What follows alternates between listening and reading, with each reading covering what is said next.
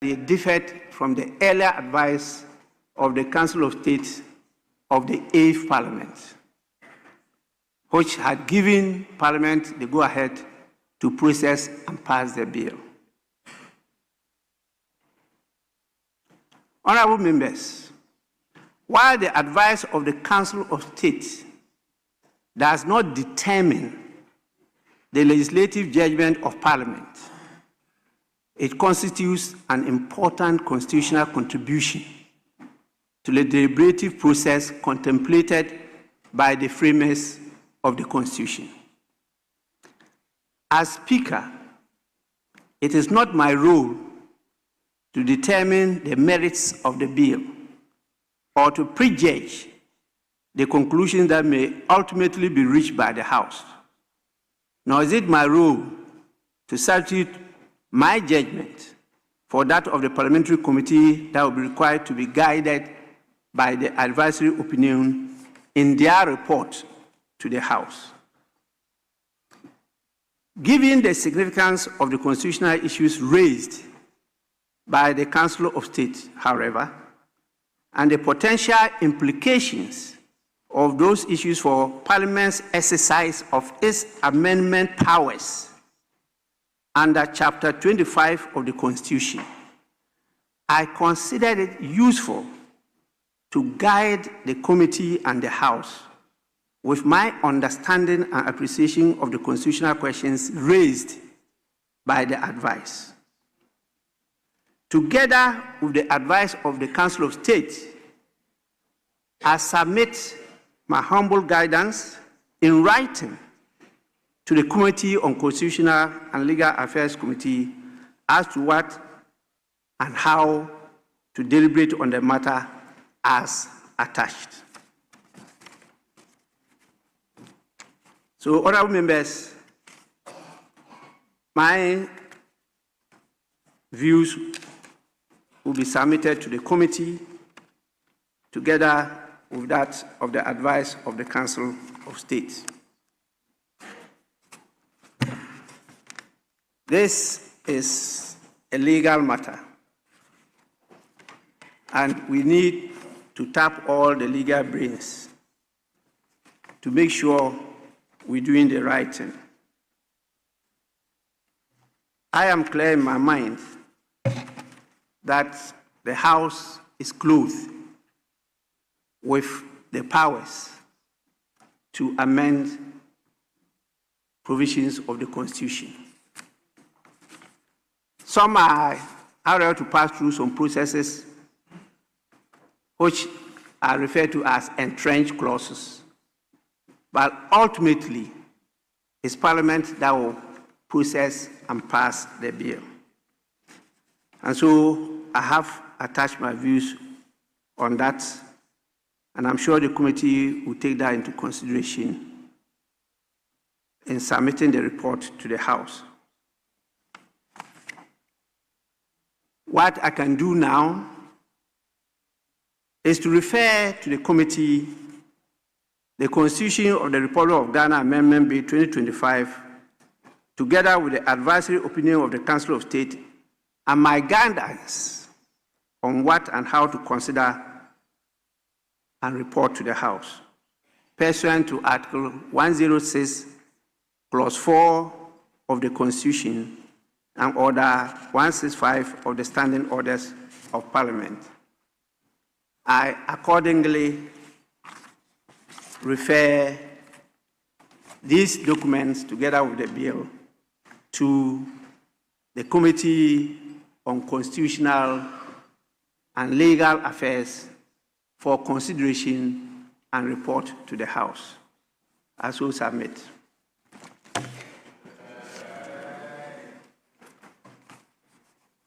The second statement has to do with the declaration made by His Excellency the President on National General Cleaning Days. Honourable members, I wish to draw the attention of the House to the declaration by the President of the Republic His Excellency John Dramani Mahama,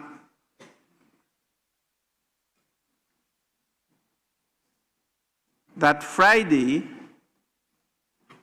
10th and Saturday 11th July 2026 be considered as a national general cleaning days in the regions affected by the recent floods. This important national exercise follows the devastating floods, some people say floods, of 29th June 2026, which claimed lives, displaced families, destroyed homes and businesses, and caused extensive damage to public infrastructure. The declaration of the National General Cleaning Days is therefore a timely national response aimed not only at restoring our communities, but also at preventing the recurrence of similar disasters. Honorable members, I believe I speak on your behalf that Parliament wholeheartedly welcomes and fully supports this important national initiative. Environmental sanitation is not merely a public health issue. It is a matter of national resilience, public safety, environmental stewardship, and responsible citizenship. The recent floods have once again reminded us that clogged drains, indiscriminate disposal of refuse, and encroachment upon waterways continue to expose our communities to avoidable disasters.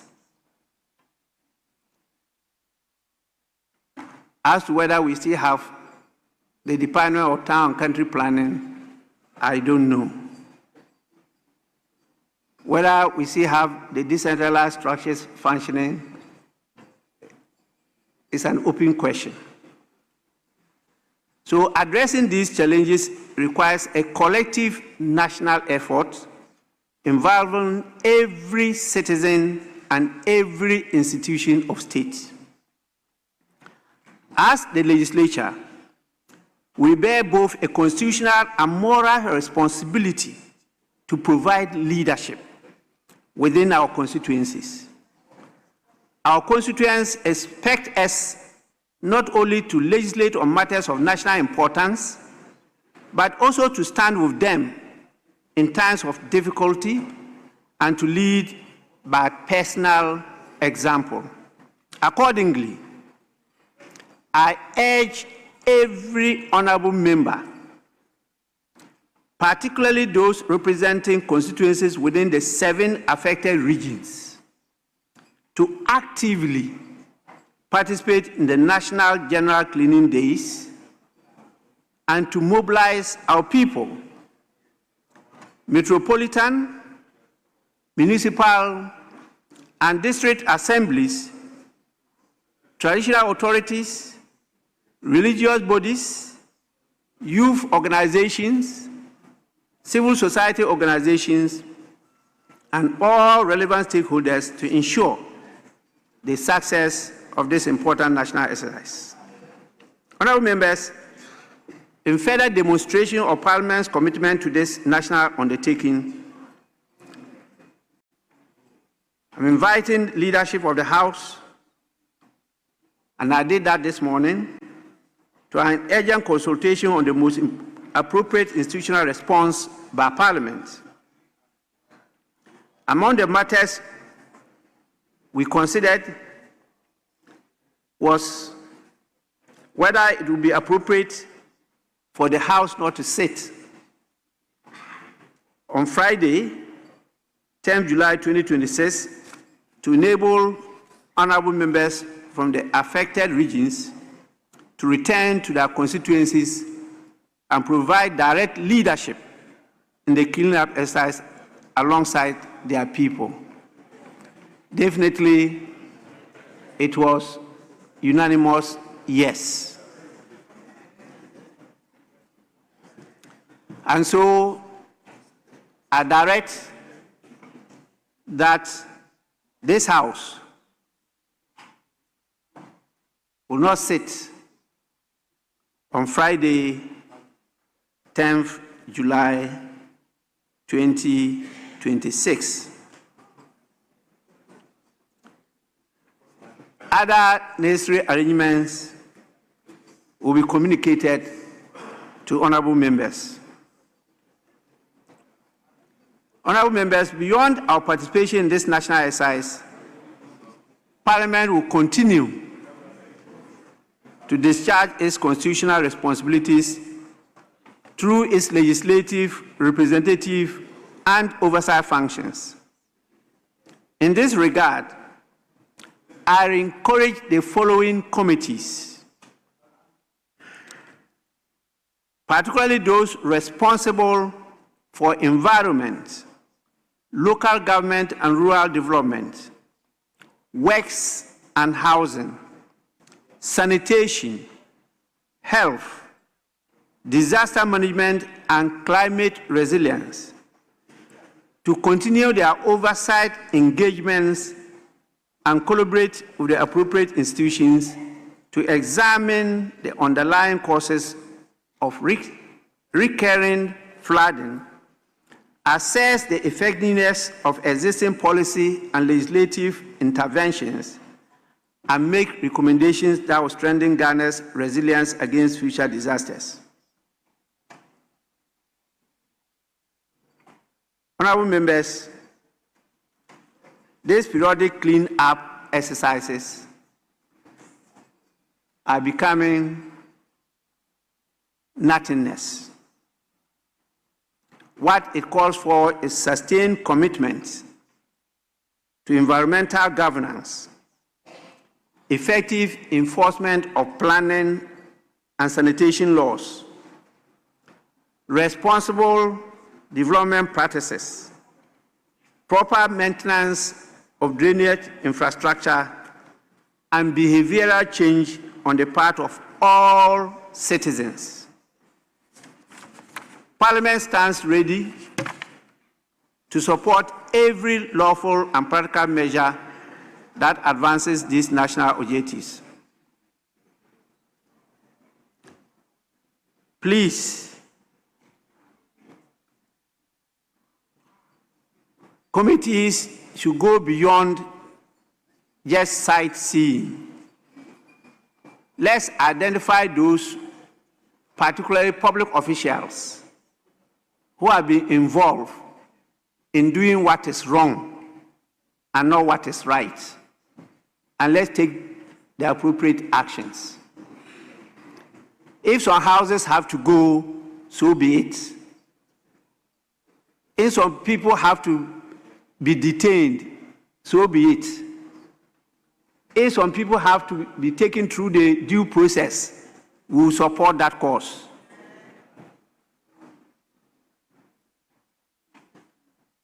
We cannot continue to press the self-destruct button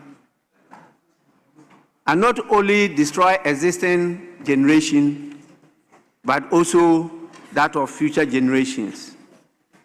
So on behalf of Parliament, I want to commend His Excellency the President for this initiative and express Parliament's appreciation to the Post-Flood Mitigation Committee, the security services, the Metropolitan, Municipal and District Assemblies, sanitation workers, volunteers, and all citizens who will continue to support this exercise and ensure its success. I'm sure you all saw on social media how the earthquake in Venezuela gave us a lesson. A whole dog identifying an innocent, helpless baby sleeping decided to go and give cover to the baby. and the collapsing building structures, as God will have it, came on top of the dog. But the dog successfully protected the baby. And for days, it held on until the debris were all removed and the dog was identified protecting the sleeping baby. I'm referring to a dog. We are human beings. I think we can do better than that. Please. That is why God made us to be in charge of the earth. But I'm not too sure we are all behaving like we are better than the dog. So finally, I call upon every honorable member of this House to embrace this initiative wholeheartedly. Let us return to our communities, work alongside our people, and demonstrate through our leadership that Parliament remains responsive to the needs of the nation, particularly in times of challenge. Together, let us help build a cleaner, healthier, safer, and more resilient Ghana. With this, I thank all of you for your attention. If it is a pleasure of the House, I will allow comments on this second statement. The first one was basically formal, referring the Constitution Amendment Bill to the Committee for Consideration and Report. But for this, it's a national matter, and I will allow members to make some comments on it. I can see the Majority Chief Whip on his feet. Yes, please. Speaker, thank you for the opportunity. Speaker, by way of guide, we propose that we take 2-2, and then the leaders will close. Speaker. Minority from bench. Yeah, Mr. Speaker, we are in agreement with that. So 2 from each side of the House, and then we'll take the leaders. 1 from each side of the House. That's the leaders. So it's 3-3. Who is to set the ball rolling?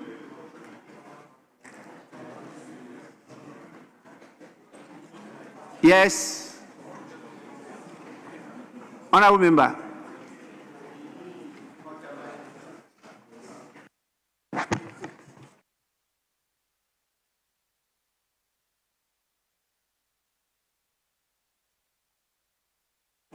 I should start from the minority. Who? Yes. Thank you, Mr. Speaker, for the opportunity to comment on the statement you made regarding His Excellency the President call for us to embark on a cleanup exercise for 2 days. Mr. Speaker, it's quite unfortunate that we have to lose some lives due to the heavy rainfall that engulfed this country about a week ago. Mr. Speaker, we know natural disasters are something that sometimes you cannot control, but we also know, if you look at what happened some days ago, that most of the gutters were choked with refuse, and some of them could have been averted or prevented due to indiscriminate construction around waterways. Is something that is quite unfortunate. Mr. Speaker, sometimes you can block fire, but for water, it's very difficult to be in the way of water. And as such, this two-day call might help, but I think we need to go beyond just this 2 days call and have a mindset change as far as environmental issues are concerned. Mr. Speaker, if you travel to places like Europe, especially in Amsterdam, where it rains all year round, and they have water bodies around the cities, you don't tend to see such flooding happening when there's heavy downpour. But because we have not taken advantage of the natural environment that we have and preserve these streams within our cities and our towns, and we have constructed our buildings in such a way that we tend to block these waterways. And if you are to move around Accra right now, you realize that a lot of waterlogged areas have been redemarcated and redeveloped and try to change what nature has put in place to support us. Mr. Speaker, so this two-day call is good. We are in support of it. But I think we need to move beyond that, whereby we have to work with the security agencies, with the Ministry of Environment, with the Ministry of Interior, with the local government ministry, with the Ministry of Defense to make sure that proper planning is happening, and also to encourage the redesigning of our cities and our towns so that people can build properly, students can be conscientized, because we are asking that we go back to our communities for 2 days. But what is the Ministry of Education, for instance, is doing on this agenda? That we are encouraging our young ones that segregation of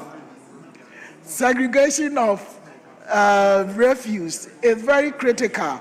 That recycling is something that we can encourage, so that even within our homes, when we make dirt, we are properly segregating this dirt so we can properly recycle them. And this is something that the Ministry of Education can be on board properly, so we can start from the early stages. Then we can educate and train our young ones that whatever we want to prevent, we have to start protecting it from now. So I'll support this call, by Mr. Speaker. I believe that we need to move on and probably refer this to two committees, the Committee on Health, the Committee of Education, so that they can encourage a policy direction that can help us prevent certain in the future. Thank you, Mr. Speaker. Yes, honorable members, we will continue, but my attention has been drawn to the fact that we've had some visitors who may want to leave us very soon. So let me just acknowledge their presence and we'll continue. We have a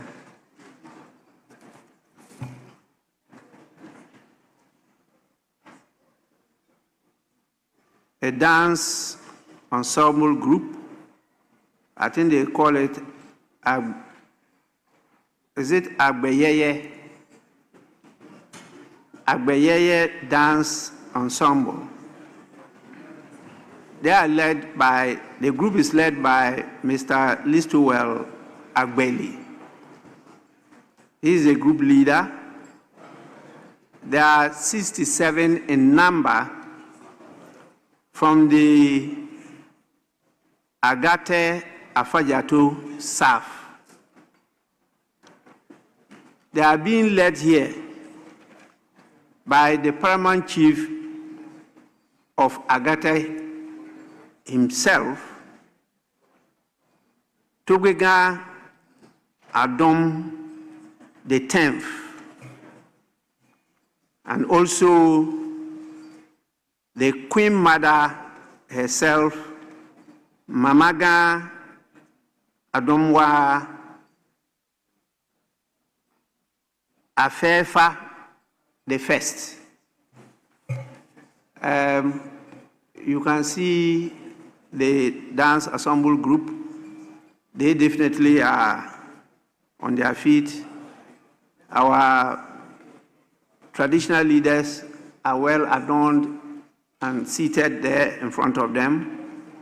This is to the left side at the public gallery of the Speaker. On behalf of the House, I want to warmly welcome you.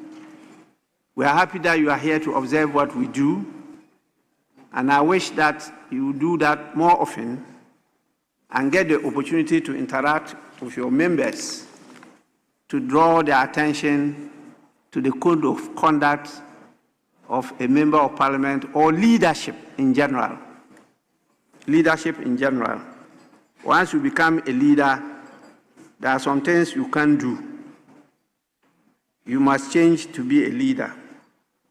And so I treasure your presence, and I want to thank you for coming. Please, dance ensemble, you may resume your seats. We also have with the Paramount Chief and Mamaga a number of sub-chiefs, also of Agate. We have Togbe Zebula III. We have also Togbe Akole. They are here definitely to support the Paramount Chief and the dance ensemble. Again, we have some students from a number of communities. The first one is the Amrahia community. The leader is a teacher by name Abalom Nati. This is located in the Adenta constituency, and there are 74 in number. We also have the Liberty Preparatory School, led by the teacher Eric Asari, and they are located at Anya Soutum. They are also 65 in number. And the Stardom Foundation Central, AG, the founder himself is here, Jeremiah Granting. They are located at Tema Central. They are 29 in number. We have a Child's Place School led by the headmaster, Godwin Asari. They are located at Nsawam, Aduajiri. Please, on your behalf, I warmly welcome all these students, together with the leaders, the teachers, the founders, the headmaster, to Parliament. Please, this is your house. Keep on coming. We pray and we're working towards the future so that when you come here, you'll be better than we are. You'll be more patriotic, more hardworking, to keep the wheels of governance going, to develop faster our country. So you are all warmly welcome. Now, can we take comments from somebody from the majority side?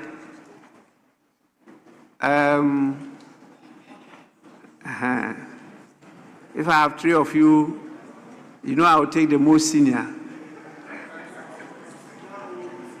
That's what happens in the house. Thank you. Yes, please. Who is claiming to be the most senior? The voice I heard was not a female's voice. Mr. Speaker, I was only reminding you that I'm taking my seat, sir. Mr. Speaker. Yes. Thank you, Mr. Speaker, for the opportunity to comment on the statement ably made by your good self. Mr. Speaker, this statement couldn't have come at any better given time than today. However, my condolences to the families of the bereaved, and that we feel very bad that this has been happening over the years. We are here and ready, and we here should ensure that we support especially the bereaved families and then the affected individuals. Mr. Speaker, according to some sources, floods in Accra is not a yesterday's problem. The first floods, Mr. Speaker, occurred in 1935. The second one was in 1955. The third one, 1960. The fourth one, 1973. The fifth one, 1995. And then another one in 2015. Mr. Speaker, unfortunately, for me, as we sit here, the best thing for us to do is to stop lamenting. Mr. Speaker, we need action. We need to work. We need to work more than talk. Let us walk the talk. Mr. Speaker, year in, year out, especially the last time, I think that we had not less than $350 million support to take care of the floods, to mitigate it. Unfortunately, today as we speak, there are questions that need to be asked and questions that should be answered. Mr. Speaker, this notwithstanding, why will we be waiting since 1935 to be supported before we are able to act? Individuals are the cause of these issues. Mr. Speaker, we build on waterways. We throw rubbish anywhere, choking gutters. I was surprised that on that day when the floods, before even the floods took a very serious turn, some colleague women came out as I watched them on television, dumping rubbish from fertilizer bags into gutters. Unfortunately, nobody has ever come out to tell another person that that is a wrong behavior or attitude. Mr. Speaker, we should go beyond keeping quiet. Mr. Speaker, for me, sanitation should be part and parcel of our educational system. We should start from the grassroots.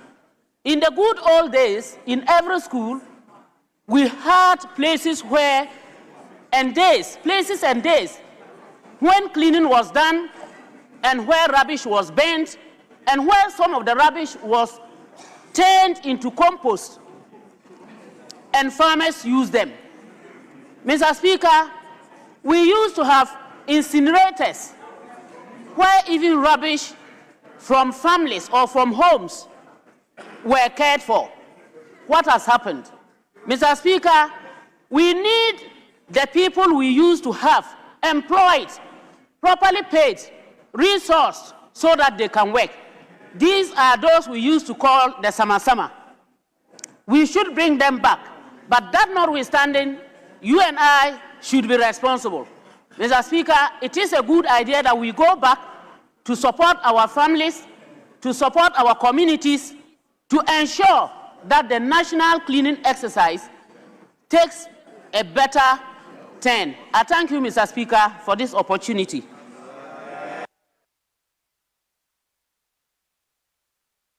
Yes, Honorable. Mr. Speaker, thank you very much for this opportunity. I would like to underpin the call and the statement ably made by yourself and the fact that we need to, as a matter of urgency, put our heads, our energies, our resources together and our knowledge to deal with this catastrophe once and for all. Mr. Speaker, as has been enumerated by my honorable member from the other side who just spoke, it has been occurring as a country, not just today, I think about even 30 years ago. The only difference is that in terms of magnitude, in terms of devastation, in terms of fatality, in terms of life loss, we've never experienced this thing before.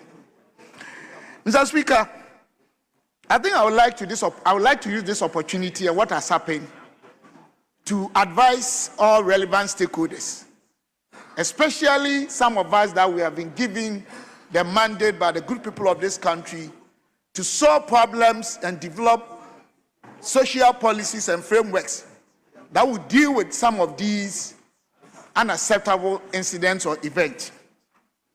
Mr. Speaker, fundamentally, there are causes.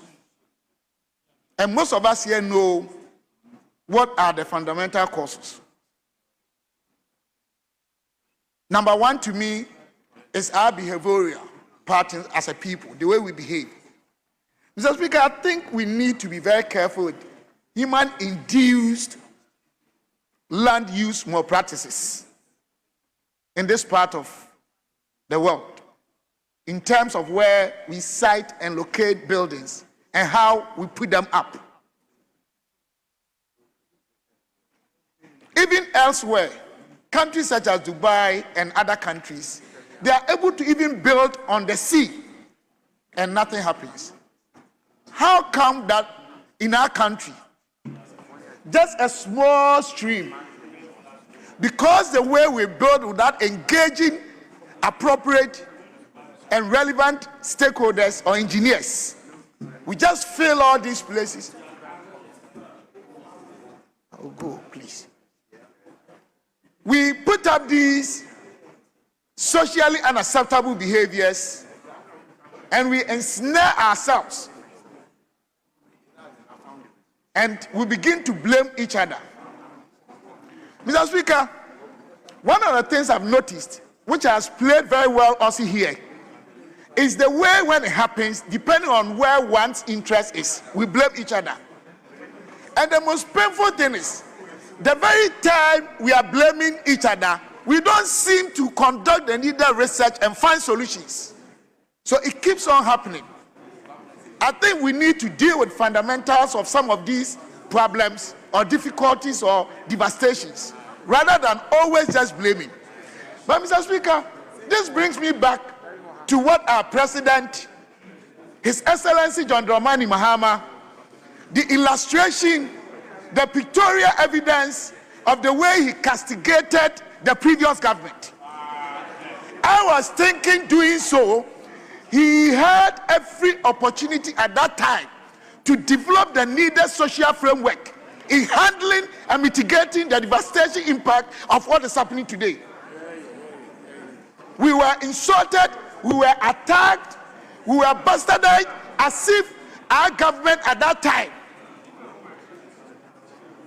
And I think it is an admonishment, advice to all of us, we in opposition and those in government, that we need to put an end to this incident or issues where people just blame without finding solution to it, and they come to power and it confronts them. Even now, Mr. Speaker, my last point is, we are still politicizing this, especially from our brothers from the other side. They are even going to the extent of blaming us that we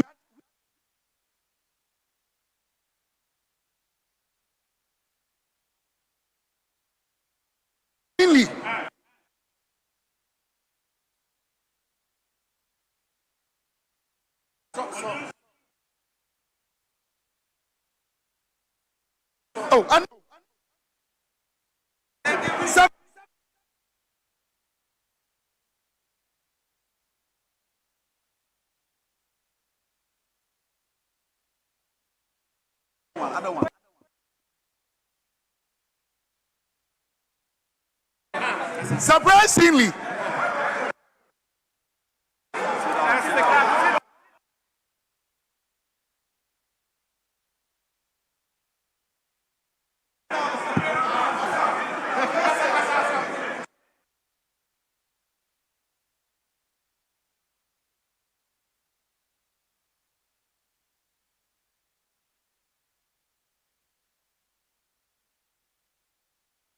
it off. I'm not coming to start. Honorable members, please, honorable members.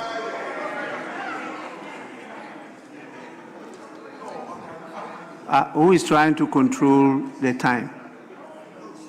No interference, please.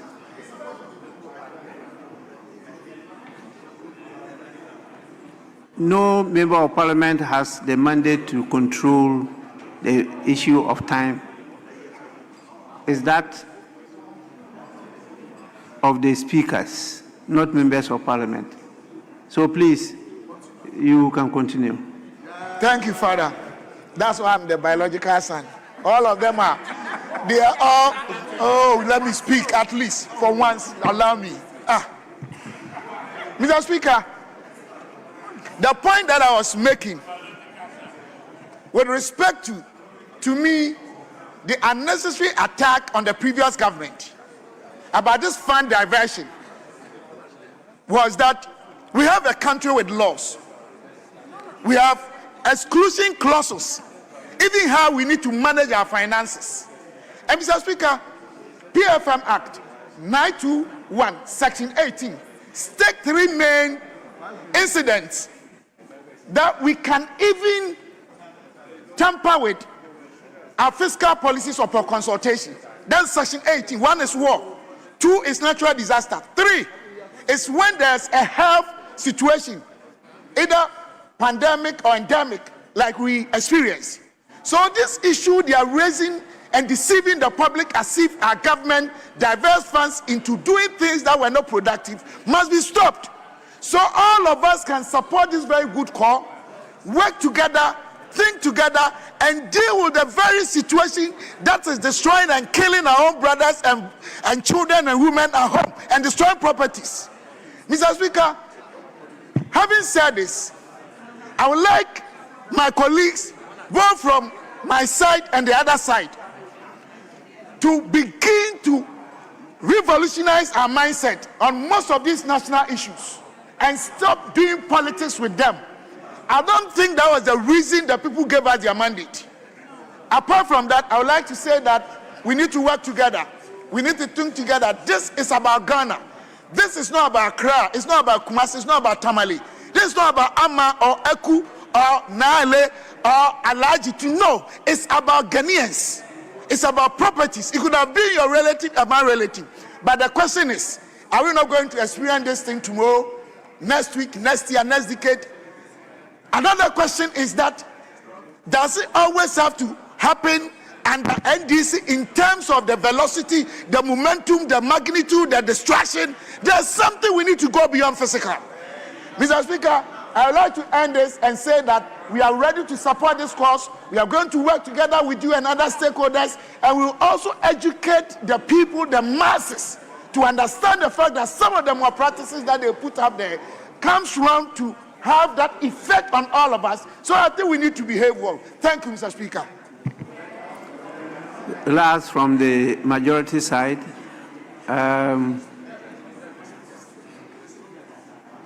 Majority Leader, now I have your two.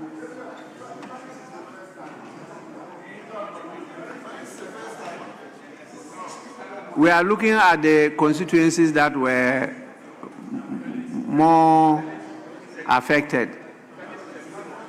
Which one? Yes, Majority Chief Whip. Yes. The minister at the office of the president stood up, and then also my daughter here. Mr. Speaker, we had agreed that we'll take 2-2 and then leadership by giving the sentiments that your statement, I should say, has generated. Members are interested. I pray that we do additional 1-1 before the leaders, in addition to the 2-2. So it becomes 3-3 before the leaders conclude, Mr. Speaker. That's my humble prayer, so that we can accommodate. Yes, please. Mr. Speaker, Mr. Speaker, as much as I'm not opposed to it, but this application is made based on the fact that he can't give priority to the Minister for Gender. Mr. Speaker, when you were to call their first speaker, you said who is senior. The Minister for Government Communication is a first-time MP. So the Gender Minister is senior. But because he cannot give that priority to the Gender Minister, he is varying to include the Minister for Government. So, Mr. Speaker, we don't have any problem with that variation. So we can add an additional person. But it is a statement of fact that the Minister for Government Communication is a first-time MP. He's a first-timer. Mr. Speaker, my prayer is based purely on the number of members who are interested in making comments. It's purely based on that. It's not because I am unable to yield to the Minister for Gender. So, Mr. Speaker, the mischief that the First Deputy Minority Whip seeks to generate should be glossed over. Mr. Speaker, I pray that we do 3-3 and then the leaders can conclude. I thank you. Yeah, thank you so much. I just gave this opportunity because I didn't know the strategy of the majority side. And due to the limitation on numbers, I didn't know whether they had discussed that the minister at the office of the president will make a contribution or this. So that is why I gave them the opportunity. So, Minister, you may do so now. Then after that, I'll take the Minister for Gender. Yes, so Minister, Gender, please. Thank you very much, Right Honorable Speaker, for giving me the opportunity to add my voice to the many voices in commending His Excellency, the President of the Republic of Ghana, John Dramani Mahama, for giving this instruction. We cannot continue to behave like ostriches and think that what has happened will go away by itself. It takes a responsive leadership to attend to the issues or the aftermath of the flood. Mr. Speaker, I want to also express my deepest condolences to the bereaved families and also those who have been affected one way or the other, especially the single-headed household by women. I just want them to know that in this trying time, the nation stands with them, and they are not alone. A step after the other, we will together overcome this challenge. Mr. Speaker, in listing the committees, I heard all the committees that have been listed, and I want to make an appeal to you to add the Committee on Gender, to give official recognition to what women do the best. That is when it comes to the issues of sanitation. You know, no one does it better than women. And as women are one of the most affected, I would urge the House to add them to it. And then I will also appeal to colleagues that what we saw is not just one of those stories that we read about and it goes away. These are lived experiences of people that will take several years and decades to go away. In our deliberation and our support to this cleaning exercise, let us work with our local authorities to ensure that we have lasting solutions to the problem that faces us. And I will urge us all that as we go into our constituencies, we touch base with those who have been affected, and then work with the health officials to look out for possible outbreak of diseases that can affect or worsen the situation we find ourselves in. On this note, I just want to say, let us all stand together as a nation. This is not the time for us to blame each other whilst others are in deep sorrow. Mr. Speaker, I want to thank you for the opportunity. Yes. Thank you, Mr. Speaker, for this great opportunity. Mr. Speaker, I believe that we all understand that the recent floods has been a major disaster in this country. Mr. Speaker, first and foremost, we need to console bereaved families and all those who have lost property or whatever in these floods. Mr. Speaker, what baffles my mind is that how come that in 2015, over 130 persons died in the floods, and currently over 40 persons have also died in the floods. Mr. Speaker, we all know that leadership is cause, all others are effects. The flooding in Ghana has been mitigated over the period of time. So how come that we are still having a reverse of what had been put in place? Mr. Speaker, one of the major difficulties we have in this country causing the floods has to do with infrastructure and the maintenance of those infrastructure. Consistently over the period of time, we've realized that government after government have raised a lot of money to invest in these areas. Unfortunately, it seems that this year and last year, the implementation of some of these projects have stalled because of decisions of leadership all over the country. Last year, in my own constituency, there were some floods because they couldn't just clean the drains. Because all the projects they were trying to implement, they were told that they needed a commitment authorization. That is leadership. And if that leadership fails in that direction, Mr. Speaker, the floods would happen. I believe that it is time that the president and his current leadership take bold decisions to implement what needs to be done so that this doesn't reoccur again. Mr. Speaker, one of my biggest challenges is that if you take a place like Circle, there are no buildings in the waterways because otherwise they would have been broken down long ago. So how come they are still flooding? The simple fact is that just a contract of somebody working has been terminated. Mr. Speaker, my mother always told me this. He said that when you are cooking, you clean as you cook, so that by the time you finish cooking, the place is clean.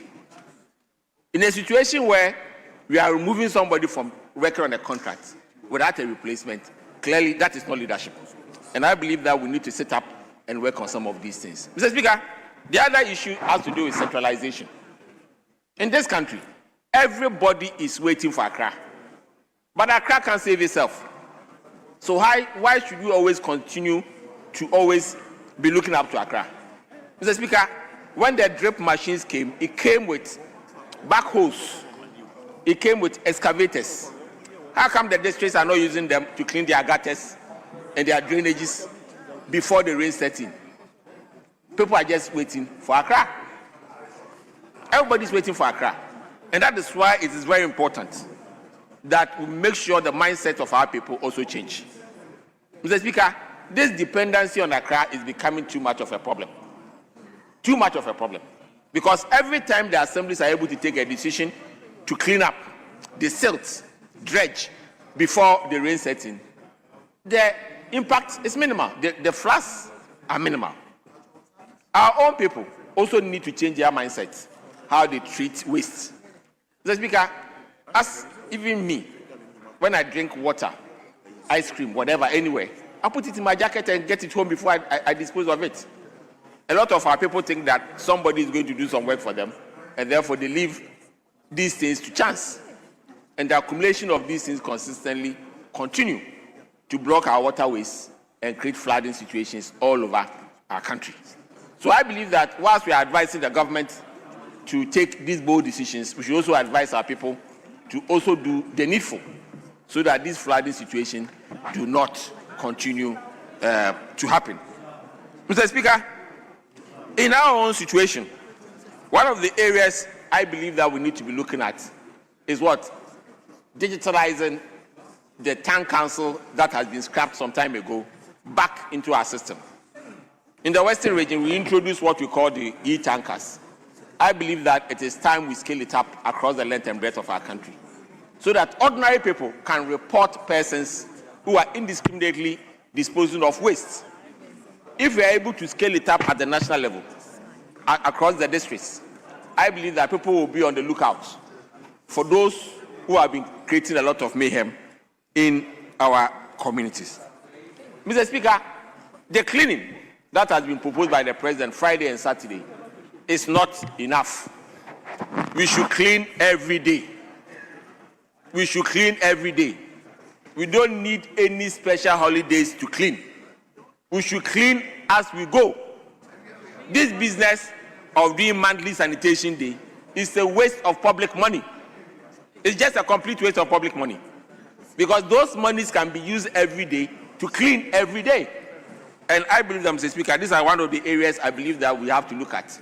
Because all the districts, as we speak today, have enough sanitation equipment to work with. They have men and women who can be recruited to work with. And even now, a lot of the budget has been sent to the districts. But when you send the budget to the districts, and the same government tells them that wait for me before you can spend the money, naturally, when the rain sets in, you should know the crisis would happen. Mr. Speaker, as we speak today, a lot of the assemblies couldn't spend their sanitation money because they were waiting for commitment authorization. And that is where we've had a lot of problems. Mr. Speaker, one other area is that in a lot of the regions, especially the Greater Accra, we are told that the rains come from the mountains into the Accra region. So we need some engineering as well. We need to raise the money to do it. Without raising the money, Mr. Speaker, we will not be able to do some of these things. On this note, Mr. Speaker, I believe that we should clean every day, we should build the infrastructure, and also change our mindsets so that this country do not suffer these consequences again. But like I said earlier, leadership is cause. All others are effects. And like I said some time ago, the opposite of poverty is not wealth. The opposite of poverty is intentionality. It is not about emotions. And therefore, if we are prepared to change the course of this problem, we have to be intentional about it. And we have to find the solutions now and create a new reality for the Ghanaian people. With this view, Mr. Speaker, thank you very much for the opportunity. Yes, Minister. Yeah, thank you very much, Honorable Speaker, for the opportunity. Mr. Speaker, I had the honor of putting out a statement on the authority of His Excellency the President to call on the people of Ghana to set aside this weekend, that is Friday and Saturday, to clean our communities. Mr. Speaker, in doing so, the President was not shifting responsibility from his government onto the people of Ghana. He was merely galvanizing the support of the people of Ghana to address what has become a perennial problem. Mr. Speaker, government can only do so much. But if we do not get the full support of the people of Ghana, there's only so much that can be achieved. Mr. Speaker, as I speak to you, government, in the wake of these recent floods, has taken a number of steps to, first of all, bring relief to those who suffered during the floods, and also ensure that we mitigate the impact of future rainfall. So only last week, the minister responsible for finance was in Parliament to seek leave to go into the contingency fund and take out 350 million Ghana cedis for that purpose. And since then, significant work has gone on to achieve the objectives for which the money was sought. Mr. Speaker, several communities in the Greater Accra, Central and Volta regions have benefited from these relief efforts. Also, the President has appointed a distinguished military officer to lead an all-out assault on the causative factors of the floods. And Mr. Speaker, it has come to light that over the years, sheer indiscipline and complete disregard for existing laws have led to a situation where waterways have simply been taken over by residential and commercial facilities. Mr. Speaker, God in his infinite wisdom made provision for natural water storage so that in the event of a heavy downpour, we do not suffer a deluge. Mr. Speaker, human beings have decided to reverse this order and have left land which is in abundance and decided that they are going to fill those natural reservoirs with all sorts of materials so that they can build on same. Mr. Speaker, last week, the coordinator of Garrett spoke at a press briefing where he showed videos of how natural mangroves and natural water sinks have been taken over. Some people are pouring refuse into the mangroves and Ramsar sites and topping it up with sand in order that they can build on same. Mr. Speaker, people have decided that Ramsar sites that are reserved for natural storage of water should become their place of abode, and so they are building on it with reckless abandon. Mr. Speaker, church buildings have been sited on waterways, and yet people go to church to seek to worship. All of these have happened over a period of time, not in the last 1.5 years. Mr. Speaker, to fix it, we must identify the problem. It would appear that our colleagues on the other side get rankled anytime this matter is raised. Mr. Speaker, any Ghanaian who criticized them in their 8-year tenure was entitled to do so. Mr. Speaker, for 8 years, they had access to resources, not least amongst them $350 million under Garrett, to address the problem. For some reason, significant amounts out of that money was diverted into purposes that had nothing to do with flood prevention. So if Ghanaians demand accountability and raise these subjects, they should show humility and accept responsibility rather than seeking to create the impression that it never happened. Mr. Speaker, President Mahama takes full responsibility and therefore will do what is right. But even as he has attempted to address this problem, some very bizarre narratives have emerged. Mr. Speaker, for instance, it has been suggested that because the president was on a helicopter to assess the extent of the situation, he had done something wrong. Mr. Speaker, the president did not go for a jolly ride. Mr. Speaker, the president was not in the helicopter for leisure. As president, he needed to take firm action. And the way to do it is to see the extent of the problem. Mr. Speaker, there are those who, for political reasons, suddenly believe that by merely going to 1 or 2 houses to shake hands, they had done what was right. But the responsibilities of a president are far weightier than that of an opposition leader. Mr. Speaker, I see some very bizarre logic also being espoused. We are told that the NDC was in power in 2015 when 130 people lost their lives. And that only last week there was a heavy downpour that led to the loss of lives of about 30 people. And so something is amiss. Mr. Speaker, you see, there's no room, Mr. Speaker, there's no room for that kind of misguided politicking in this discussion. People have said it here. The Honorable Member for Efia said it. Honorable Kobi Dako said it. Mr. Speaker, the amount of rainfall that we recorded last week or so was 140 millimeters in one day, 13 hours. In the whole of 2024, only 56 millimeters of rainfall was recorded. So it is only logical that we are going to suffer a deluge. So those narratives must be expunged. There must be no room for such illogical conclusions. There must be no room for such misguided politicking. When people have died,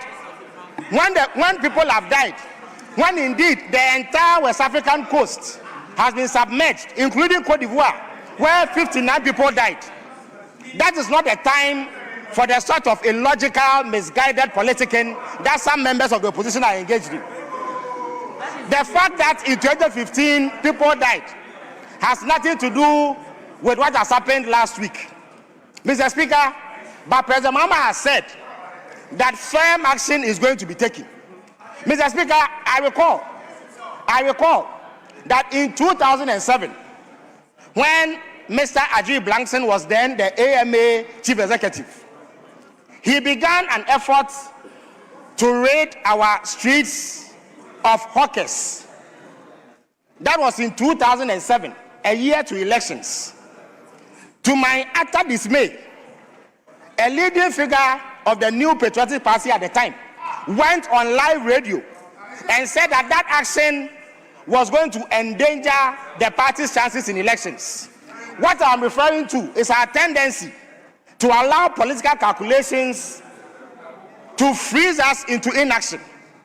Mr. Speaker, I can bet you that the moment this government starts taking action to clear the waterways of the structures that are blocking those waterways, you will see sections of Ghanaian society labeling government as insensitive. They will demand that a so-called human face be put to the exercise. And if we do not stand firm, we will allow political blackmail and intimidation to stop us from doing what is right. But President Mahama says, enough of that. He will do what is necessary to protect the people of Ghana, so that when the rains come, we do not suffer what you all suffered. Mr. Speaker, so in the spirit of the statement that you referred to, I enjoin all Ghanaians, especially those of us who have had the privilege of benefiting from the votes of the very people whose lives we need to protect, to support the efforts. Let us for once refrain from using political blackmail and intimidation to stop government from doing what is right. Mr. Speaker, that is not the same as criticizing the government for its failures.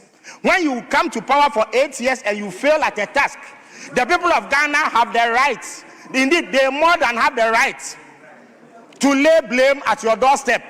What you do is to accept that and do better. But don't seek to deflect it with illogical and bizarre arguments about helicopters. That is not the way to go. So nobody can escape responsibility for what has happened. Those who were in power for 8 years and failed to address it, diverted monies for purposes other than flood prevention, cannot escape blame. They will permanently come under criticism for that failure. Mr. Speaker, if after 8 years we fail, we will deserve to be criticized. Failures of the past can always be cited, but it does not mean that we cannot do better going forward. Mr. Speaker, on that note, I thank you very much for the rallying call that you have made, and I expect all Ghanaians to rally behind government to ensure that we clean our communities. Mr. Speaker, it is not an excuse, or it does not mean that those 2 days are the only days that we should clean our communities. Mr. Speaker, it must become a daily activity.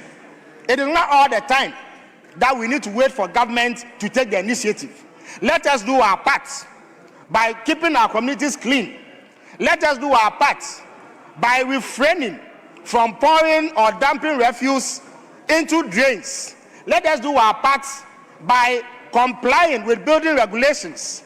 Let us do our part by doing the right thing, so that together we will all work to prevent the tragedy that occurred last week, Monday. I thank you very much for the opportunity, Mr. Speaker. Honourable members, it's now the turn of leaders. So, Minority Leader, please. I'm told you have agreed on 50 minutes each. No, he spoke 30 minutes.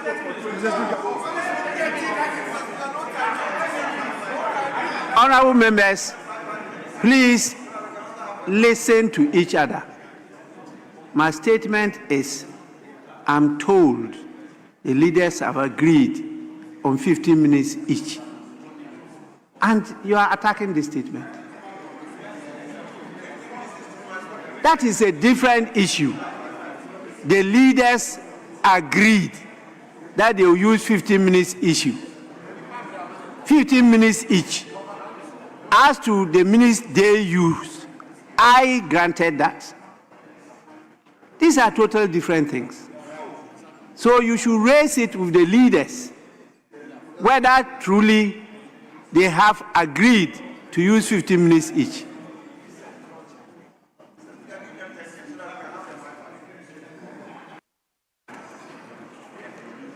Speaker, originally the members were to take 5 minutes, but you... There was no such original decision. Very well, there was no Mr. Speaker. decision like Mr. that. Speaker, yes. Mr. Speaker. I consulted you, the leaders, and you said for leaders, you are going to use 15 minutes each. Mr. Speaker, if your assumption was that the members will use 5 minutes each, that was not communicated to me. Very well. Mr. Speaker, we pray for variation to allow us to have extended time to... How many minutes each? Mr. Speaker, 25 minutes. I would need 25 minutes. Mr. Speaker, because the backbencher spoke for 30 minutes. I will need 25 minutes.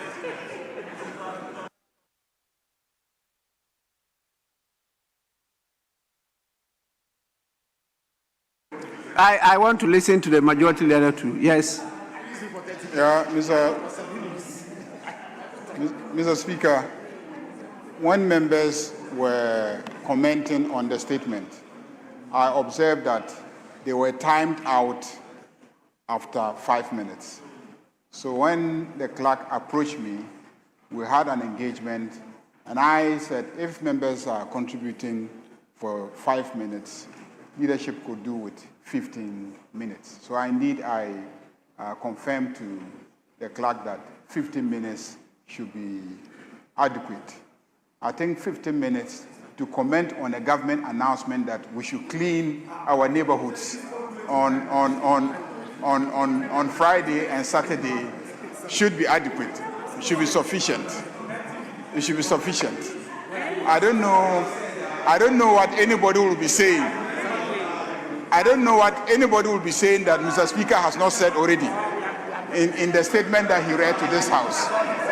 So 15 minutes should be okay for leadership. Mr.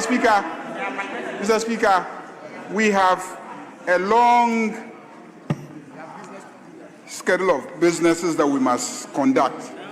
I mean, if you look at the order paper for the day, we have so many. We have several bills pending. We have not even taken the business statement for the week. So, Mr. Speaker, there's a lot to do today. And it is already 5 p.m. It is already 5 p.m. And we have a lot to cover. So let's just use 15 minutes each, and then we can get back to the business of the day. Yeah, this is for leaders. So, Minority Leader. Speaker, in view of the fact that our colleague who just spoke had over 27 minutes, I would plead. No, we watched it. Don't argue. Relax. I'm addressing Speaker, not you, please. Mr. Speaker, I would plead with you that kindly adjust for the 25 minutes. He may not need all the time. That's fine, because the government spokesperson has spoken. But I am the voice of the people.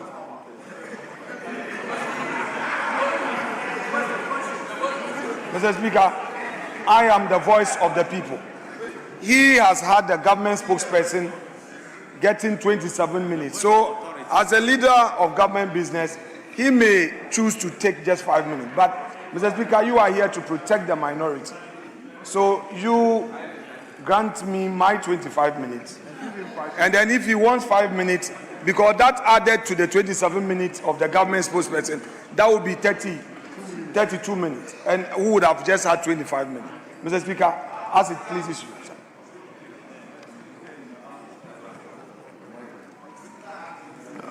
Please, Minority Leader, you may go on, but don't go beyond 20 minutes. 20 minutes. Mr. Speaker, thank you. Mr. Speaker, let's listen to what he's going to say. Please. Mr. Speaker, let me on behalf of the minority extend condolences to the bereaved families. Indeed, all of us saw the pictures, the videos, the many lives that suffered that day, that perished that day, and the properties that came under severe flood. Mr. Speaker, I would also, on behalf of my colleagues, thank you for bringing this important statement to the fore. Mr. Speaker, the spokesperson for government on his feet indicated that the government has drawn funds from the contingency account, an amount of 350 million Ghana cedis. He also indicated that in the past administration, certain funds were diverted. These were his contentions. Mr. Speaker, I submit, by way of my own comment to this matter, that the statement by the government communication minister, as well as the statement from the Ministry of Finance, that indeed, pursuant to the approval by the Finance Committee of the House on the 30th of June for the withdrawal of an amount of $350 million in cedis, in accordance with Article 177, Mr. Speaker, is false. Mr. Speaker, it is false because the contingency fund has suffered a garnishee order from the court. Mr. Speaker, for government spokesperson to come before Parliament to tell all of us that the withdrawal was made from the contingency fund, Mr. Speaker, is most misleading. Mr. Speaker, I am aware, indeed, I am aware, and indeed, I have the letter of the Attorney General. I have copies of the letter dated the 1st of July. Minority Leader, just a minute. Yes, Majority Chief. Mr. Speaker, this is unfair by him, not you, Mr. Speaker, by him. Yes, Majority Chief. Mr. Speaker, the minority leader is aware that as a House of Record, anything that he says must be backed by facts, hard facts. Oh, please, please, please, please. So much so that to say that the finance minister's public statement that the 350 million was not indeed drawn from the contingency fund and that the contingency fund had been injuncted has been garnished. In that case, it's been injuncted. It cannot be assessed. Has to be backed by the evidence of the court case, the court order. It cannot be something that he will say whimsically and walk away, because it carries very heavy weight. So, Mr. Speaker, we want him to tender the court order as well as the case respect the judgment of the court. Yes. Minority Leader, you may go on. Please go on. Mr. Speaker, with respect, it is my contention that the statement by the government communication minister to this House is false. The statement by the Ministry of Finance that funds were withdrawn from the contingency fund is also false. Mr. Speaker, and I submit that the contingency fund of the state has been subjected to a court order, a garnishee order. I have a letter of the Attorney General dated 1st July 2026, reference OAG MO9/SCR/50/7/26. Mr. Speaker, this letter is addressed to the Governor of the Central Bank, and the title, it says, "Dear Governor, release of funds from the contingency fund for the National Emergency Flood Response Program." Reads, reference is made to the conversation I had with you this afternoon regarding the above subject matter.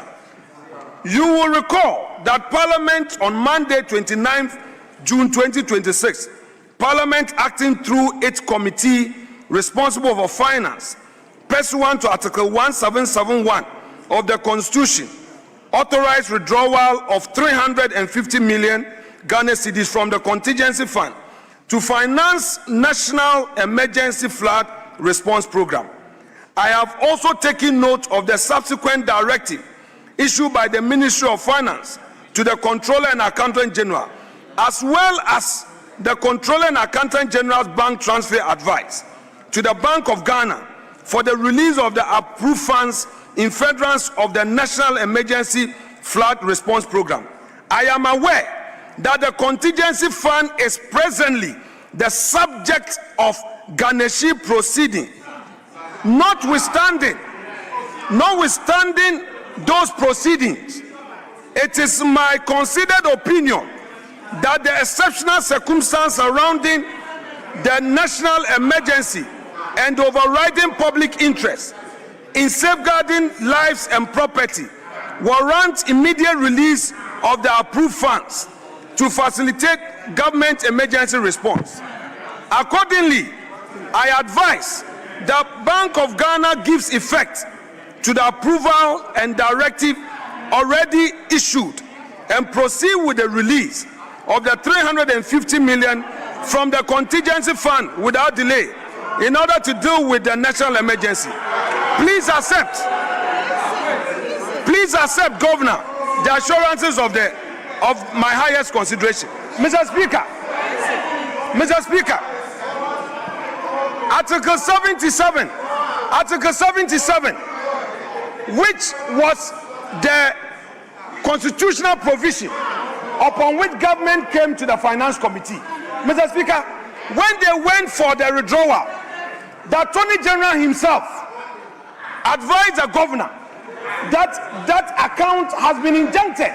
They could not withdraw from the account. Yes. Mr. Speaker, they therefore used another government account without Parliament approval. Minority Leader, Mr. Speaker, hold on. to take funds. Just hold on. Go on. Please. Yes, Majority Leader. Yeah, Mr. Speaker, I think the point of order was based on he saying that the Minister for Communication had said something else. What I recall the Minister for Communication, Government Communication, saying was that the Finance Minister came to this House for authorization to withdraw 350 million Ghana cedis. And that has been made available to solve the problem. I have listened intently to the communication you have read, and clearly you are admitting that in spite of the garnishee order, that the Finance Minister insisted on the money being released. That was advised. Is that okay? So you are now proceeding to argue the legality of the action of the finance minister, not whether or not 350 million Ghana cedis was made available for dealing with the flood victim issue. So I think that there is no misrepresentation here. Majority Leader, we haven't reached there yet. He hasn't actually got to that stage. So let's listen to him, and maybe you can come back. Yes, please. Mr. Speaker, even before, Mr. Speaker, before I proceed with my argument, Mr. Speaker, the front bench of the majority is acting very undemocratic. Mr. Speaker, as Democrats, they must have the tolerance. All the government communication minister said all he wanted to say. We kept quiet and listen. You are 189, but you can't catch small bullets. Then you come under the guise of point of order. What point of order? You cannot take small bullets from the minority. You should sit and listen. Mr. Speaker, my argument therefore is that for the government communications minister to come to the House of Parliament to tell Ghanaians that they have withdrawn from the contingency fund, Mr. Speaker, it's false. It is false. Because, Mr. Speaker, I will expose them the more. Because we have all the facts. We have a whole dossier here. So take it easy, Mr. Speaker. What I am saying is that the funds... Please, let's get something clear. Mr. Speaker, he said all he wanted to say. Exactly. I will come to you. What he actually said was referring to the process that took place in Parliament. Request being made for that money to be withdrawn from the contingency fund, and Parliament granted. But he did not go to the extent of saying that that money has been withdrawn from the contingency fund. So he did not say that. The minister did not say that. What you are saying is what you have discovered. You are entitled to say it. I'm not stopping you, but you can go on with that. But what I heard the minister say is what I'm relaying and drawing your attention to guide you. So you go on. Mr. Speaker, the finance ministry issued a public statement and told the whole nation that pursuant to the approval by the Finance Committee of Parliament, withdrawals have been made from the contingent fund. That one is a public statement written and issued by the finance minister. Mr. Speaker, that I again contend it's false. It's false because, Mr. Speaker, at the material moment, at the material time that the finance ministry issued that statement, it knew that the government's contingency fund account had been garnished. And indeed, the Attorney General had attempted to invoke certain theories to compel the Bank of Ghana to release the funds. The Bank of Ghana did not release the funds because of the garnishee order. Mr. Speaker, indeed, they went ahead to withdraw funds from other accounts of the state. Mr. Speaker, Article 178 is very clear. It's clear. No monies shall be withdrawn from the consolidated fund except A, to meet expenditure that is charged on the fund by this constitution or by an act of Parliament, or where the issue of those monies has been authorized by an appropriation act or by supplementary estimate approved by resolution of Parliament passed for the purpose. By an act of Parliament enacted under Article 179 of the Constitution, or by rules or regulation made under an act of Parliament in respect of trust monies paid into the consolidated fund. Mr. Speaker, upon what authority did government go into other accounts to withdraw money. Mr. Speaker, they have breached the constitution using a national emergency to do that which was not authorized by Parliament. Mr. Speaker, the Attorney General is in this chamber. You have your bite. Don't worry. Mr. Speaker, yes, but I'm not. Point of order is Mr. Speaker, really raised. Point Mr. of Speaker, order. before I'm not challenging your decision to allow a point of order. But Mr. Speaker, let me bring in this preliminary observation. What they are doing is an act of bad faith. No serious Democrats act the way they are acting. Their government communication minister, 27 minutes, said all manner of things. We kept quiet, we listened. It gets to my point. You have the opportunity to speak. Your leader is there. What is all these points of order? Points of order, Mr. Speaker. Honorable Minority Leader, please, I'm in charge of this matter. Very well, Mr. Speaker. So as it pleases you the chair. hold your peace. Very well, Mr. Speaker. And as let's it pleases listen the to chair. him. Yes. You are not tolerant, you people. You are intolerant. Please. Yes. Mr. Speaker, I rise in pursuance of order 122. We'll see. Mr. Speaker, with your leave, it says that a debate may be interrupted by a point of information, elucidation, or clarification. Mr.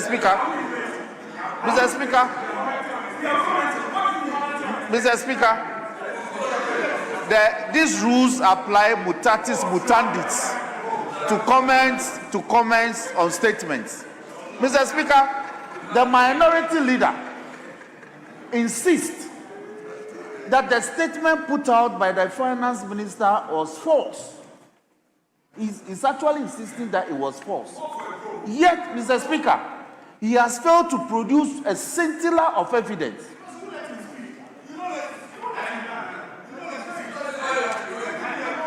Mr. Speaker, one, he claims, please.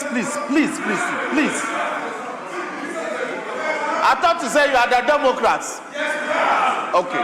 Mr. Speaker, one, he claims that the monies advanced were paid from a certain account. He has failed to produce evidence of that account other than the contingency fund account. Speaker, number two, he insists that when the Attorney General referenced the matter as a subject of garnishing proceeding. Oh, please. I am laying the foundation. I'm laying the foundation for moving the house that he is out of order. Speaker, number two, is placing his own interpretation on the phrase that when an account. I am your co-equal. After I am your co-equal. I am your co-equal. I am in leadership. I am your co-equal. You are my classmate. I am your co-equal. Be a Democrat. Be a Democrat for once. And listen to the talk. You are out of order. You are speaking hot air. There's no evidence based on what you are saying. A subject of proceedings does not amount to a substantive court order. Here not today. Please.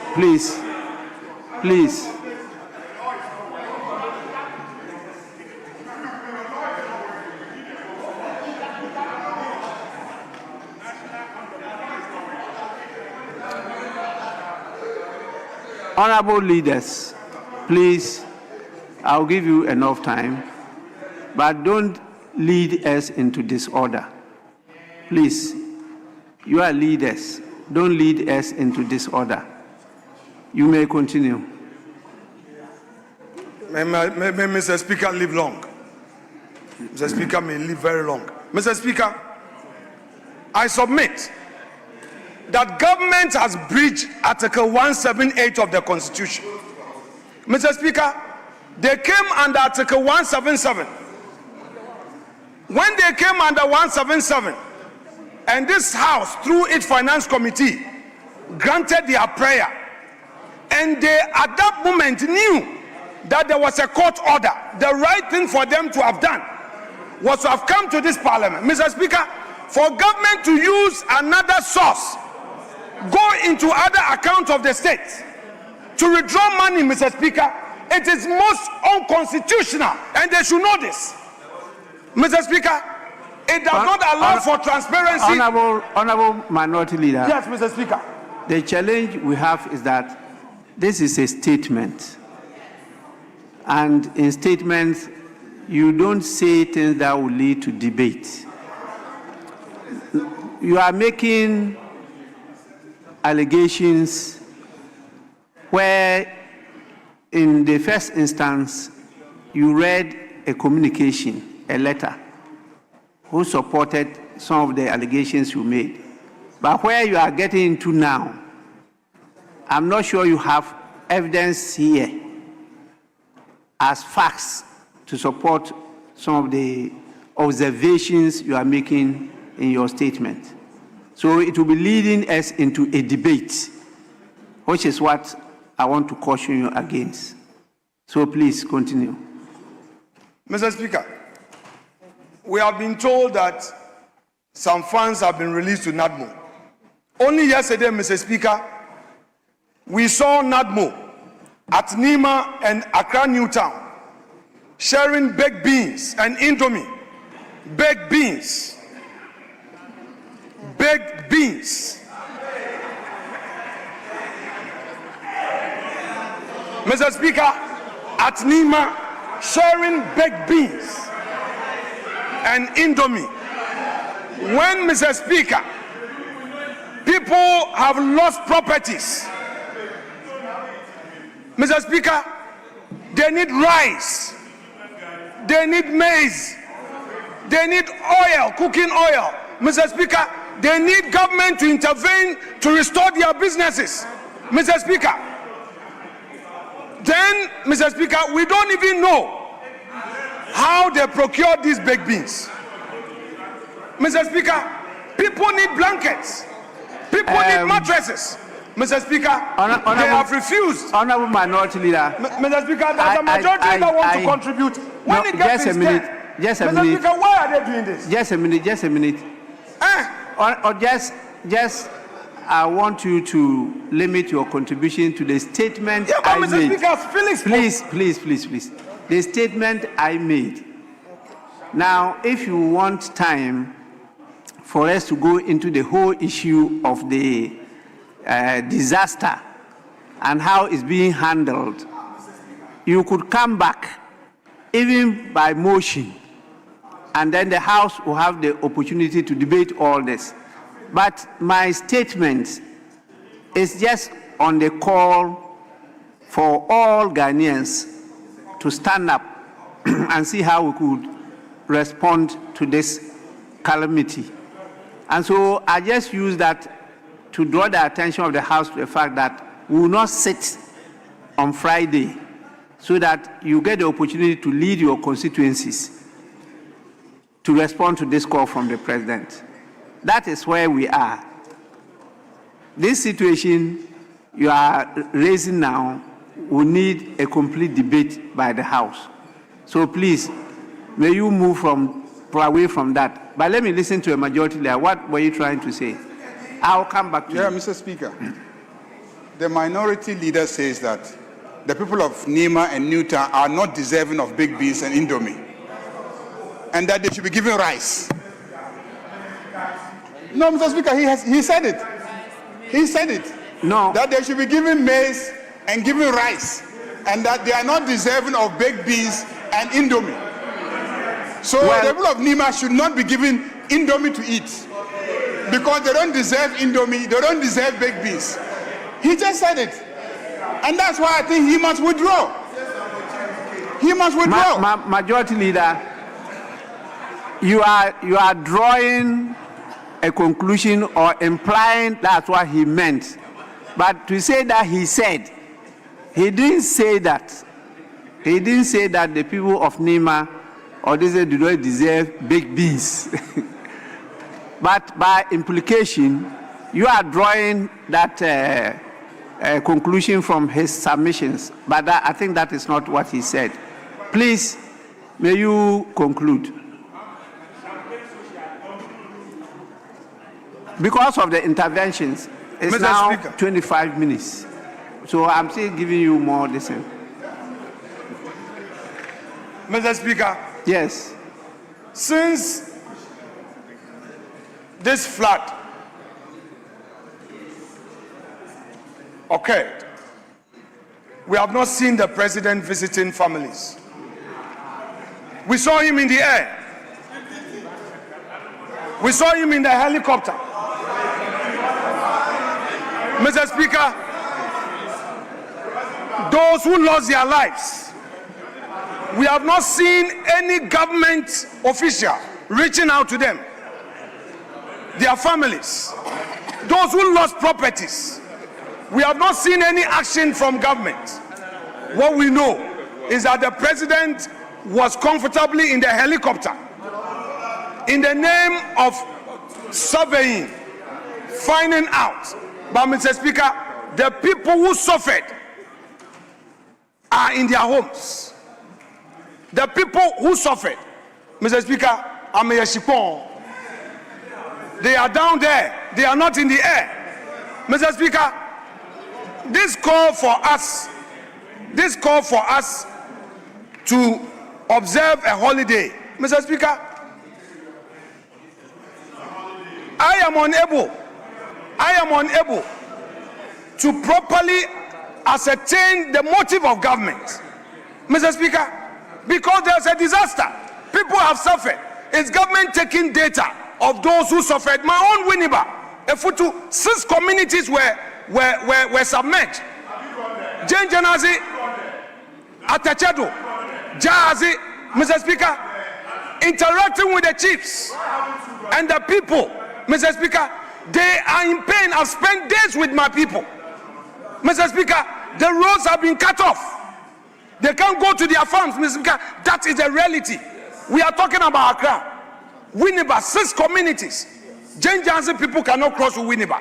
Jahazi, they cannot. Atachado, they cannot. Inswechi, they cannot. Osbompeyin, they cannot. Atetu, they cannot. Silver Chrome, they cannot. That is the situation. Mr. Speaker, I think, hold the view that, Mr. Speaker, beyond the optics, government must demonstrate serious action. What is the sanitation policy of government? What is the sanitation policy of government? Mr. Speaker, it is not enough to engage in any blame game. They are in charge. They are responsible. They are in government. 1.5 years. Agrobeswa Efianopa.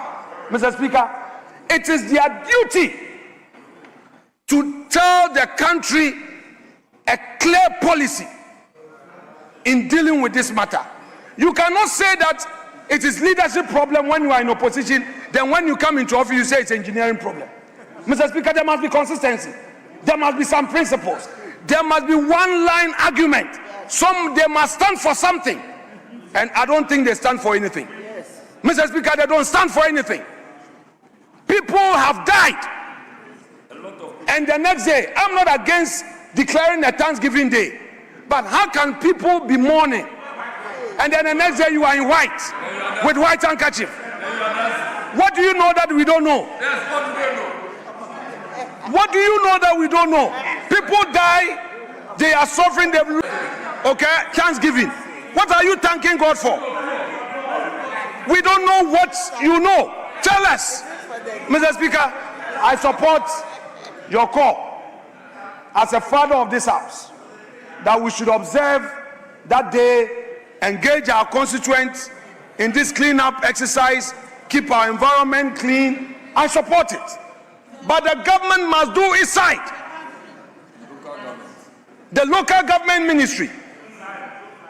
Mr. Speaker, if you come into office and you identify irregularities in any contractual obligation, yours is to review. In the process, you don't bring governance to a standstill. For over a year, we've not seen any proper cleaning. Our drains are choked. It's because of government decision. Mr. Speaker, it's because of government decision.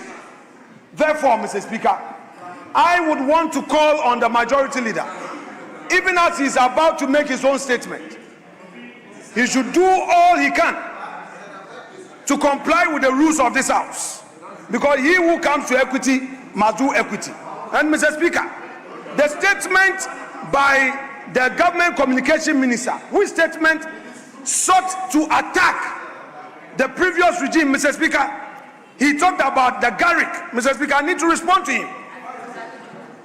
Mr. Speaker, the Garrick project, the World Bank has come out to state publicly that it is as a result of this government's inability to take concrete steps to give effect to that project. The World Bank Honorable Minority Leader, your time is up now. Very well, Mr. Speaker, I will respect that. Thank you so much. Mr. Speaker, I will respect that. Yes, Thank you. Majority Leader. Thank you, Mr. Speaker. Let me join colleagues to express our condolences to the families of the deceased and our sympathies to those who have lost property. Their houses have been damaged, flooded, and many have been rendered homeless. And I join Mr. Speaker to express our sympathies to all those families.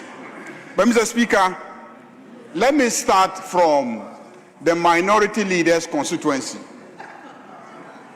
The minority leader says that his constituency is seriously flooded.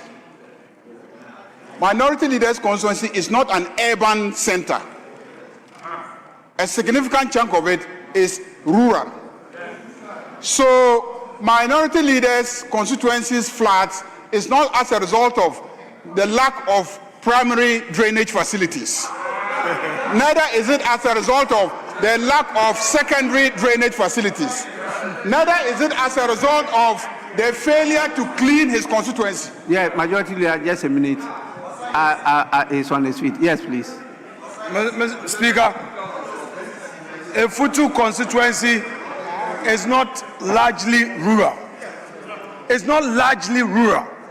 Two, in the past, the Yensu, where we have the intake center at Silver Chrome pumping station, all through to Jahaze, connecting to Inswechi,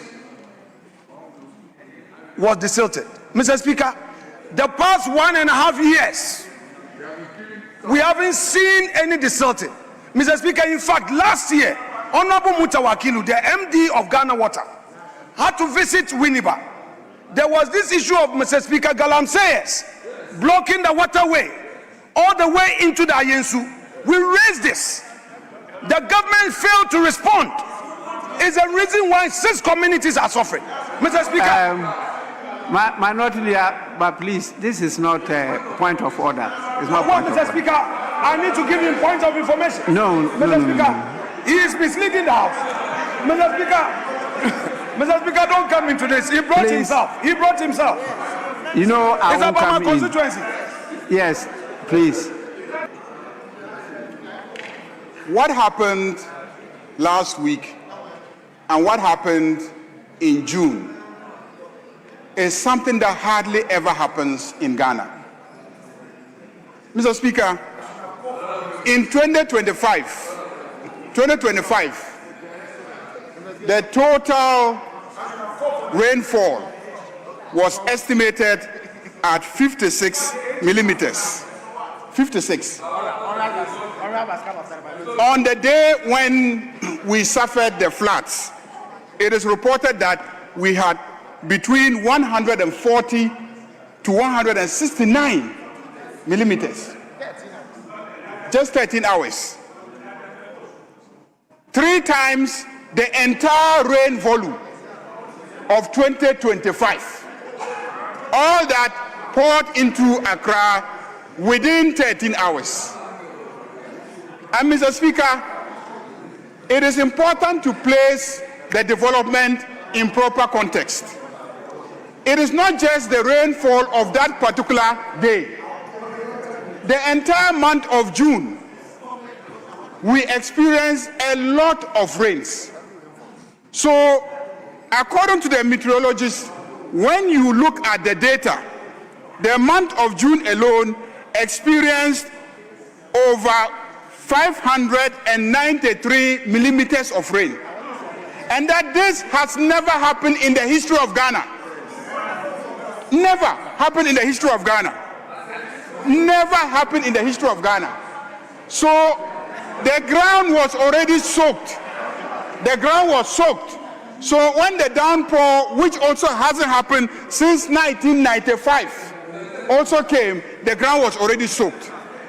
So I think that it is not in the best taste for us to turn the flooding into a political matter. We can discuss it, yes. but I can see clearly that people are politicizing the rainfall, people are politicizing the flooding, and we're still people are even trying to politicize the death that occurred during the flooding. Majority Leader, just a minute. Yes, please. Speaker, with respect, the Majority Leader is now taking us into the arena of theories. Mr. Speaker, there's a real situation, policy failure. He should address it. He is a leader of government business. The government has failed in its policy. You are now saying the ground was soaked. Soaked with what? Soaked with what? Mr. Speaker, he now said the ground was soaked. Minority Leader, please. Which blood soaked the ground? Please, this is not point of order. This is not point of order. Yes, Majority Leader, please, you may continue. Majority Leader. Talk about policy. Your government failed.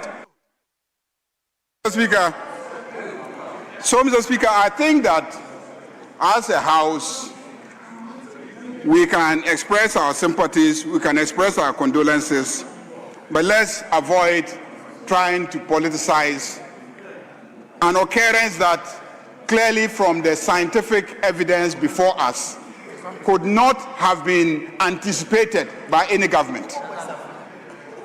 In fact, according to the evidence, since 1995, we have never experienced such levels of rainfall. 1995. Such level of rainfall in one day. And throughout the history of Ghana, we have never experienced such rainfall within 1 month. So 1995, unprecedented one-day rain. Since Ghana was formed, unprecedented 1 month rain. We've never seen it. Go to meteorological department. The data is coming from them. That is where the data is coming from. So, Mr. Speaker, that is the problem that we're confronted with. But that doesn't mean that there are no policy failures. That doesn't mean that there are no institutional failures. And that doesn't mean that there is no human responsibility. Those factors are true, and members have raised all of them. As we speak, Mr. Speaker, the major cities of this country don't have master hydrological plans. The plans that exist were drafted many years ago, and they were for limited parts of the cities, and at that time they were drawn for smaller areas. And so if you look at the drainage infrastructure, the master drainage infrastructure, they cannot sustain the sudden expansion of our cities. And we haven't invested in this infrastructure. So there is a fundamental question of, are we making the right amounts of investments? I hear people talking about monies that have been made available by the World Bank, by IMF, and etc. The truth of the matter is that the volume and then the infrastructure volume that is needed, we need far more than what we are receiving. Let's discuss that. Let's debate that as a parliament. How do we mobilize the amount of monies needed for huge infrastructure development by way of the construction of primary drainage, secondary drainage, and then tertiary drainage? How do we invest in sanitation? these are issues that I expect this House to be debating and then making some recommendations. I have several times said that we are not cashing in on property rates. In the neighborhoods, the drains need to be constructed primarily relying on property rates. If you go to Regmanuel, you go to Trasaco, when it is flooding, you don't see flooding there. You hardly see flooding there because within the estates, the primary drainage infrastructure is well constructed. And the property owners are paying for it. When you step outside these estates, the primary drainage infrastructure, they are not constructed. Property owners are not paying property rates to assemblies because assemblies are not also coming to them to demand the property rates. And where do you expect the funding to construct the gutters in front of your homes? So we as Parliament, with oversight responsibility for these agencies, must get them up and doing in terms of their responsibilities. We need to insist that assemblies collect the rates, and that when the rates are collected, we need to insist that they go into the infrastructure needed for drainage in the community, in the neighborhood, so that central government can look at how to invest in the secondary and tertiary drainage infrastructure. But you can't have a central government cough out money for primary drainage, cough out money for secondary, cough out money for tertiary, and property owners are not willing to invest. And yet when the rains come and the floods come, they lose far more than they could have paid as property rates. They lose far more. And then when you ask them why they not paying property rates, they also tell you that the assemblies don't even come to ask for them. And when the assemblies come and collect the money, they don't put the money in the construction of their drains. So there is a problem, fundamental problem. And we as leaders must sit up and look at this and figure out how to deal with it. Instead of trying to create the impression that because so many people died when NDC was in office the first time, and so many people died last week, then NDC must be bringing death. What kind of argument is that? And saying that when there is flooding across the country and the president decides to take a helicopter just to have a clear view of what the situation is, that one is a problem. Why did you buy the helicopters as a government? Why did you buy the helicopters? So that when there is a need to use it to have a proper view of the country, you can do that. How can a president fashion policy if he doesn't appreciate the extent of the problem? So what is ever wrong with a president sitting in a helicopter to go around and see and check if the town is flooded? I am surprised. The president could have walked into a community, but walking into a community does not give you a global view of the problem. And the president deals with the problem generally, a global view of the problem, not micro views of the problem. I'm surprised that such an announcement by the Speaker will be greeted with such responses. I'm surprised. But Mr. Speaker, the cleanup exercise is being proposed by government because the whole area has been flooded. A lot of, materials have gotten into the drains. And for us to prepare for rains that will be coming, we need to generally clean the place, desil the various drains, gather the waste, and then keep them at a safe distance so that when it rains in the next couple of days, we are sure that the drains will be able to carry the waters that will be coming down.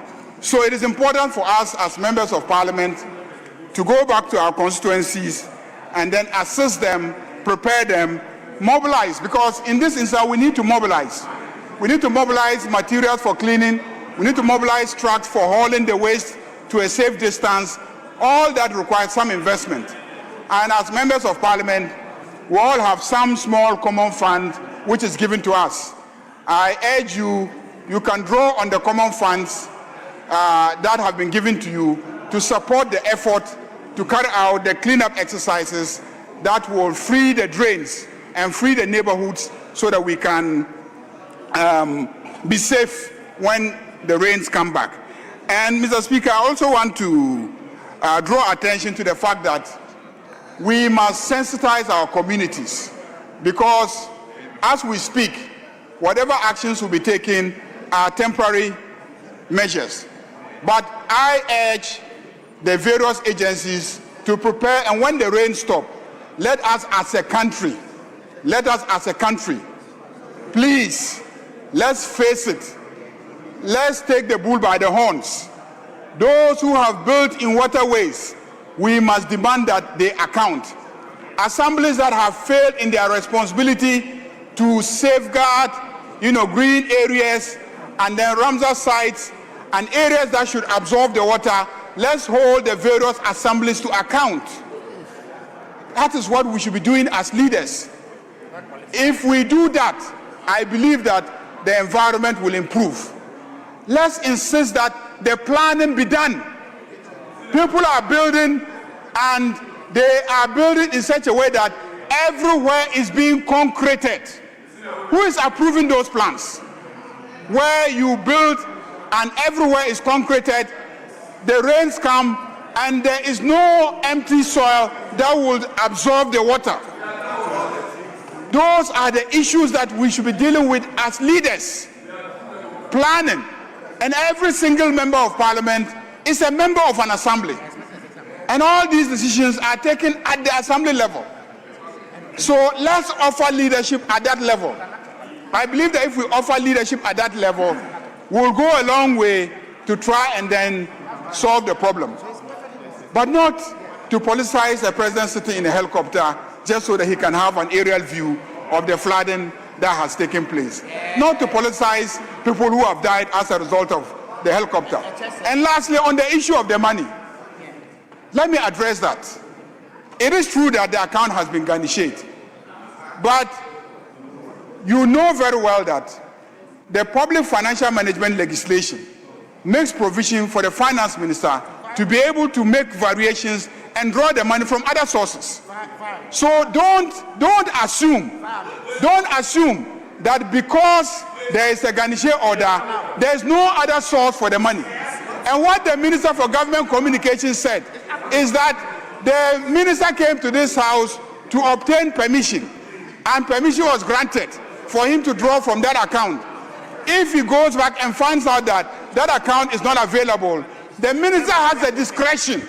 He has the discretion to make temporary arrangements to deal with an emergency, and he can via other allocations in the budget and allocate it so that later on when he deals with the problem with the garnished account, he can then send the money back. Majority Leader, since you are on this point, your colleague was on his feet. Yes, please, let me listen to you. Mr. Speaker, the Majority Leader is making a very serious statement that have constitutional consequences.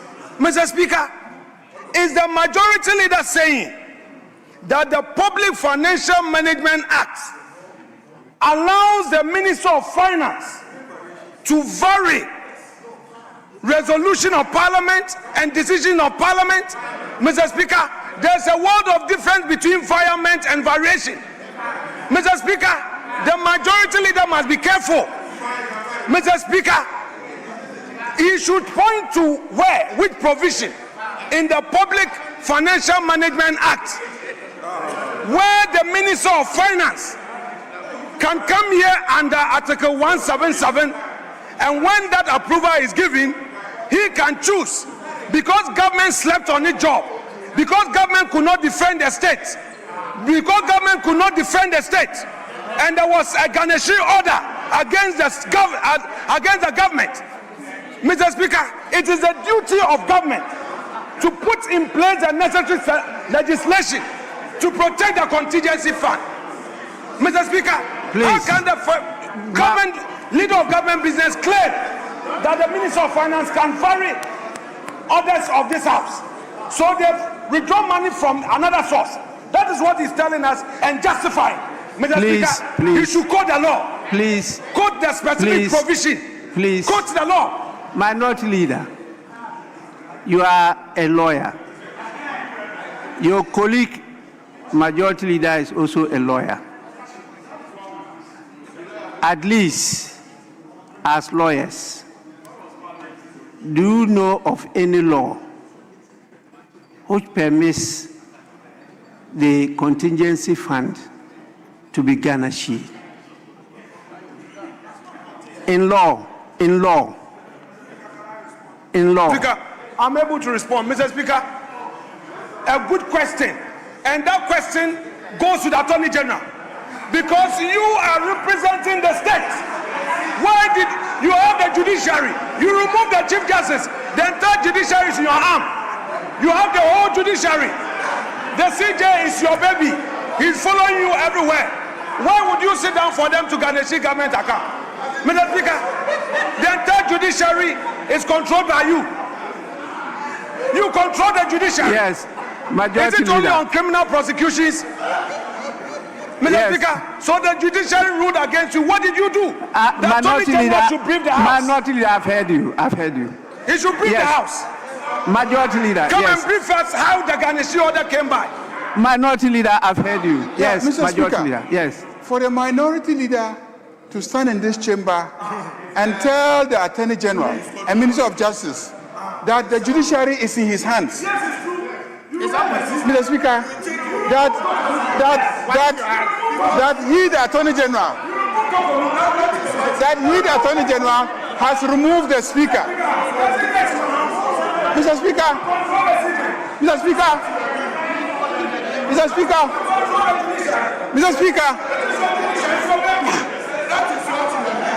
Mr. Speaker, a lawyer of no mean standing like him is telling this house that when MPP was in power, that the Chief Justice was in his hands, that he was directing the Chief Justice, that he was controlling the Chief Justice. Because unless he has controlled the Chief Justice and knows that Chief Justice is capable of being controlled, he cannot accuse others of controlling the Chief Justice. So he is claiming that when he was leader and when MPP was in government, he was controlling the Chief Justice, and that is how he got the Chief Justice to convene a court and then the court to rule against this house sitting at certain times. That's what he's suggesting. So he knows that the Chief Justice can be controlled. So is that what you are doing? Is that what you are doing? Well, honorable members, we have come to the end of the comments on the statement, and we move on to the next items on the agenda of today, which is on the order paper. All what these lawyers have said, you know, is not the law, so we just ignore it and move on. Yes, please. We have used the whole day on just these two items. Now, we will have to take the correction of votes and proceedings, official reports, the business statement, and then go to some businesses, public businesses, before we can take a bow. I know there are some urgent statements, one in connection with the commemoration of the passing away of one of our colleagues. And then also the other is by the second deputy speaker. So we'll get space for that one to be done. But in the meantime, let's go through this in a rather speedy way. Please, item 6, I will go through with you the correction of votes and proceedings in a very speedy manner, unless one or two of you have observed something that is incorrect and you draw our attention to correct it. So the votes and proceedings will start with the one on Thursday, 2nd July 2026. Any corrections? There being no correction, the votes and proceedings of Thursday, 2nd July 2026 is adopted as the correct record of the proceedings of that day. Now we have two reports, official reports dated 24th June 2026 and 25th June 2026. Any corrections? Honorable members, there being no corrections, the official reports of Wednesday, 24th June 2026 and Thursday, 25th June 2026 are hereby adopted as the correct record of the proceedings of those 2 days. We take item 7, business statement for the 8th week. Chairman, Business Committee.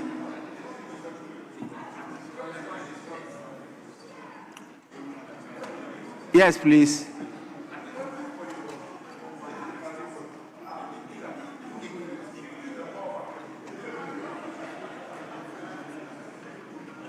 Thank you, Mr. Speaker. Mr. Speaker, your committee met today, Tuesday, 7 July 2026, and arranged business of the House for the 8th week ending Friday, 10th July 2026.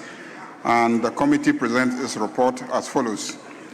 Right Honourable Speaker may, as usual, read any available communication to the House. There are 23 questions scheduled to be answered by the ministers for fisheries, Minister in charge of government communication, trade, agribusiness and industry, health, labor, jobs and employment, foreign affairs, transport. Mr. Speaker, one is an urgent question, 22 are oral questions. Statements pursuant to Order 91(2) and 93 may be made by ministers and members of Parliament. Bills pursuant to Order 159 may be taken, and then also we could take them under certificate of agency under Order 160. And pursuant to Order 97, papers may be laid during the week, and committees may also present reports to the House. Motions and resolutions may be debated, and their consequential resolutions, if any, taken during the week. On the question of referrals, at the committee, it was observed that the number of referrals have increased to 341 referrals, and the committees are urged to expedite action on the consideration of their referrals and report back to the House. The Business Committee met today because last Friday was a public holiday, and also, Mr. Speaker, the Business Committee planned the sitting for today till Friday, but with your communication to the House that Friday we will not be sitting, I urge members to take that on board and ignore the items listed in the various attachments, which includes some provision that was made for business on Friday, 10th of July 2026. Mr. Speaker, I do urge the House to adopt the report. Honourable members, the business statement has been presented by the chairman, and I'll proceed to say that is adopted by the House as presented. We move now to the next item. Yes, it's part of the standing orders. I may or I may not permit comments. And I decided not to permit comments because time is of essence today. So please, we will go to statements because the second Deputy Speaker has a very important statement to make, and after that, another member. So, second Deputy Speaker, you may make your statement now.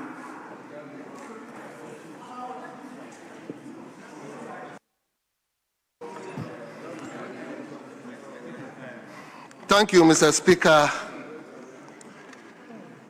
Mr. Speaker, I rise today with gratitude, humility, and national pride to present to you and to this August House a statement on the successful hosting of the 4th African Interparliamentary Conference on Family, Sovereignty, and Values.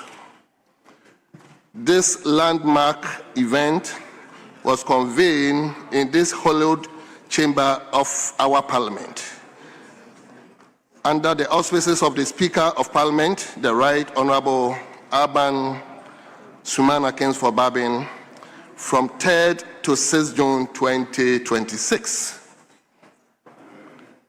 As chairman of the conference planning committee, I express my profound gratitude to you for accepting to host this unique conference in Ghana. The planning committee is also grateful to His Excellency, the President, who was duly represented by the Chief of Staff, Honorable Julius Deborah, for graciously opening the conference. I further extend my appreciation to the leadership of both sides of the Parliament, of the House, the entire membership of Parliament, the Planning Committee, the Parliamentary Service, and all who supported the successful hosting of this conference. Mr. Speaker, the first 3 editions of the conference were hosted by the Parliament of Uganda. By bringing the conference to West Africa for the first time, the Parliament of Ghana has expanded the geographic horizon of this vital conference discourse. Mr. Speaker, the conference was guided by the team, and I quote, consolidating parliamentary consensus, advancing the African Charter on Family, Sovereignty, and Values, unquote. This team served as our strategic compass, reflecting an urgent continental imperative to transition from rhetoric to concrete legislative policy. Mr. Speaker, the Accra Conference was an unprecedented assembly of continental leadership, intellect, and civil action.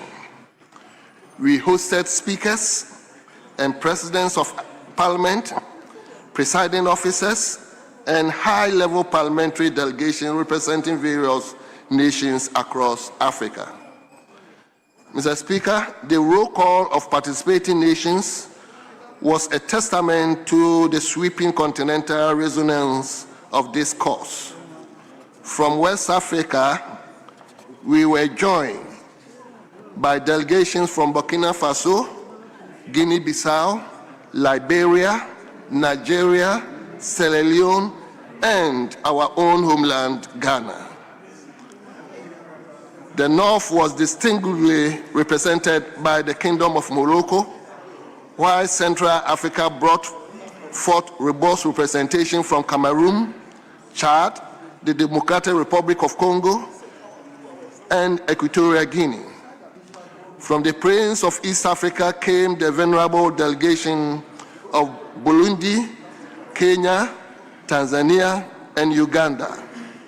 Finally, the presence of the Southern Africa region was felt through the active participation of Botswana, Eswatini, Madagascar, Malawi, Mozambique, South Africa, Zambia, and Zimbabwe.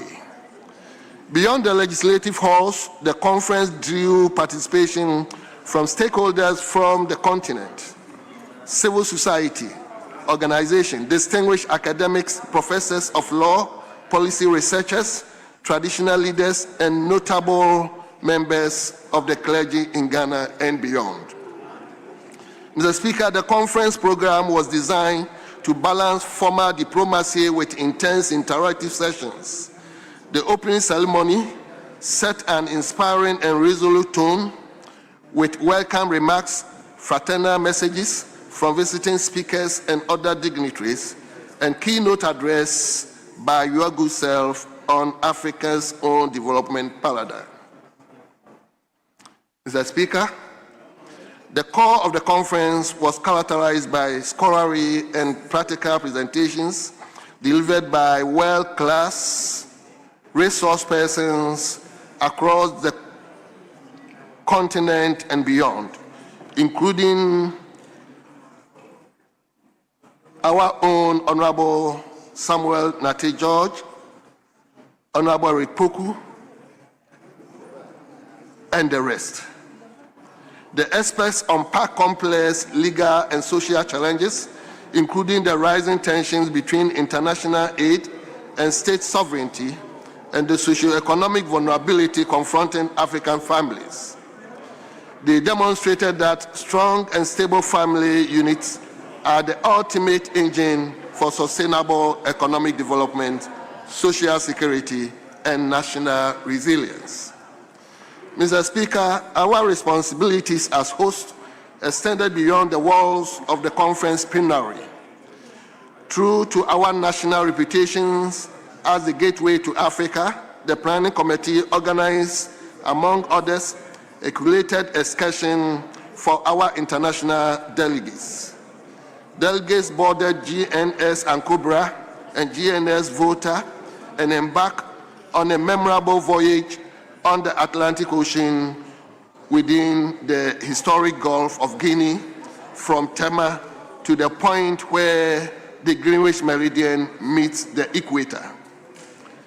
The excursion promoted tourism, our rich heritage, artistic expression, cuisines, and hospitalities.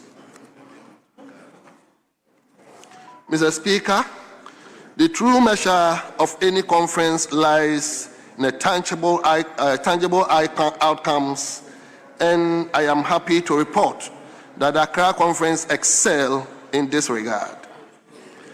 Delegates deliberated on key issues, resulting in the adoption of the Accra Declaration, the African Charter on Family, Sovereignty, and Values. This historic document outlines a value-based legislative agenda for the continent. It reaffirms the sanctity of the family, asserts the absolute sovereignty of African states, and rejects external attempts to tie vital developmental aids to foreign social engineering paradigms. Mr. Speaker, the successful hosting of the fourth conference is not an end, but a catalyst. The immediate way forward requires all participating parliaments to domesticate the resolutions embedded in the Accra Declaration, promote national budget that support family welfare and foreign policies that guard national sovereignty. Burkina Faso is to host the 5th edition in May, whilst Eswatini the 6th edition in September 2027. Mr. Speaker, adding to the memorable achievements of the conference was the adoption of an official conference anthem composed and performed by a young and enterprising Ghanaian student, Ms. Esther Addo. The anthem captured the spirit of family, sovereignty, and unity, and shared African values. In conclusion, Mr. Speaker, the 4th African Interparliamentary Conference on Family, Sovereignty, and Values was a monumental triumph for the Parliament of Ghana and a historic milestone for Pan-African legislative unity.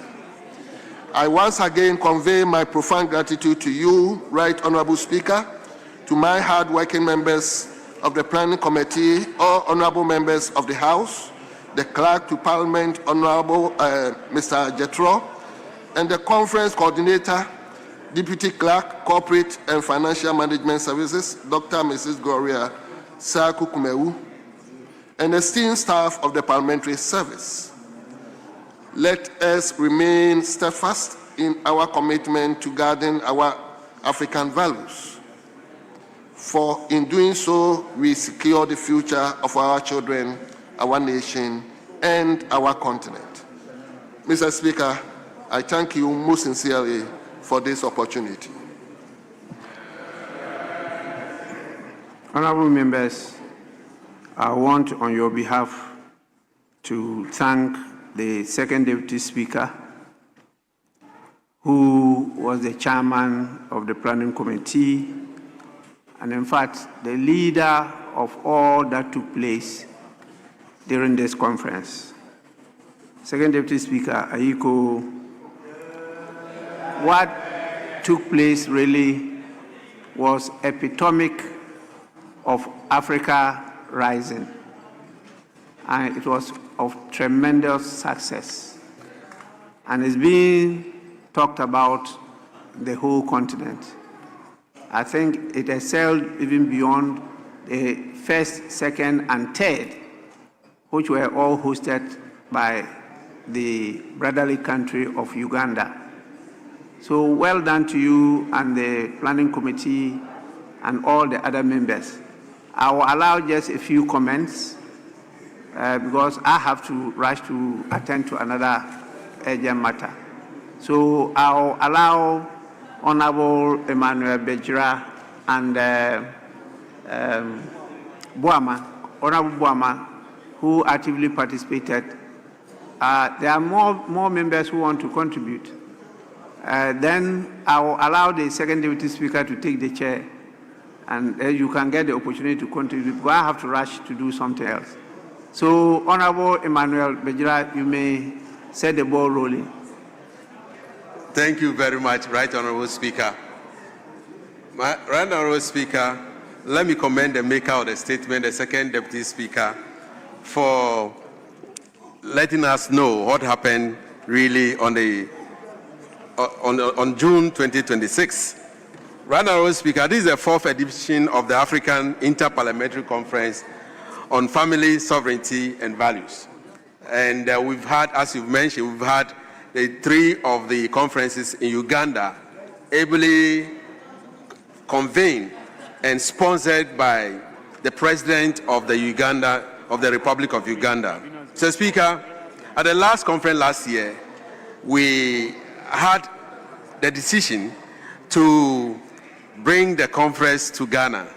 And I want to commend the Right Honorable Speaker for accepting to host the conference, not only hosting the conference, when every conference hall, including the International Conference Hall, was full, he decided to host the conference right here in the chamber.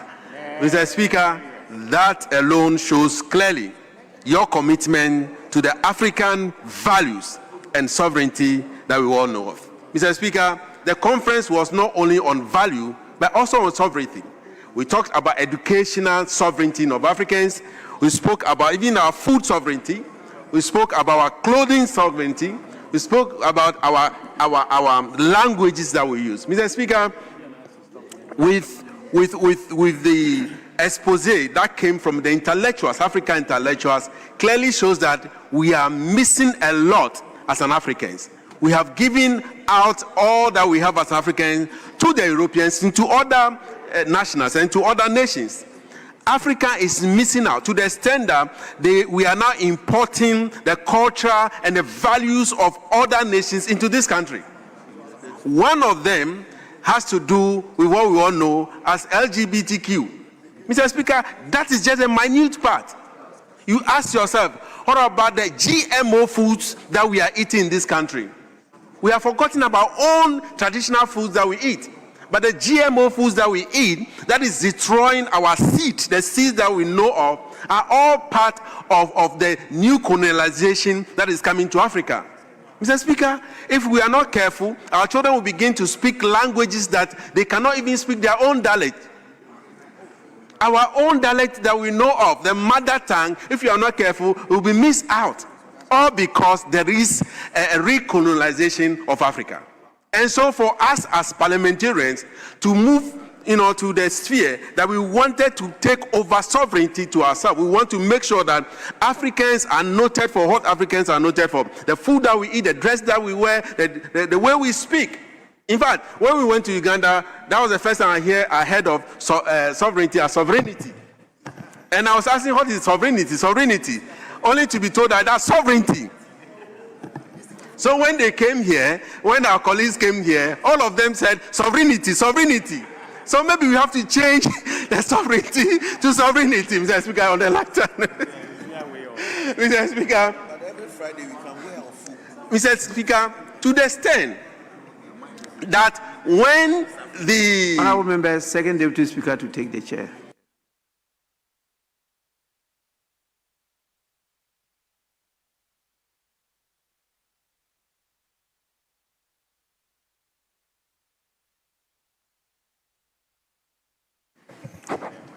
Yes, Honorable Manuel. Mr. Speaker, our sisters and our brothers from Eswatini dressed majestically. Those who watched the video and those who were here saw them in their traditional wear in the chamber here. And so when it came for us to select which country that we will be visiting, Eswatini came top. Until Burkina Faso have to beg all of us that they want to have it because they also believe in African values. Mr. Speaker, if Eswatini can have their traditional dress code, to fascists, to parliament, to international seminars, I don't see why Ghana Parliament cannot adopt fugu on Fridays or Thursdays as our traditional way. It's a way of selling our culture. It's a way of selling our sovereignty. Mr. Speaker, so that we will remove this, Attorney General's tie and suit and be in our fugu and traditional ways. It shows clearly African sovereignty and African value.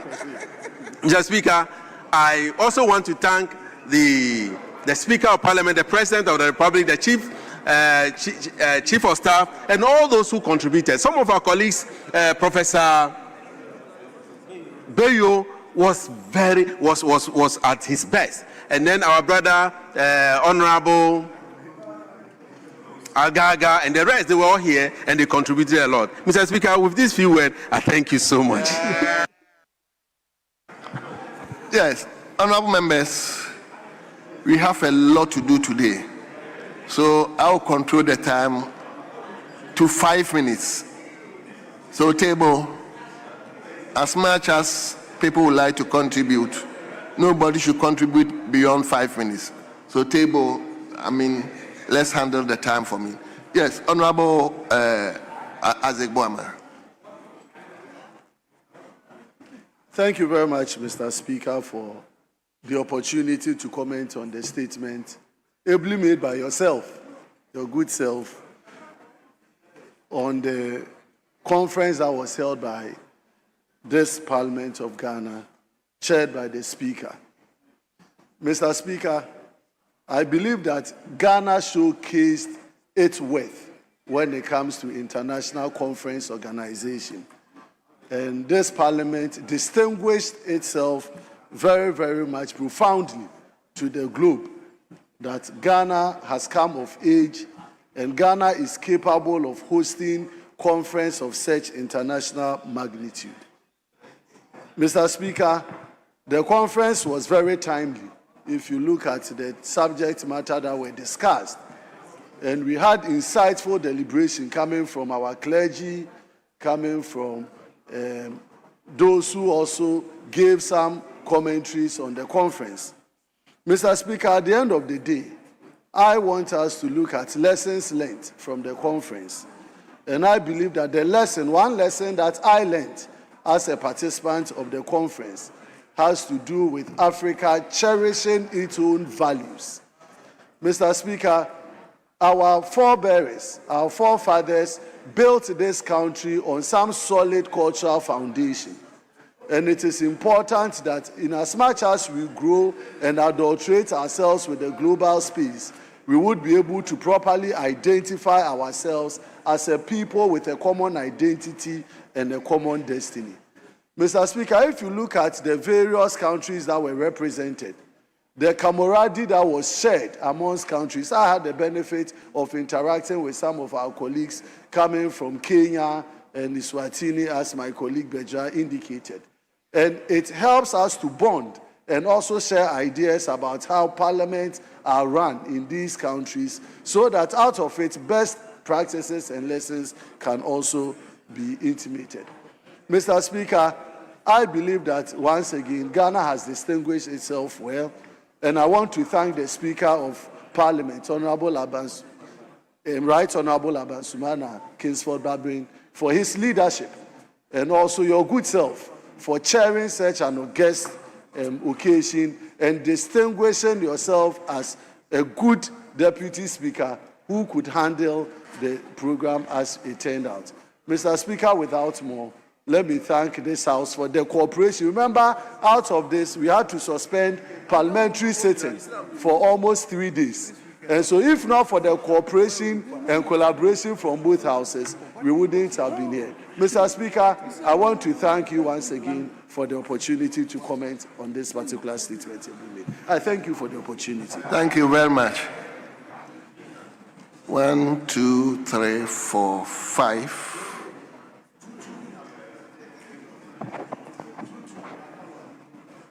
Yes, let me start from the senior most.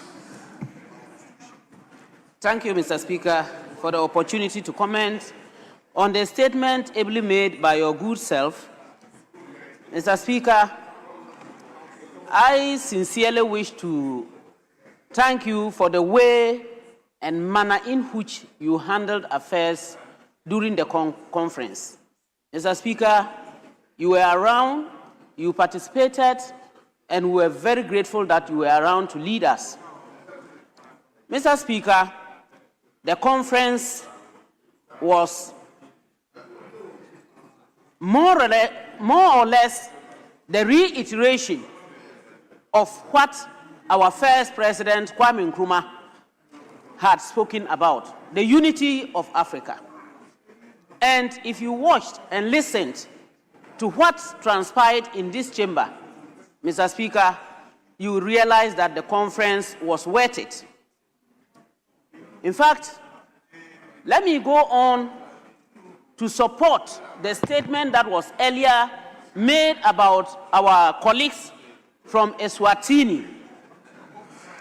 They were so beautiful, they were so elegant, they dressed appropriately, they comported themselves as expected, and they more or less showed us that their sovereignty was actually being held by themselves. Nobody was interrupting in anything or whatever they were doing. They were a good example, Mr. Speaker. Mr. Speaker, the presenters, especially led by Honorable Bejra, who has just left the chamber, all made us understand that the sovereignty of we Africans was in our hands and that it continues to be in our hands. If we want to wash it away, then, but we shouldn't forget that our values, our culture, and for that matter, the various dialects was one of the things that we should uphold. Mr. Speaker, when I went out with colleagues during lunchtime, I admired and appreciated the way organization was done for everybody, at least, and I could listen. I heard how they were happy that our local foods were prepared. They were very happy. Mr. Speaker, let us not forget about one thing. There was an issue that came up, and I have since kept it to myself because I'm like, well, we all cannot be the same. Because that was the time that these xenophobic attacks were taking place in South Africa. And yet, we had the South Africans participate in this program. It shows how much Ghana we care and how hospitable we are. However, there is just one thing missing, and that was when we spoke about the issue of LGBTQ++, for which they said they wanted to abstain. Mr. Speaker, though disheartening, but I believe with time they will learn from all other African countries. I wish to also take this opportunity to commend our Speaker, who ensured that this program, notwithstanding all the problems and issues that cropped up, was held in this chamber. Mr. Speaker, let me also thank you all for having me being one of the individuals or MPs who participated. I'm really very grateful, and I hope and pray that what we have studied, learned, and listened here is upheld for the benefit of all Africa and generations unborn. I thank you very much for the opportunity, Mr. Speaker. Thank you very much. Yes. 1, 2, 3. Honorable Shaibu. Mr. Speaker, I'm exceedingly grateful for the opportunity. First of all, I think that I should have made a statement, Mr. Speaker. Because you chaired the committee and you chaired it very well, we should have made a statement to praise you and the Right Honorable Speaker for a job well done. Mr. Speaker, for the first time in 5 years, you and Mr. Speaker have managed to bring this very important seminar from East Africa to West Africa. Indeed, a few weeks ago, when I announced it in Eswatini at the OACP conference, that the Right Honorable Speaker, your good self, and the leadership of Parliament of Ghana were organizing this important seminar, there was a great deal of applause for you. And so we were not surprised at all, Mr. Speaker, that the organization was super. I mean, participation was excellent. And indeed, you sacrificed lessons and time of this Parliament and then made the conference what it was. Speaker, the thrust of the conference was about values, was about family, and all this about Africa. Never mind, Mr. Speaker, that at the end of the communique, I mean, some Southern African countries like South Africa declined to sign up.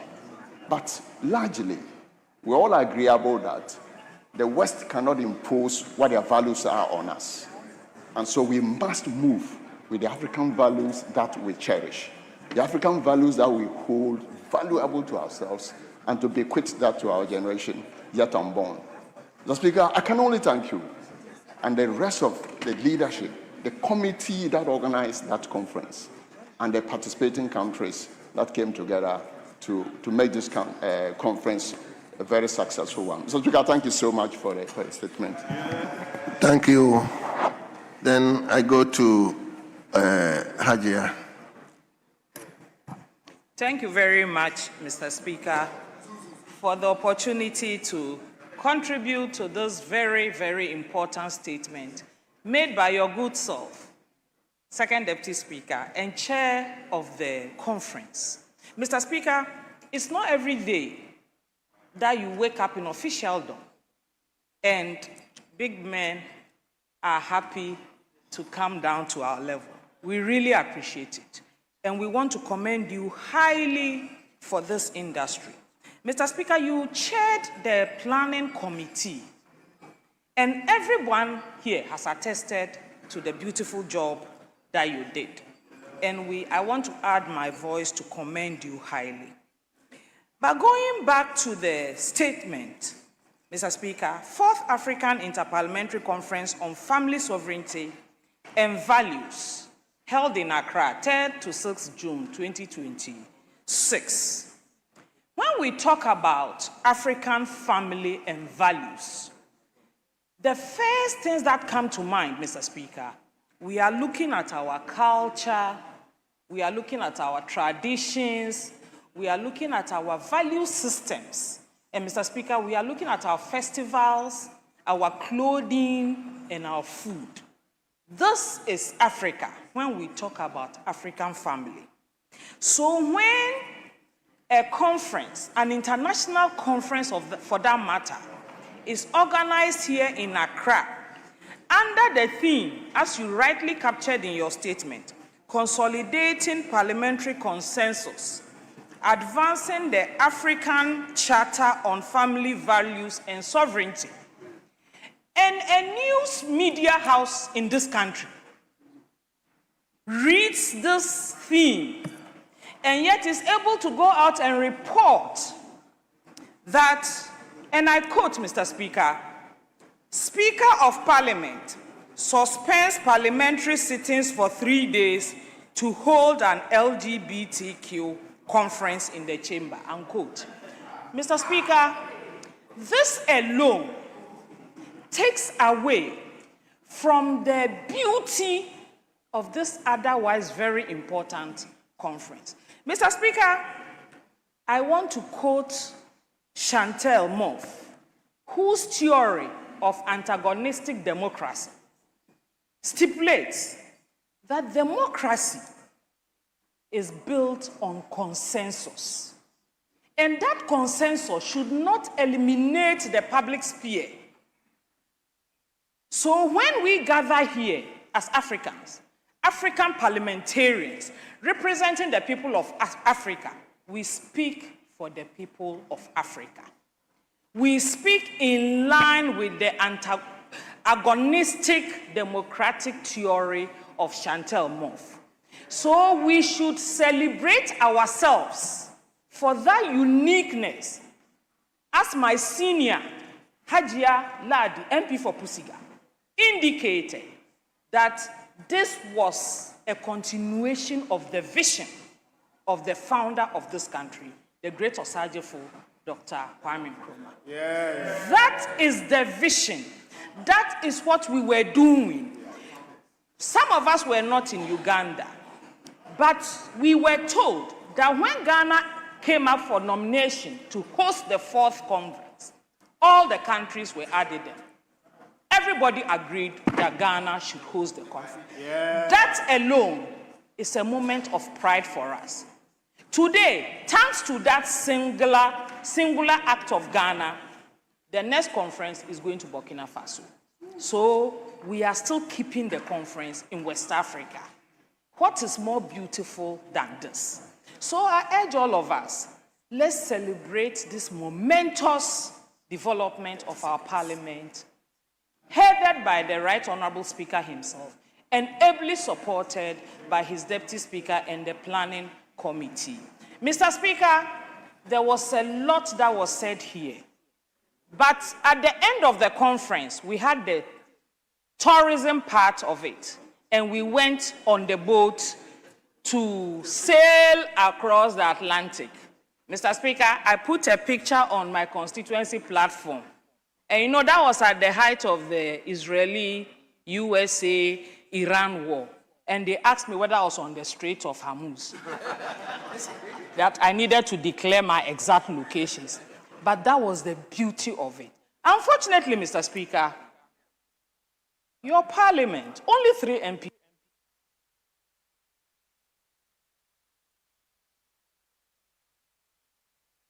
Thank you so much.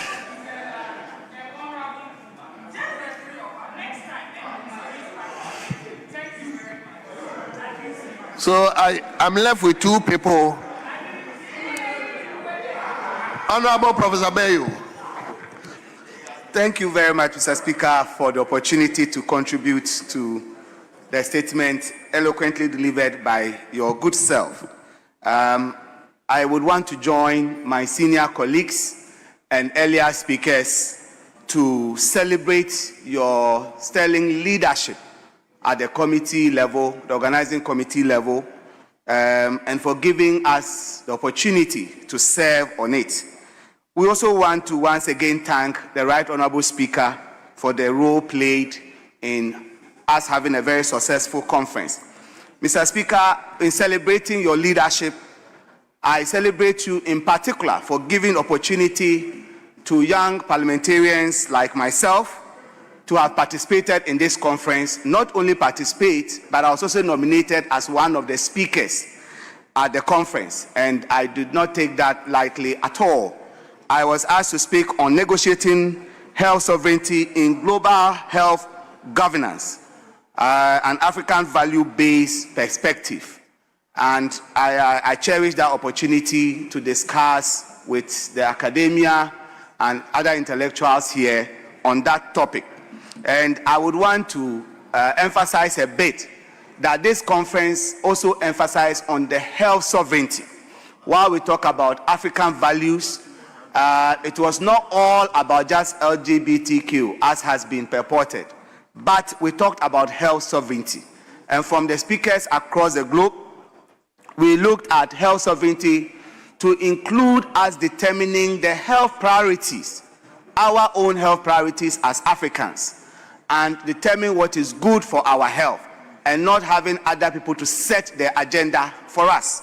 We looked at Africans having a national pride in the fact that we are able to take care of our citizens. If we can provide health care for our pregnant women, if we can provide vaccines for our children, and fund these and not rely on external funding and donor funding, and when those funding dwindle, then our population is left unvaccinated and at risk of preventable illnesses, then we realized that this conference was of value.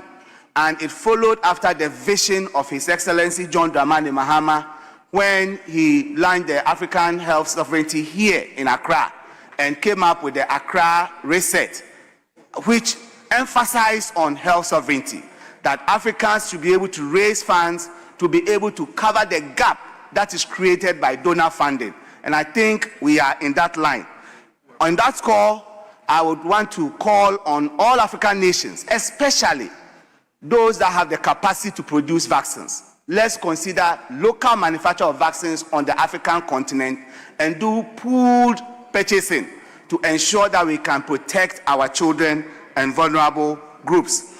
Mr. Speaker, this conference also emphasized in the draft charter that we should ban gain of function research, which is that aspect of research that allow organisms like viruses to gain new functions, such as becoming more lethal, more transmissible, and it's a very controversial subject in health research. And I will urge that the conference came up with a roadmap, and that roadmap is that the charter that was agreed on here should be forwarded eventually to the African Union for adoption. I'll urge the leadership of the Interparliamentary Union to push this agenda so that the deliverable, the key deliverable of this conference is not left behind. To conclude, Mr. Speaker, I'm glad that the next conference is being hosted in Burkina Faso. And as an MP whose constituency borders Burkina Faso, I'll use the opportunity to extend a welcome to members that on your way to Burkina Faso, stop in Hamile so that we can show you around what is in Lambuse. Thank you very much. And by this, I hope that I'll be on that delegation. Thank you, Mr. Speaker. Thank you. I'll take the last one, then, yes, Honorable Kumar. Thank you, Mr. Speaker, and thank you for the statement. Accept my compliment for the ones that my colleagues have given. Mr. Speaker, my takeaway from the fourth African Parliamentary Family Sovereignty and Family Values was that education without moral and spiritual values produce intelligent criminals. I should come again. My takeaway, or one of the takeaways from that program, was that education without moral and spiritual values produce intelligent criminals. Aside that, Mr. Speaker, our educational system must build character, not just career. That was another takeaway I got. Mr. Speaker, African family today, which is a proud institution under unprecedented digital assault, was also another issue that came up. What is this bringing about? Mr. Speaker, from the conference, we got to realize that 7 hours average daily screen time is what our children spend in watching the phones we buy for them. Additionally, 62% African children are exposed to pornography online. 62% of our children, the phones we buy for them. The conference revealed this during the presentation by our own Minister of Education, Communication and Digitalization. Mr. Speaker, another issue I learned from the conference is that there's 40% drop in family meal time due to smartphone usage. We don't have time with our children to imbibe in them our family values so that in future they become who we are or better than we are. I won't be done by the point, Mr. Speaker.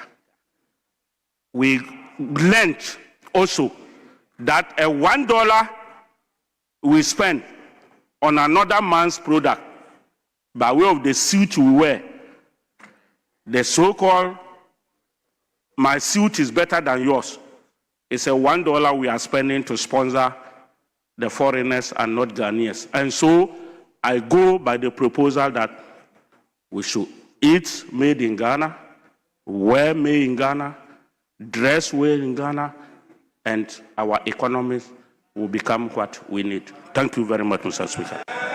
Thank you very much. Leadership, will you say something? Well. So, honorable members, we thank you.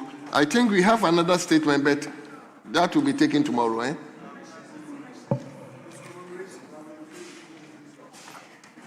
Anyway, that one is commemorating for the death of our colleague who passed on. I don't know. Mr. Speaker, let us take the questions. The questions then, okay. We gave the ministers 12 noon. They've been here since 12 noon. Well.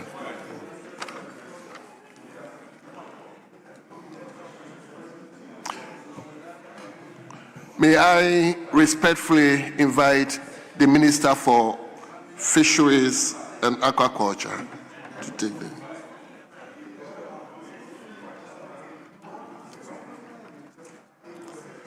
So, Honorable Isaac Opoku, where is he?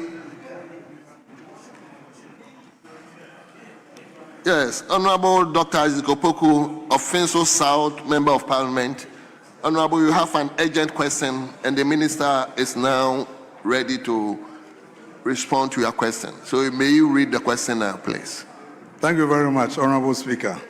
Speaker, I rise to ask the Minister for Fisheries and Aquaculture what measures the ministry has put in place to prevent the use of unapproved and harmful preservatives, including the use of formalin, for the preservation of fish and fish products to ensure that fish and fish-related products on the market are safe for human consumption.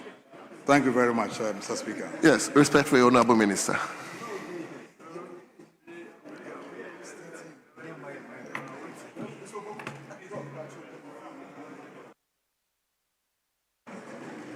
Thank you very much, Mr. Speaker. Mr. Speaker, the Fisheries and Aquaculture Act 2025, Act 1146, gives significant attention to fisheries post-harvest management, recognizing its importance in ensuring food security, food safety from production to consumption.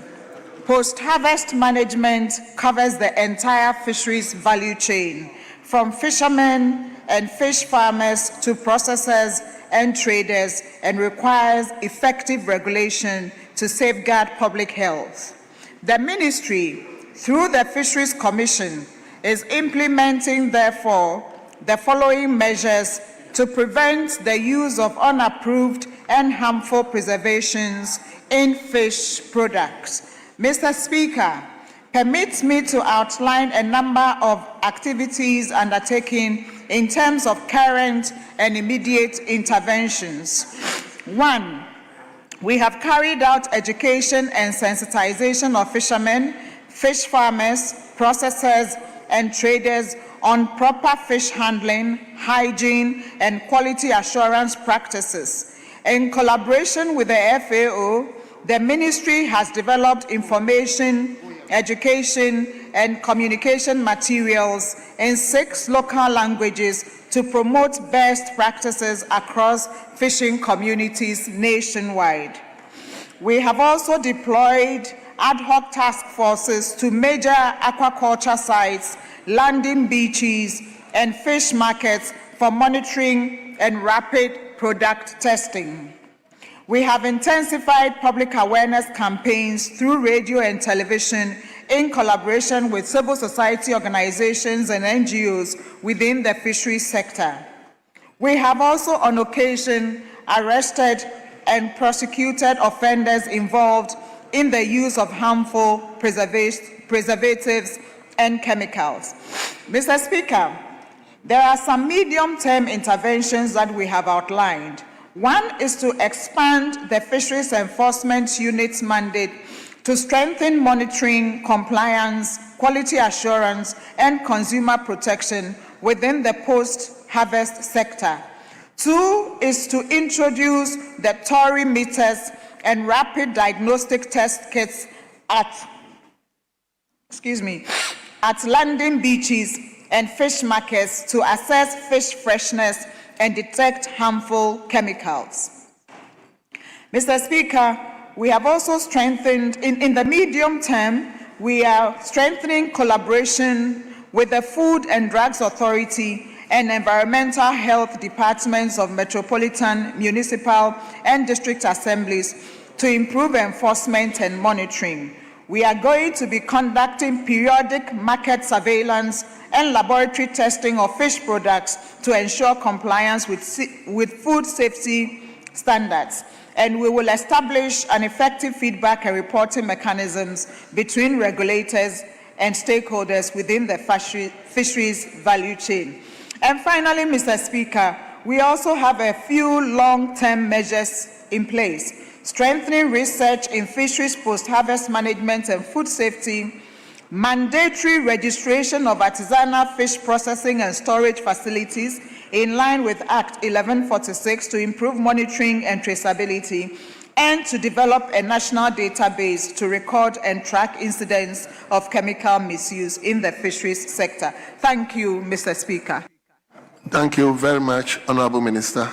Yes, Dr. Bogu, any supplementary question? Yes, please, Mr. Speaker. Speaker, in the minister's answer, he indicated that they have been doing a number of tests to determine whether some preservatives are unapproved.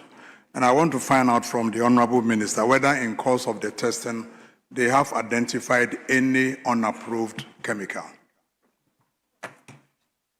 Yes, Honorable Minister. Thank you very much.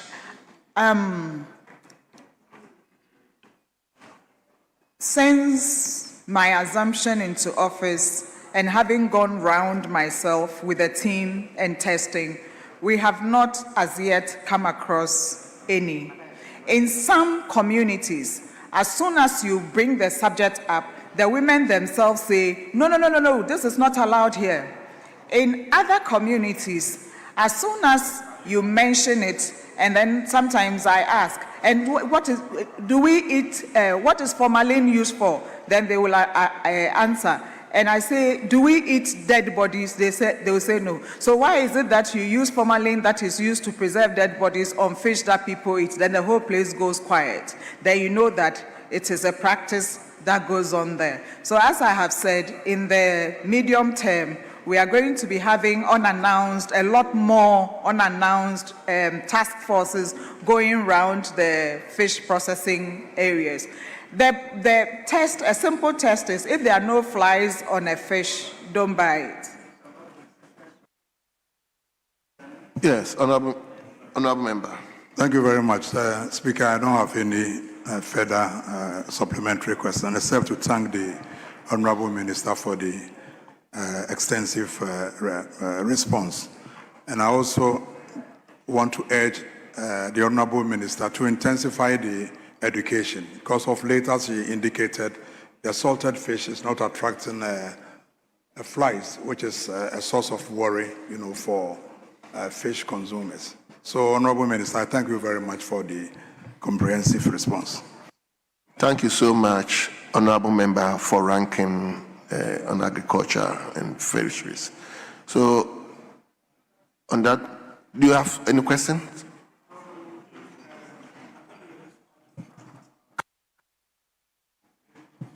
Come again.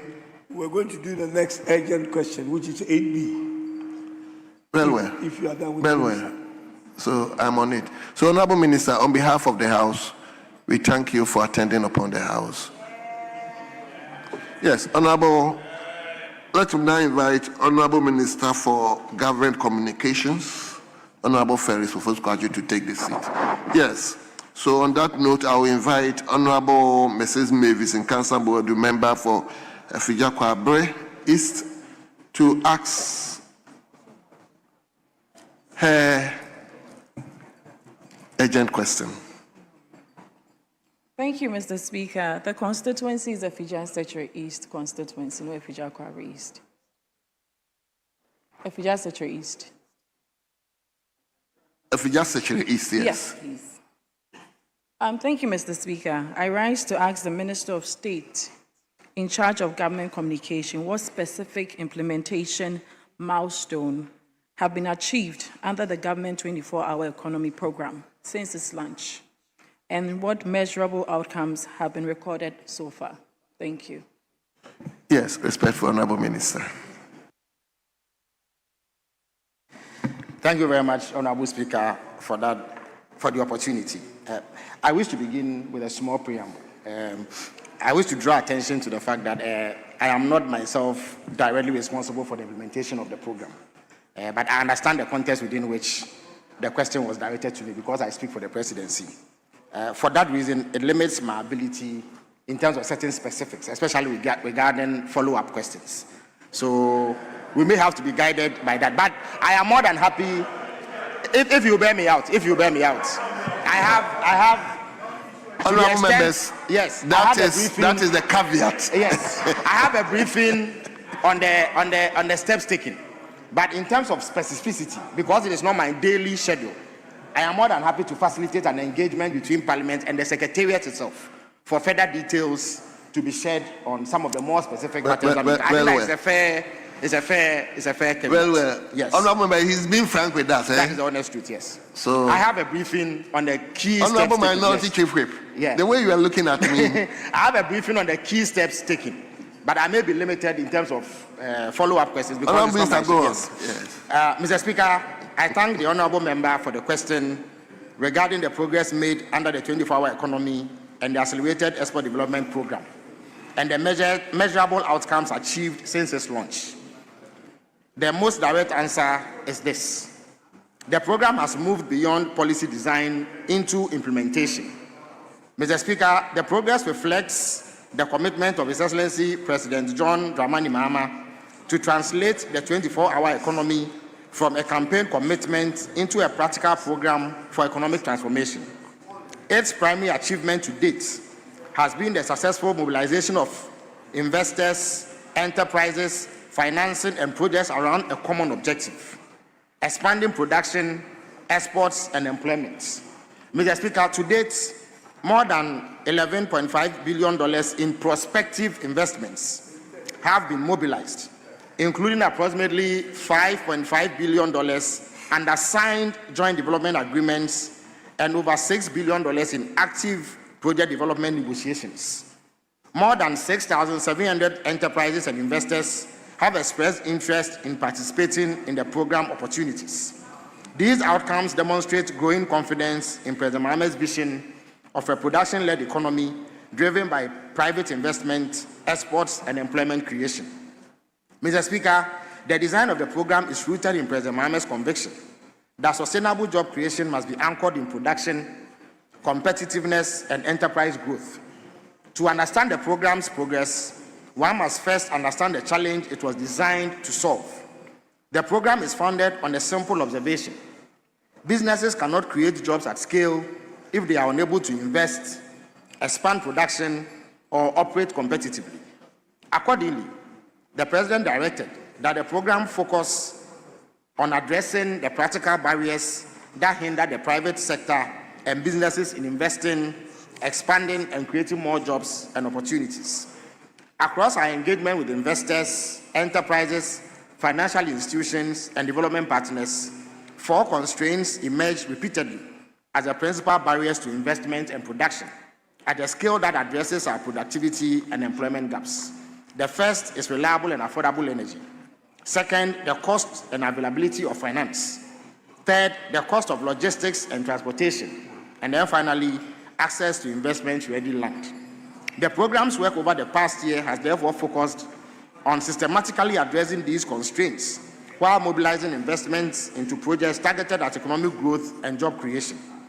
Reliable and affordable energy. Mr. Speaker, investors consistently identified reliable and affordable energy as one of the most important requirements for continuous production.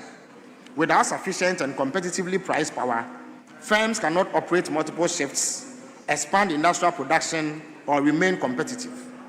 To address this challenge, the program has prioritized the development of strategic energy infrastructure designed to support large-scale industrialization, agro-processing, manufacturing, and logistics operations under the 24-hour economy model.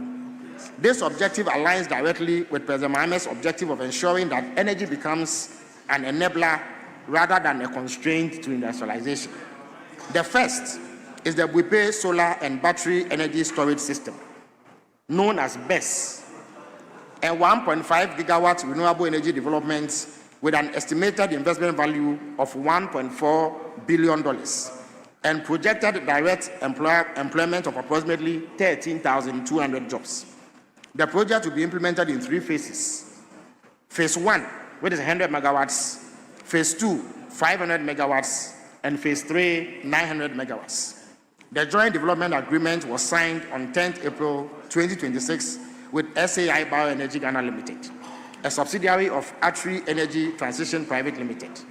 A special purpose vehicle, Buipe Energy Limited, is currently being established to deliver the project. The Buipe project exemplifies the type of strategic infrastructure investment envisaged by President Mahama to support continuous industrial production under the 24-hour economy. The second is the compressed biogas program, a $6.47 billion national program expected to create approximately 30,000 direct jobs, with 90% of those households targeted for Ghanaians, while generating an estimated $450 million annually in foreign exchange savings through import substitution. Joint development agreements for the first 2 modular plants at Buipe and Damanko were signed on 5th May 2026, marking the commencement of the program's national rollout. Strategic investors are already engaged and implementation activities are underway, with special incentives currently being processed under the applicable exemption framework. National rollout sequencing for subsequent plans is also under development. This initiative also reflects the President's emphasis on combining energy security, industrial competitiveness, and job creation within a single development framework. Land for the project has been secured, while the detailed project reports, environmental and social impact assessments, geotechnical studies, and great impact studies are currently underway. The project is being developed in partnership with Atri Energy Transition, Sai Bioenergy, and anchor investor Infinity Energy Systems Plus, PLC, with phased construction expected between August 2026 and April 2028.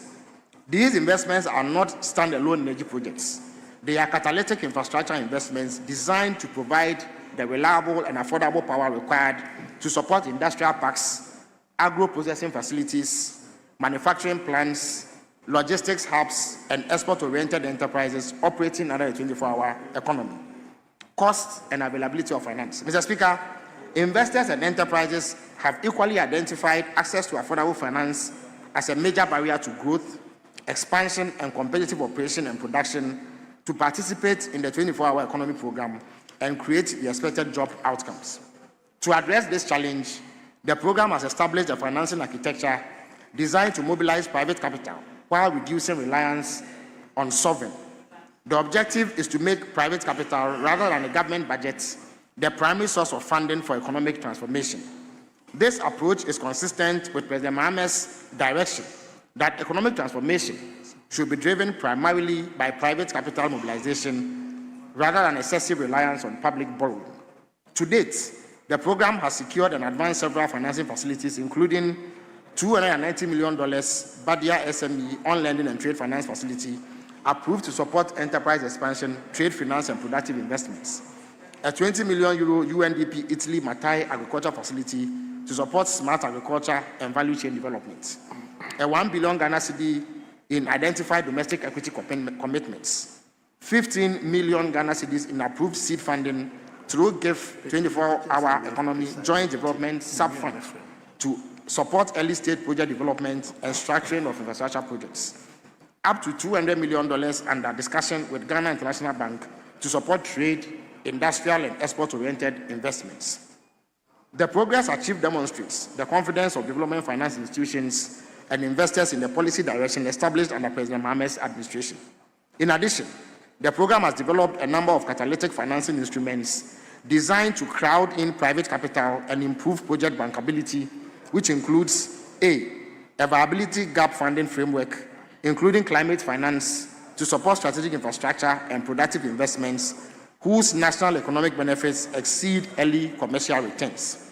2, a project preparation facility concept currently under development to finance feasibility studies, environmental assessments, engineering designs, and financial structuring required to bring projects to financial close. Recognizing that financing constraints are not only about the availability of funds, but also about the ability of enterprises to access them, the program is working with the Bank of Ghana to develop a broader financing ecosystem for productive sectors.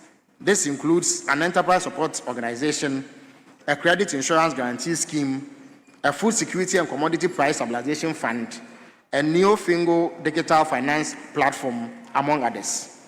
Mr. Speaker, these interventions form parts of the broader ecosystem envisioned by President Mahama to unlock enterprise growth and productive investments across the country.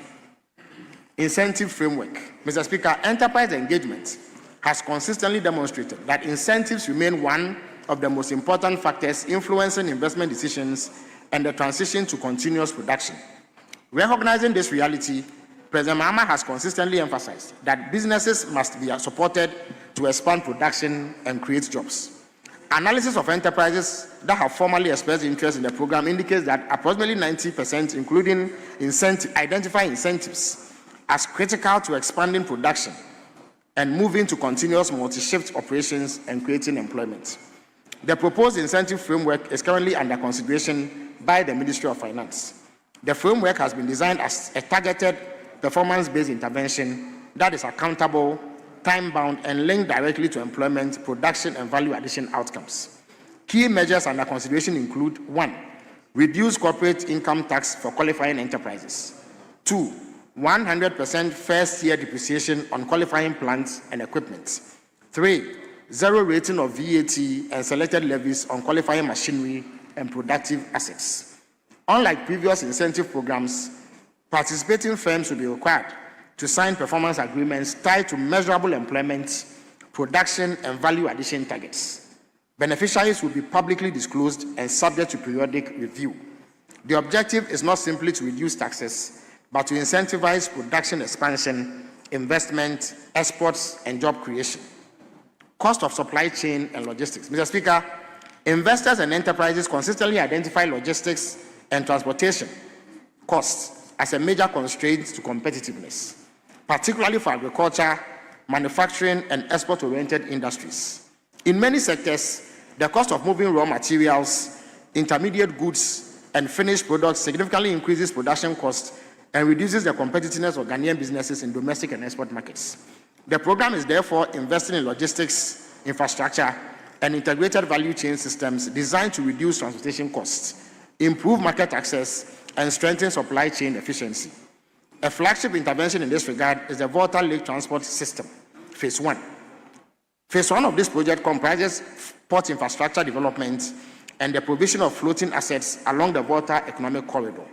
The Volta Lake Transport System is one of the flagship infrastructure initiatives supporting President Mohammed's vision of transforming the Volta Economic Corridor into a major production and regional transit zone. The project has an indicative investment value of $710 million and is expected to create direct and indirect jobs for over 200,000 people by 2028, while reducing carbon emissions by an estimated 500,000 tons through the movement of cargo by water rather than road. The project is being structured through a VRA concession model supported by EPC and private sector investors. Investor interest has already been confirmed, with concession instruments currently under preparation. Progress to date includes submission of the project to the Green Climate Fund through Ecobank Ghana, securing a $2 million project preparation facility grant from the African Development Bank, engagement with strategic investors including CRBC, Germany Group, and Kala Holdings, confirmation by Germany Group of a proposed $710 million investment into the project. The strong investor response to this project underscores confidence in the long-term development strategy being advanced under President Mahamat's leadership. The objective of the Volta Lake Transport System is to create a lower-cost logistics backbone linking production centers, agro-industrial parks, manufacturing zones, export facilities, and domestic markets along the Volta Economic Corridor and into the Sahel as a regional transit route. By reducing transportation costs, improving access to markets, and strengthening supply chain connectivity, the project is expected to improve the competitiveness of enterprises operating under the 24-hour economy program and support the expansion of production, trade, and exports and employment.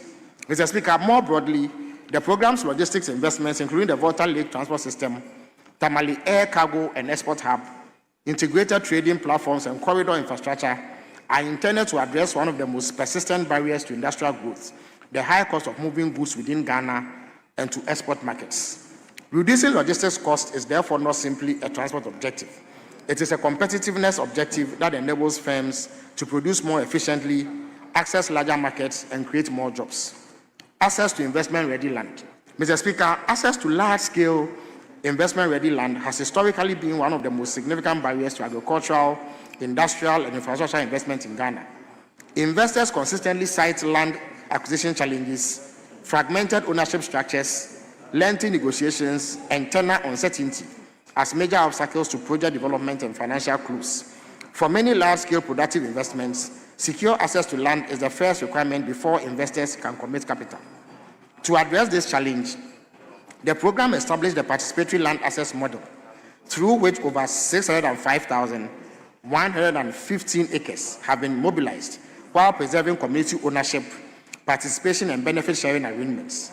This intervention has transformed land from a constraint into an investment platform and has directly enabled several strategic projects currently under implementation and structuring or investor negotiations.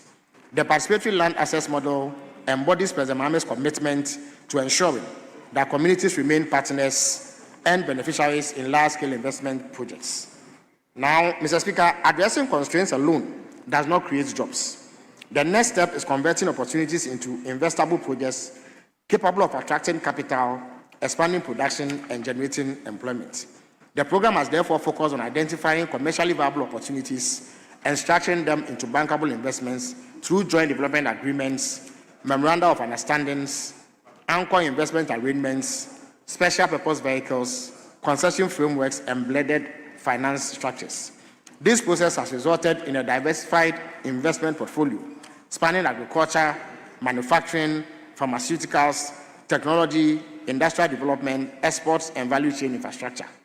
Beyond energy, land, and logistics projects already discussed, the following investments illustrate the progress made in converting opportunities into executable projects. Mr. Speaker, beyond addressing constraints, President Mahamat's objective has been to build a pipeline of bankable projects capable of attracting large-scale private investments, including industrial chemical hubs, 13 aquaculture enterprise programs, parks, special purpose vehicles, and integrated trading enterprises, Vakbo Pando Toko Cassava Aggregation Project, Ogwa Technology Park, and UCC Business Process Outsourcing Hub, among others. Manufacturing, pharmaceutical, and industrial parks. The program has also advanced several industrial development initiatives designed to strengthen domestic manufacturing, increase value addition, and create skilled employment opportunities across multiple sectors of the economy. A flagship initiative is the development of the Sutari Industrial Parks, comprising the local enterprise pharmaceutical industrial parks and a textiles and garments manufacturing cluster covering approximately 3,000 acres. Anchor institutions and partners currently engaged include the University of Ghana, Clarion Health, Ceravex, BMT, among others. The Kumasi UNIJ Garment Park is being developed through a brownfield expansion model anchored by UNIJ and is expected to generate more than 2,000 direct jobs, strengthening domestic garment manufacturing and export competitiveness. Similarly, the Kumasi MIT Park has been structured in partnership with KNUST and prospective industrial partners, including B5+. The project is expected to generate approximately 3,000 direct jobs and 9,000 indirect jobs while supporting machinery, manufacturing, industrial engineering, and TVET integration. Mr. Speaker, these projects demonstrate that the program has progressed beyond concept development.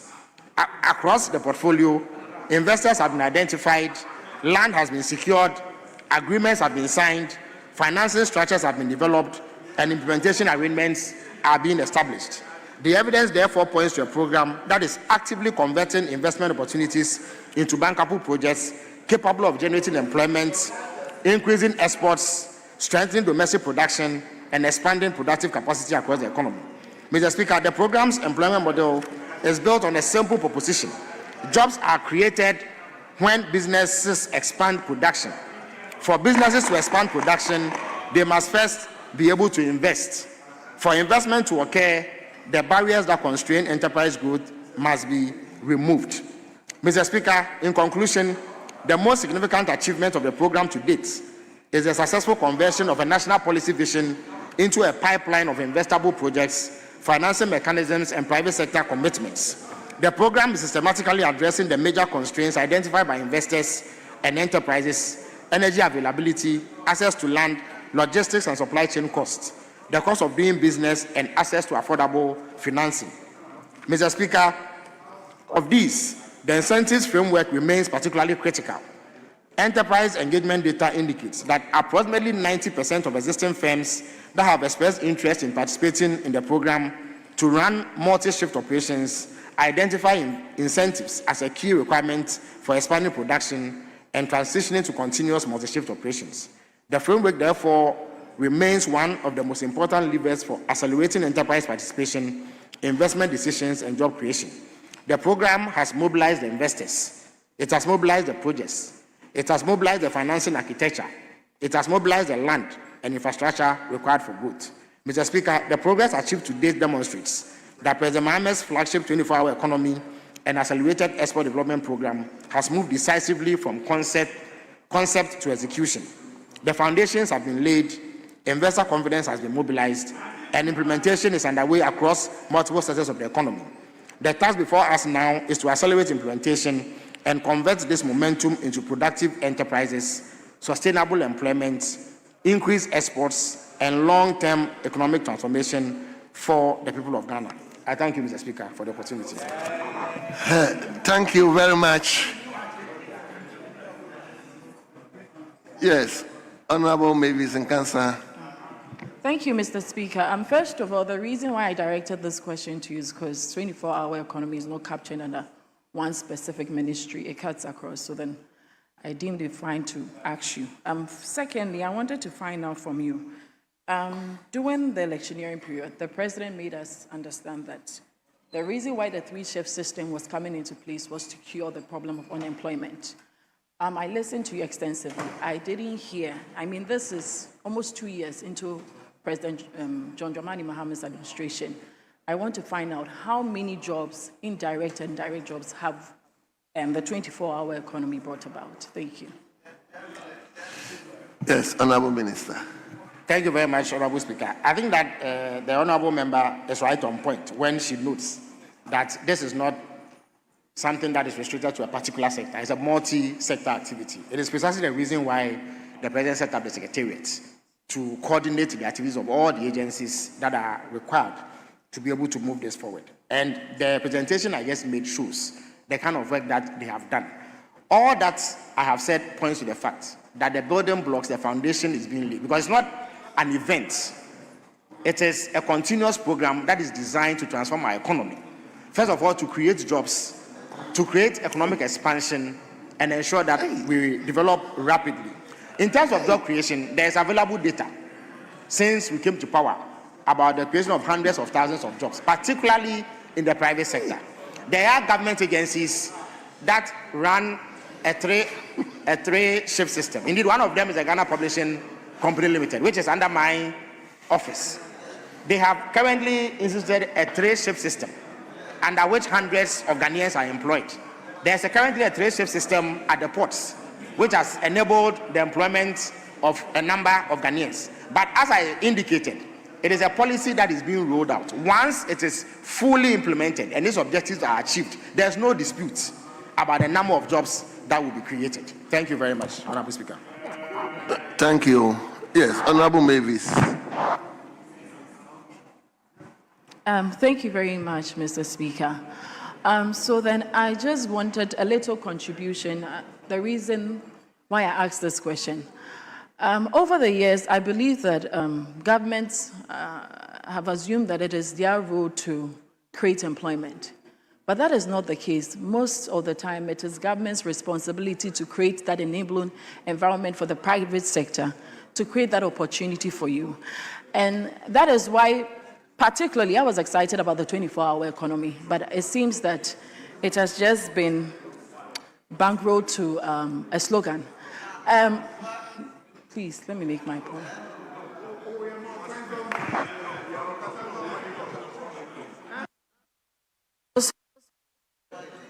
I was hoping that almost 2 years into President Dramani Mahamat's presidency, something tangible would have been achieved. Unfortunately, it seems that everything is still on paper. I'm hoping that in the next year, something much tangible can be achieved that most Ghanaians can see. Thank you. Yes, Honorable Felix. Honorable Mr. Speaker, well, the honorable member's recent contribution is not a question per se, but I think that it's important to point out a few things. The first point is that the presentation I made shows clearly that government recognizes that the bulk of jobs will be created in the private sector. And so everything that is being done is aimed at unlocking that potential within the private sector to create those jobs.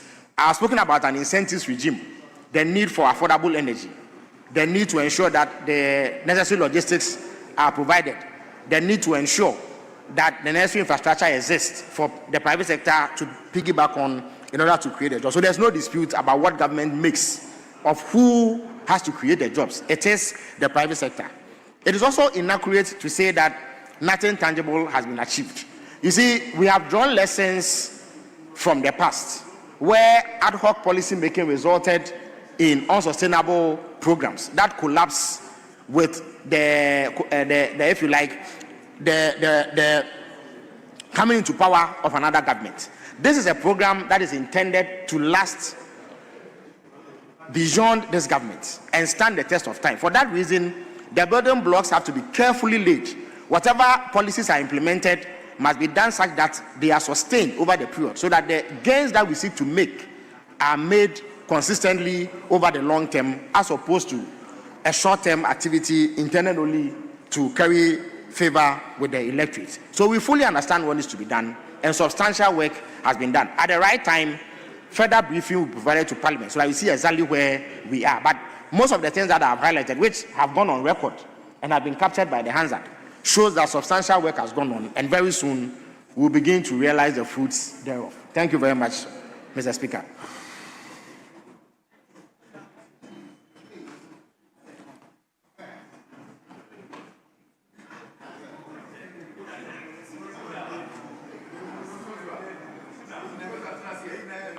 All of you are first-timers.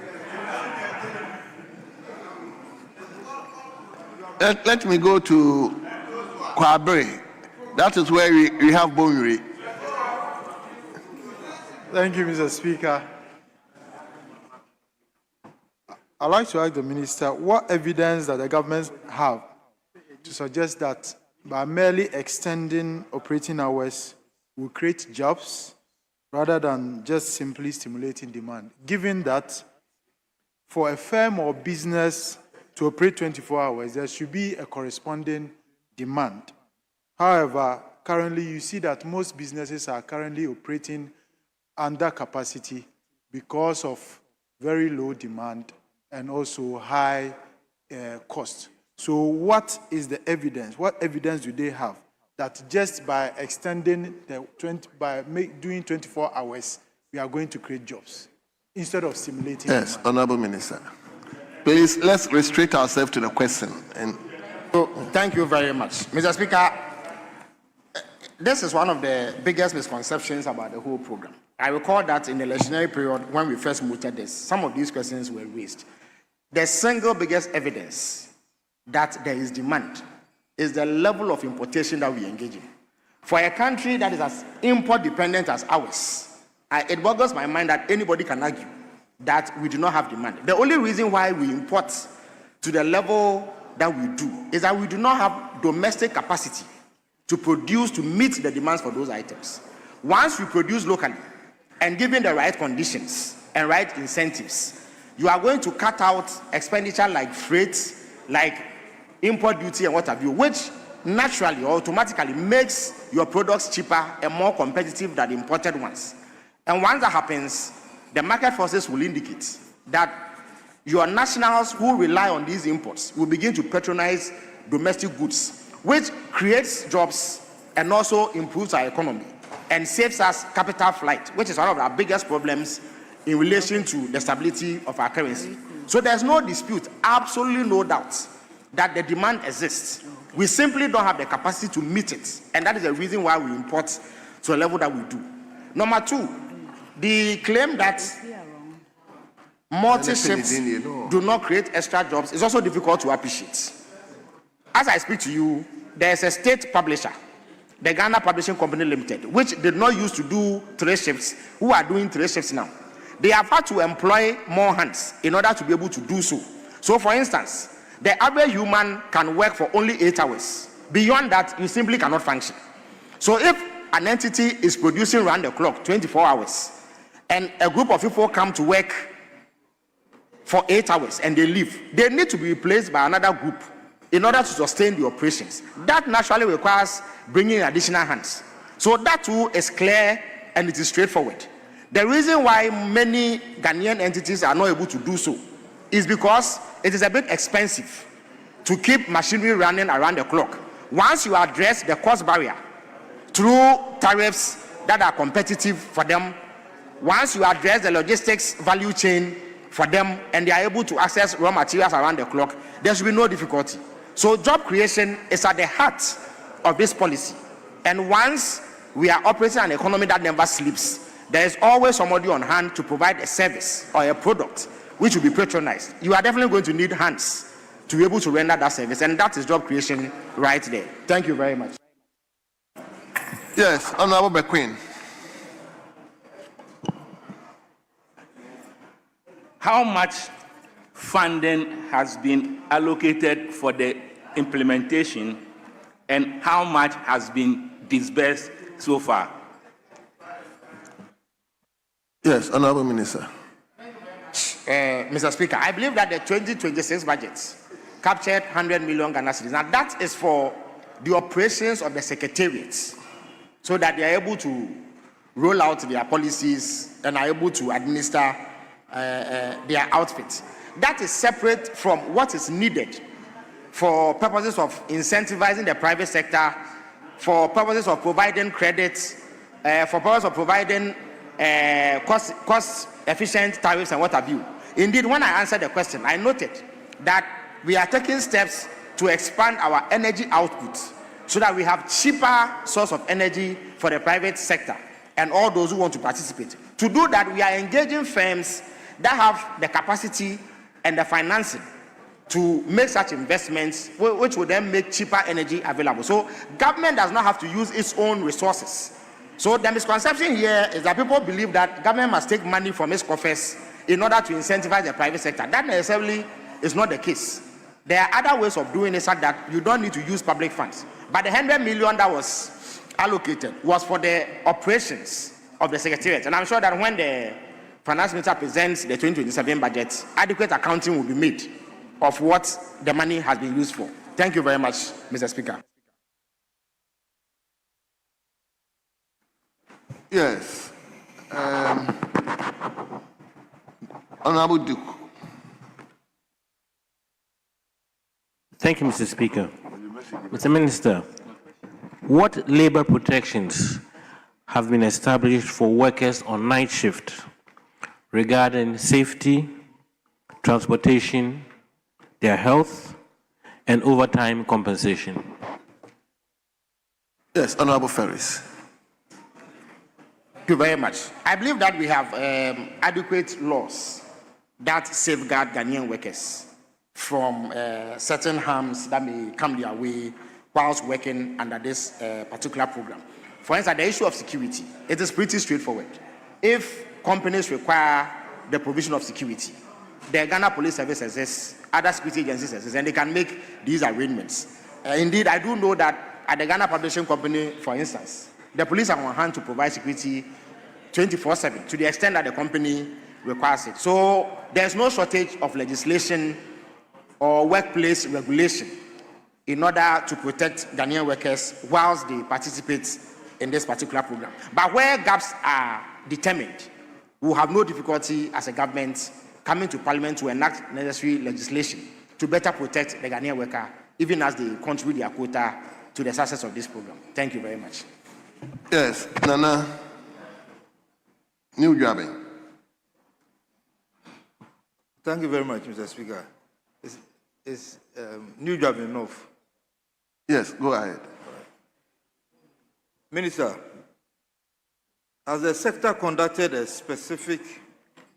sector-specific assessment to determine which industries can realistically operate under the free shift, the 24-hour system? If so, which sectors have been identified? Thank you. Very well. Yes, Honorable Minister.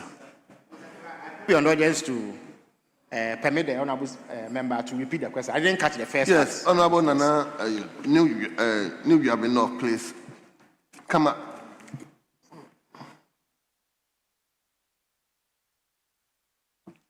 Minister, has the 24-hour Secretariat conducted a sector-specific assessment to determine which industries can realistically operate under a free shift, the 24-hour system? If so, which industries have been identified? Very well. Thank you. Yes, Honorable Minister.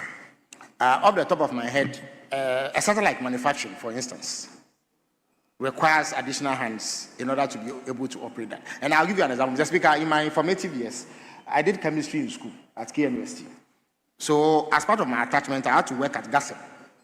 And I know that in order for them to be able to run around the clock to be able to produce cement, we needed to do 3 shifts. So I used to report in the morning. And then at 5 p.m. I closed. My job primarily was to test the chemical components in the cement. So I'll go fetch it, test it on an hourly basis. When I leave, somebody replaces me until I come the following morning. And that is a typical example of how manufacturing concerns operate. It is known that if you run around the clock, it is cheaper in the long run in terms of energy use and what have you than having to stop and start machinery all over again. So manufacturing is one sector that requires this sort of intervention in order that they are able to keep pace with the demand that we have. But as I indicated, I am more than willing to facilitate an engagement between the relevant committee of Parliament and the 24-hour Economic Secretariat. I reckon that because they are not at ministerial level and they do not have a designated minister, engagement with them is a bit difficult as far as Parliament is concerned. But I'm sure that we can work out. I believe they've come here as part of the budget cycle for 2025 to brief Parliament. Maybe another opportunity like that should be given them, and they will shed even more light on the many things that they are doing to implement this program. Thank you very much. Yes. Nana. Thank you, Mr. Speaker. Mr. Speaker, I'm referencing page 53, paragraph 211 of the NDC manifesto. Mr. Speaker, they mentioned the 24-hour economy will focus on selected public institutions with large customer base such as ports and harbor, customs, passport office, DVLA, Speaker, I want to ask the minister, has these institutions that have been mentioned by their manifesto started implementing the 133 shift?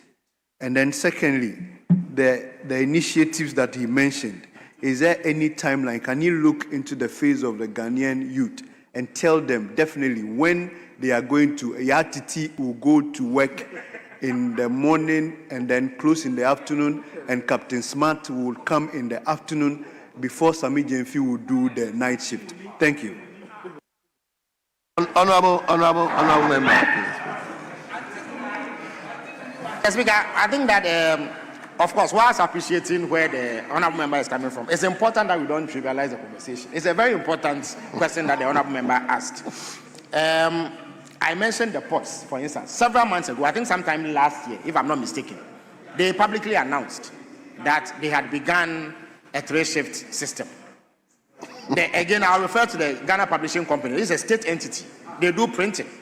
They fall under me directly. They've written to me, indicated that they've started. I've gone there myself to observe their operation. So it's an ongoing program. And eventually, when all is set, all relevant public sector institutions will come on board. The Passport Service, DVLA, and all those service providers who rely on constant engagement with the public. Again, the issue of timeline is one of the things that bog down and causing our public debate. Is this tendency? Honorable, please address Mr. the Speaker, chair. he has a question. I forgot. I'm sure that's why he prompted me. Thanks for the prompting. So, Mr. Speaker, one of the things that causes our public discourse is the way that we consign ourselves to certain kinds of debates. In all the period that we campaigned about the 24-hour economy, we made it clear that is a policy that we intend to permanently push our economy towards expansion. So the talk about timeline appears to suggest that the 24-hour economy has to be implemented at a certain time, otherwise it cannot be implemented. We think that it is proper to do the necessary spade work, do the heavy lifting, put in place the foundations, and ensure that it is a robust policy that stands the test of time. For that reason, we are being methodical about it in order to ensure that it does not die the sort of death that other ad hoc policies have died because of the way that they were rushed in their implementation. So, Mr. Speaker, I believe that in reasonable time, certainly before the tenure of President Mahama, the 24-hour economy will be in full flight, and its benefits will outlast his tenure as president. Thank you very much. I'll take the last one from the Minority Chief Whip. Speaker, let me commend the minister who elects to give us detailed answers. Speaker, I have a couple of questions for him. First one, I'm very familiar with the Green Finance World Bank project, and he referenced the 2 million that has been raked in from the World Bank. I'm sure he's aware there is a counterpart deliverable, counterpart funding that government is supposed to provide in government's bid to secure the $2 million.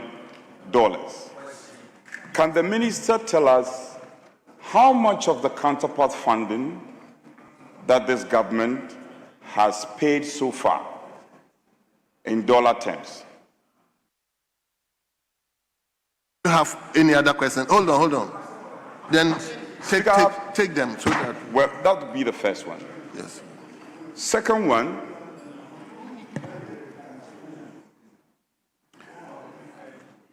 again, as part of the green finance, government is expected to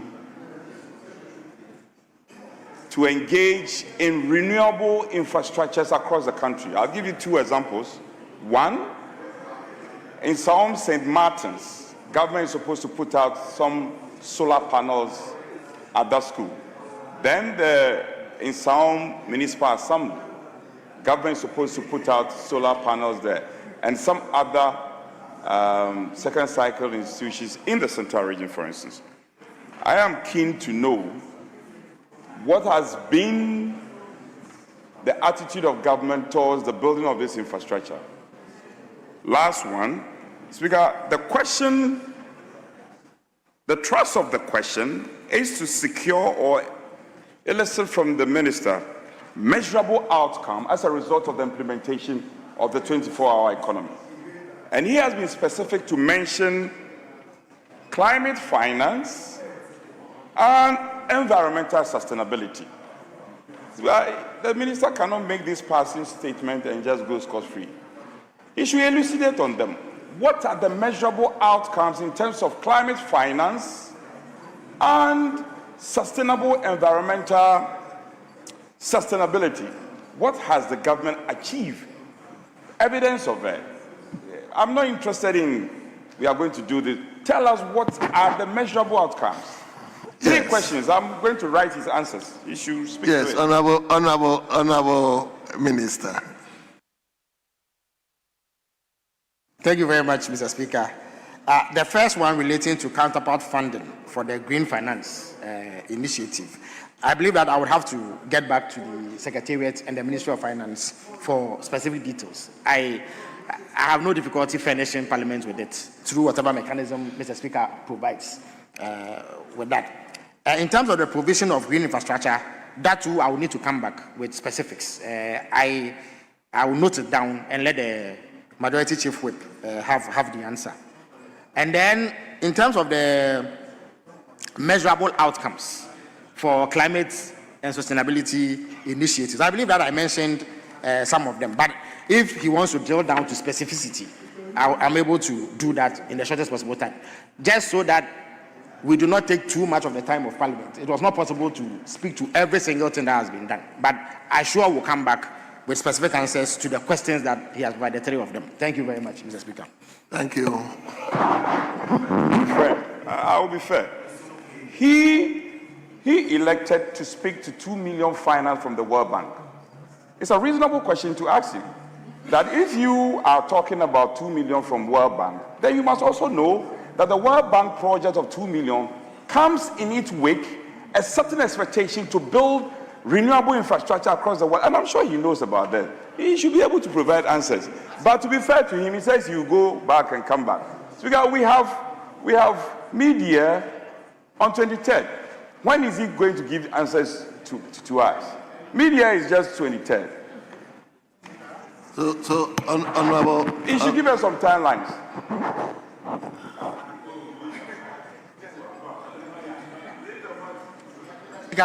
I believe that reasonable time should be given. In fact, the media itself can become a medium through which Parliament is briefed on some of these matters. So we will come back definitely to answer these questions. Thank you very much. Thank you. Honorable members, on behalf of the House, let me thank the Minister who elected to respond to this question. Honorable Minister, we are grateful to you and you are hereby discharged. Yes. Leader. We take motion 27. Motion 27. 27.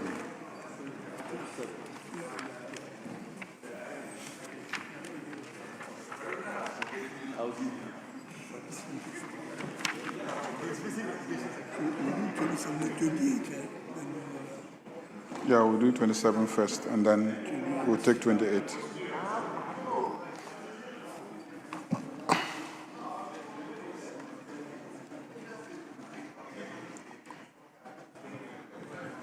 Yes, honorable members. Honorable members, please. I will indulge you because the ministers, the Right Honorable Speaker said Friday we will not be sitting.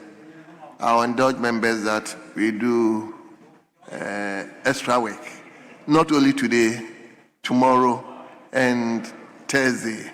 I hope the leadership will look at it and yes.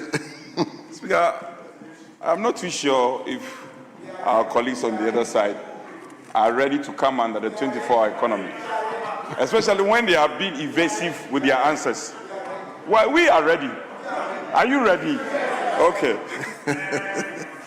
So, honorable members, come with me to page 13. Page 13. item listed 27.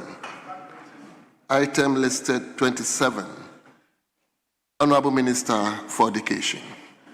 Mr. Speaker, I beg to move that motion 27 as captured in page 13 of today's order paper be so moved. Thank you, Mr. Speaker. Yes, the motion is moved. Who is seconding it? Yes, Chairman of the Education Committee. Mr. Speaker, I second the motion. Honorable members, this is procedural motion. I'll put the question. The question is as many as in favor of the motion say aye. All those against say no. Honorable members, the ayes have it. The motion listed 27 is hereby adopted. Yes, Leader. Yes, having moved 27, I think we can now take 28.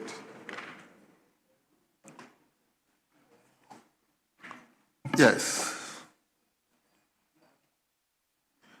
Mr. Speaker, let me thank you for the opportunity to move the motion that the National Defense University Ghana Bill 2026 be now read a second time. And Mr. Speaker,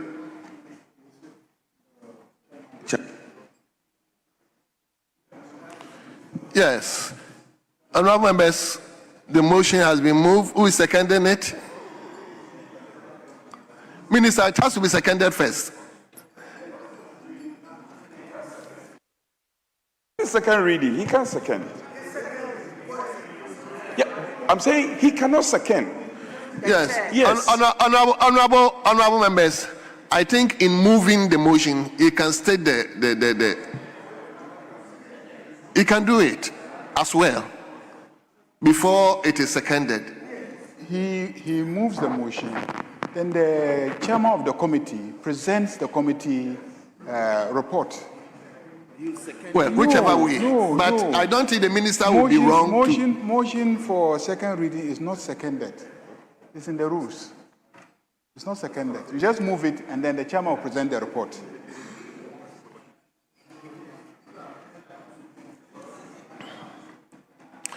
Well. Honorable Chairman for Education Committee, let's hear you.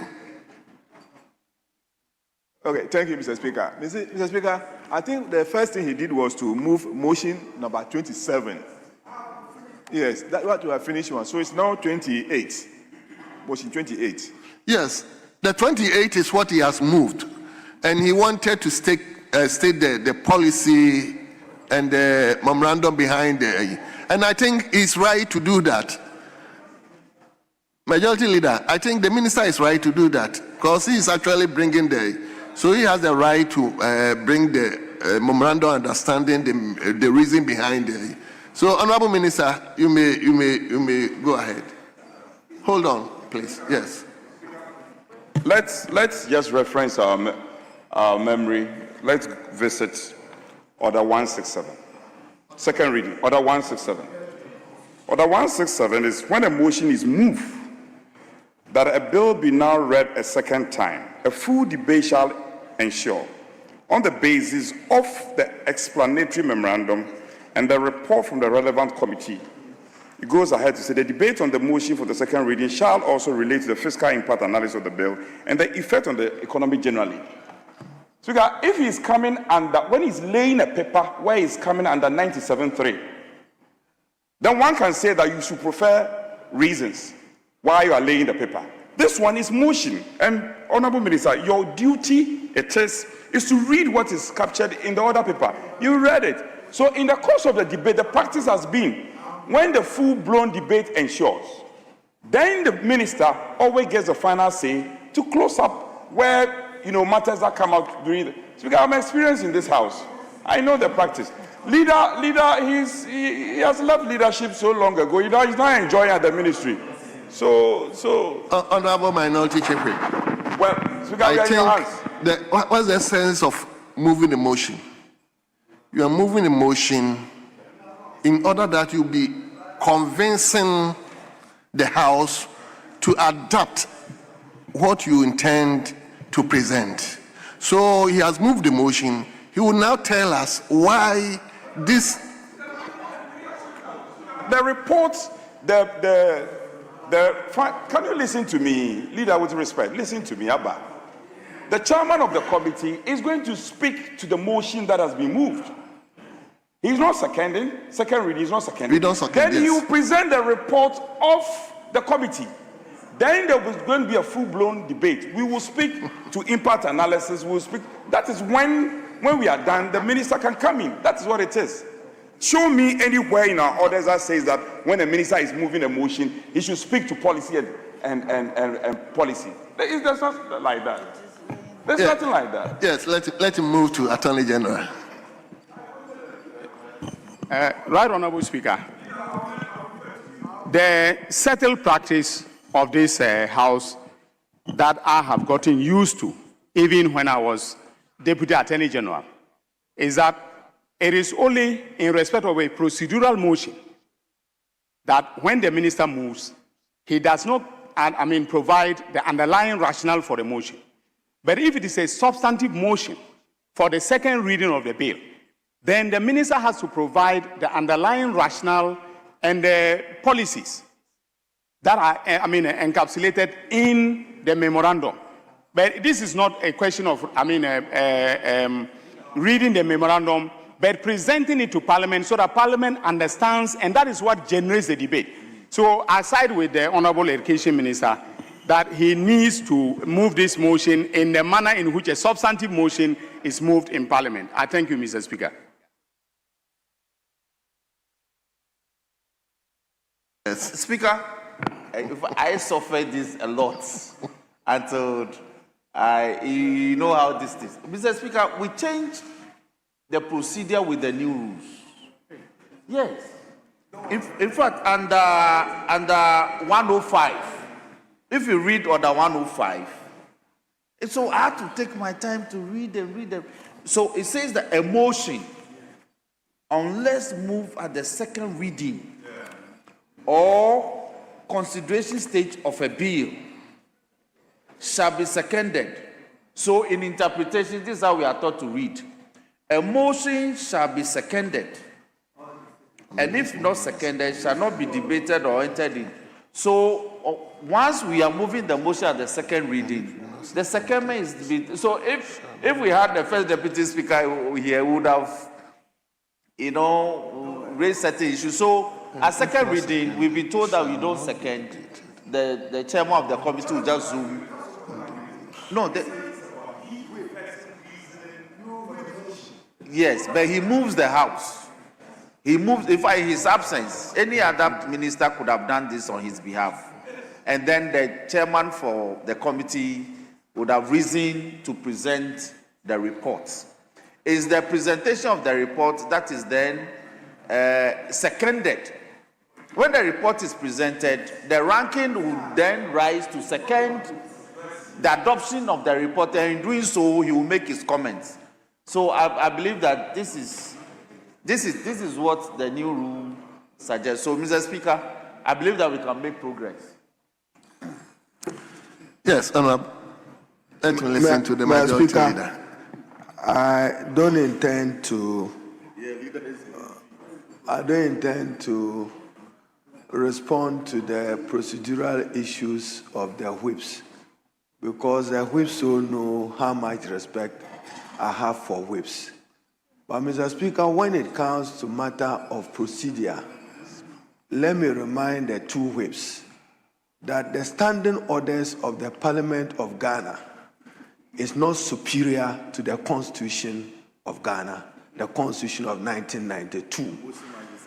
And therefore, not even that. You see, because of the respect I have for you, I didn't want to respond on this matter. Mr. Speaker, may I refer you now to Article 106, 5 and 6 and 7. But I'll restrict myself to 5 and 6. There is a first reading of the bill. And when the bill is read the first time, it's referred to the committee. So, Mr. Speaker, 106.5 says, where a bill has been deliberated upon by the appropriate committee, it shall be reported to Parliament. So, first reading of bill, Speaker referred it to the Education and Defense Committee. The committee have deliberated upon, and are now submitting their report to Parliament. Mr. Speaker, 1066 states, and I quote, "The report of the committee, together with the explanatory memorandum to the bill." Who signs the explanatory memorandum? The minister, the sponsor of the bill, to elucidate the policy principles underpinning the bill and to further provide light on why the bill is being introduced. So the debate, yes, is a committee's report, but first of all, the accompanying explanatory memorandum. Why the memorandum? Because we must respect the requirement in Article 106 of the mischief policy rationale. Why a National Defense University? It is for that reason that I persuade the whips that because you are the party, we can't be challenging you people on the floor. You have to be stronger. But procedurally, Mr. Speaker, with respect, the whips are wrong. Your standing orders is not superior to the Constitution of Ghana. The Constitution of Ghana provides, as the learned Attorney General reminded you, when he said practice, he was referring you to precedent. What has been the precedent in this House? The minister moves the motion. Indeed, Mr. Speaker, for them to learn further, even during first reading, the promoter of the bill can be questioned to provide justification for the introduction of the bill in Parliament. But, Mr. Speaker, my life is not in Parliament now. It's at the Ministry of Education to introduce a bill on a National Defense University. If they gave me just 3 minutes, I'll point out a few policy issues to inform whether we should proceed or not, seconded by it. So, Mr. Speaker, I indulge you that the whips, I didn't want to respond to you because my mother said I shouldn't make new enemies again. Since you see, mother's advice. So, Mr. Speaker, if they will permit me, just a few issues. National Defense University Bill 2026. And Mr. Speaker, is the decision of President John Dramani Mahama to establish the National Defense University of the Ghana Armed Forces to consolidate and coordinate the tertiary education programs to give an intellectual edge to the military, and for that institution to become a strategic national security academic institution for the training of not only men and women in uniform, but civilians. Mr. Speaker, it is the intention of this bill to convert the constituent colleges of the Ghana Armed Forces Command and Staff College, the Kofi Annan International Peacekeeping Training Center, the National College of Defense Studies, and the military health institutions, and more importantly, the military academy, to constitute a new National Defense University. Mr. Speaker, the Ghana Tertiary Education Commission, referred to as GTEC, granted under the previous government a presidential charter for this National Defense University. What I'm seeking to do today is to provide for a legal framework for the establishment of a National Defense University at Teshi, with its constituent colleges being the institutions that I have so mentioned. And, Mr. Speaker, to state emphatically that rigorous standards will be required of this institution on matters relating to accreditation and the courses that they will run. But, Mr. Speaker, throughout the world now, war is not about the traditional way of conducting war. In the age of artificial intelligence, we need to situate our military academy and to clothe them. Mr. Speaker, the focus will not just be on national security studies, but to boost civil and military relations. Mr. Speaker, one of the contentious issues as I sat through the committee's sitting is who chairs the council of this university. Should it be the Minister for Defense, or should it be a retired Chief of Defense Staff or a retired academic of the Ghana Armed Forces with good academic standing? Mr. Speaker, I beg to move that the National Defense University of Ghana be now read the second time. And in so doing, Mr. Speaker, to state that the United States of America has one, India has one, the UK has one. Ghana is only establishing this to strengthen and provide for the academic training of men in uniform and civilians using the specialized constituent college of this institution. I so move. I thank you, Mr.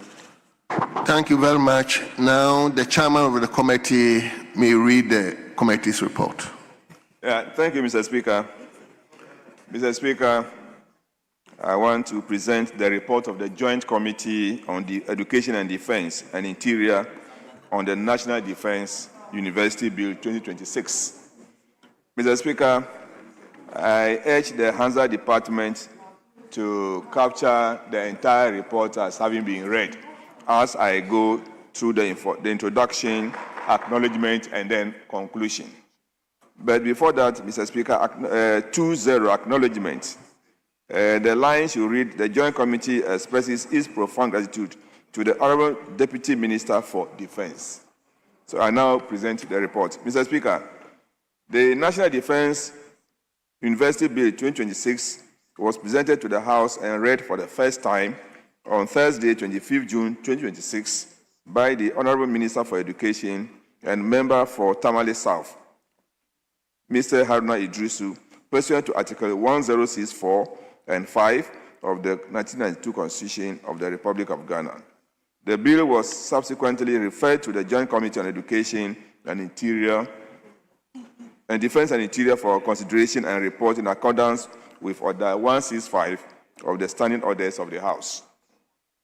The Joint Committee expresses its profound gratitude to the Honorable Deputy Minister for Defense, the Honorable Minister for Education, the Military High Command, officials of the Ministry of Defense, the Ministry of Education, the Office of the Attorney General, and the Ghana Tertiary Education Commission for their invaluable contributions and technical assistance during the deliberations. Mr. Speaker, in conclusion, the Joint Committee, having carefully considered the National Defense University Bill 2026, is of the view that this bill is a crucial step towards advancing tertiary education in the field of defense and security in Ghana. It provides a robust legal and administrative framework for consolidating existing military institutions into a world-class university. This will enhance national security and regional stability through research, capacity building, and policy development. The Joint Committee is satisfied that the bill strikes an appropriate balance between preserving the unique character and discipline of military institutions while upholding the highest standards of academic excellence and governance. Mr. Speaker, before I finish, let me also acknowledge the role played by the CDS, that's the Chief of Defense Staff, for being with us throughout the meeting to consider the bill. He played a very major role with his team. In this regard, Mr. Speaker, the Joint Committee therefore recommends to the House to adopt its report and pass the National Defense University Bill 2026 in accordance with Article 106 of the 1992 Constitution. Thank you, Mr. Speaker. Thank you very much. Honorable members, pursuant to Article 1062 and Standing Order 156, a full debate shall now arise on the principles of the bill on the basis of the explanatory memorandum and a report of the committee. So I may now invite members who would like to make commentary or debate the statement, the bill. Yes, let me begin with Member for Yendi. Thank you very much, Mr. Speaker. Mr. Speaker,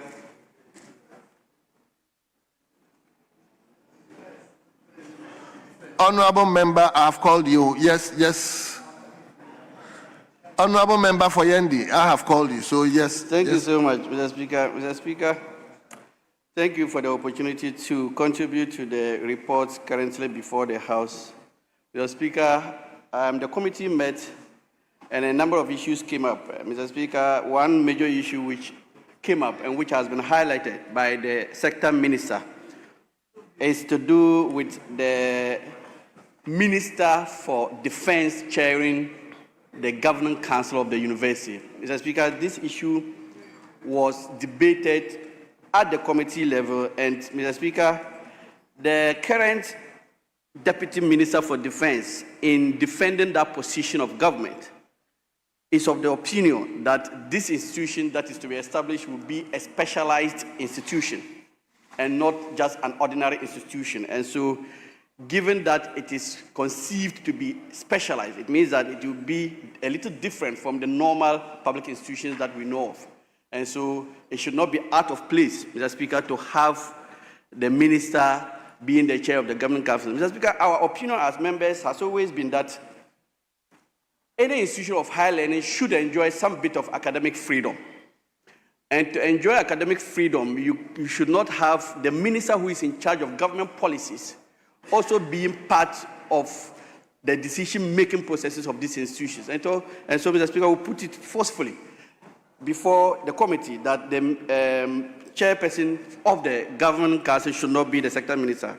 Mr. Speaker, we urge the House to consider all these things in our debate and in final voting on the matter. Mr. Speaker, another issue that came up is to do with Section 14, or if you like, Clause 14 of the bill, which is having the president of the university. Mr. Speaker.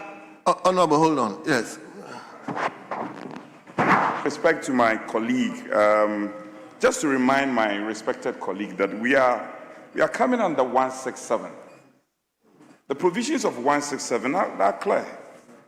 His earlier argument will suffice when we get to consideration. At the consideration stage, all these could be considered. 167, what are we supposed to do? We are looking at, it's a full-blown debate. However, there are limitations. We are looking at the explanatory memorandum, fiscal impact analysis, and the content of the report of the committee. So he should, with respect to my colleague, he should limit himself to these requirements. And then at the appropriate time, we can look at these amendments. Yes. Speaker, I was actually not to go into the clauses of the bill, but I was just trying to emphasize the fact that there was another issue that came up for discussion. The issue of the university having a president.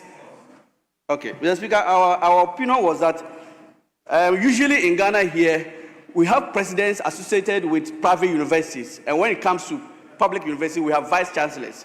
And so it was also our considered opinion that we should not have this university having a president. It should rather have a vice chancellor. Mr. Speaker, it was just this and many other issues that came up for discussion. Mr. Speaker, I wish to end here and call on members to vote in support of the committee's report. Respectfully submitted. Thank you very much. Yes. Member for Wa West. Thank you very much, Mr. Speaker, for the opportunity to contribute to this report that has been ably presented by the chairman of the Education Committee on the National Defense University Bill 2026. Mr. Speaker, from a presidential charter in 2004 by President Nana Addo Dankwa Akufo-Addo, 2024 by President Nana Addo Dankwa Akufo-Addo, it moved to a cabinet memo that was approved, and finally we have a full-blown bill before us. Mr. Speaker, when we were discussing the bill as a joint committee, it became so clear that the university, the National Defense University, is going to be a public university under the control of GTEC. Mr. Speaker, it is important to look at the background. The university will engage in issues of peace, security, and national defense. I am convinced that if we had such a university in the system doing specialized programs like peace, security, and defense, there are many things we do in this country that gives us problems associated with national security that probably in the past, if we had gotten this university, we would have corrected them. For instance, we had the vigilantism and other related law that was passed some years ago to ban vigilantism in this country. But because we do not have specialized institutions like this to train people, it will surprise you to note that as at yesterday, from the ashes of Bulgar bulldogs, we are not talking about the lions of the MPP, virtually you can say vulgar lions. These are very serious matters that if we look at the establishment of this university, it will go a long way to provide the requisite education to the Ghanaian people to understand that when we talk about security, it's a very serious matter. Mr. Speaker, if you go to page 4 of the report, the aims of this university is very, very clearly defined. It's a special research institution offering higher education with emphasis on strategy, peace, security, defense, and international relations. Mr. Speaker, National Defense University Ghana is a name that was taken with a nomenclature to commensurate with what is pertained in the international scene. We have National Defense University Kenya. The name alone brought a lot of confusion during the debate. People were saying we should name it National University of Ghana. National Defense University of Ghana, but we didn't want it to conflict with the University of Ghana. So we said National Defense University, period, Ghana. But this name was chosen because it is going to be having an international character. Whether you are looking at what is in the US, whether you are looking at what is in the UK, whether you are looking at what pertains in Kenya, the Ghana National Defense University will have to have that international posture to be able to attract many people across the globe to come and learn here. Mr. Speaker, we will not forget about our culture as a nation. But if you look at page 7 of the report, Mr. Speaker, this university is going to be a holding university. Many of us have gone to Kofi Annan, we have gone to the Ghana Armed Forces Command and Staff College, we've gotten certificate. But if you look at the certificate that you get from these institutions, they are all showing that these institutions are affiliates to major universities. Major universities are mentoring these institutions. Now we are going to have a full-fledged university that is independent, autonomous, capable of offering their own, or probably awarding their own certificate, their own diploma, their own degrees and PhDs. And the National Defense University Ghana is going to be a holding university that will consolidate all these military institutions, like the Kofi Annan International Peacekeeping Training Center, Ghana Armed Forces Command and Staff College, and all the affiliate military institutions will come together under this holding university that we call the National Defense University Ghana. Mr. Speaker, in conclusion, I want to pray that this House supports this report presented by the chairman, and we should look at having this bill passed very soon, so that at least the Ghana Armed Forces, supported by the civilian population, will have a university that is befitting of its status, a holding university that we call National Defense University Ghana. I'm so grateful, Mr. Speaker. Thank you. Let me also invite Honorable Freche from educational point of view. Yes, Honorable Member for Fensonoff. Thank you very much, Mr. Speaker, for the opportunity to contribute to the reports of the Joint Committee on Education, Defense and Interior on the National Defense University Bill 2026. Mr. Speaker, I was expecting the Honorable Minister for Education to have acknowledged the good work that was initiated by His Excellency President Nana Akufo-Addo and the Vice President. Fully, he should have fully initiated, because it tells you how much Akufo-Addo and Bawumia envisage higher education. Mr. Speaker, it's not by default that with the passing of Act 1023, which is GTEC and other institutions were established through the Education Regulatory Bodies Act to improve on regulation of education. So, Speaker, the President went further, knowing the importance of security and defense of a nation, decided that let's give some higher status to tertiary education in defense. And that is what we do in tertiary education, specialization.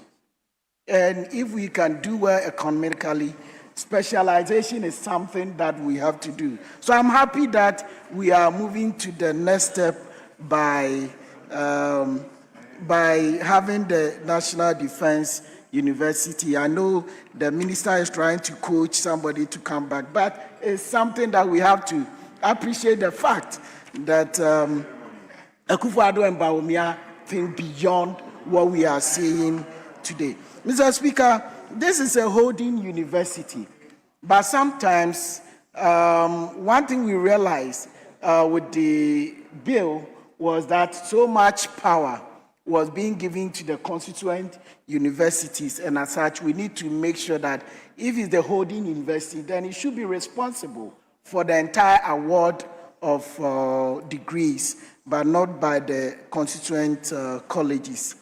Mr. Speaker, one thing we also see is that we realized we were able to designate one of the campuses to be the main campus of this particular university, which is something that we were able to do. But one thing that is also profound, Mr. Speaker, when you go to the aims of the university, we realize that if you talk about security and defense, leadership is very critical and very important. And I'm happy that the committee came out to make sure that if you are talking about security and defense, leadership is very important, even though we are also thinking of adding technology because the world is changing. Now, defense is not only going with arms and the size of your armory, but also the innovation that you bring on board as far as IT is concerned.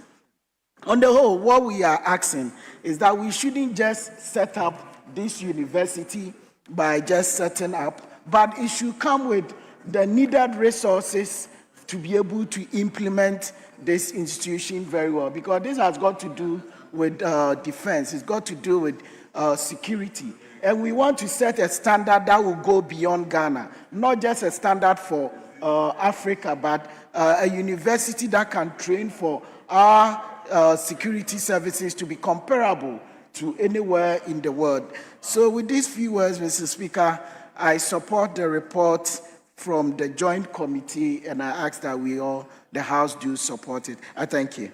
Thank you very much. Let me lastly listen to Professor Seydu, then I come to leadership. Mr. Speaker, thank you so much for giving me the opportunity to contribute to the National Defense University Ghana Bill 2026.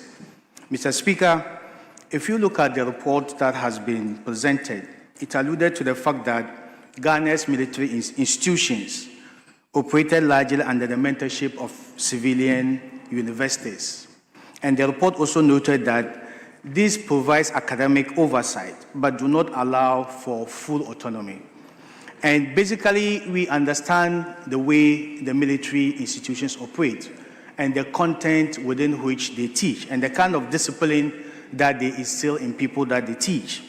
This particular university bill, if passed, has two important points of departure. The first one has to do with the concentration. If you look at most national defense universities, they focus largely on the study of peace and security, and to some extent strategy. If you look at this particular bill, it combines three important cardinal pedagogy. The first has to do with the content of peace and security, but also strategy. But the third most important thing is the concept of international politics, the course of international politics. Most peace, security, and security studies are subsumed within the broader discipline of international politics, because that reflects what happens across the world and informs the kind of strategy that is taken. The second most important point of departure is the concept of the holding university structure, which has already been mentioned largely by my brother. If you look at the Ghana Armed Forces Command and Staff College, for example, it has been attributed as one of the best institutions across the sub-region, not just in Ghana. If you go there, you see military officers, senior military officers from across the continent. They all come there to learn and to study and to be disciplined and trained. So largely, if we are going to put not just the Ghana Armed Forces Command and Staff College, but the Kofi Annan International Peacekeeping Center and the Additional College of Defense and other security institutions that exist under this particular structure is going to make it so robust and so comprehensive. But, Mr. Speaker, what will it save us?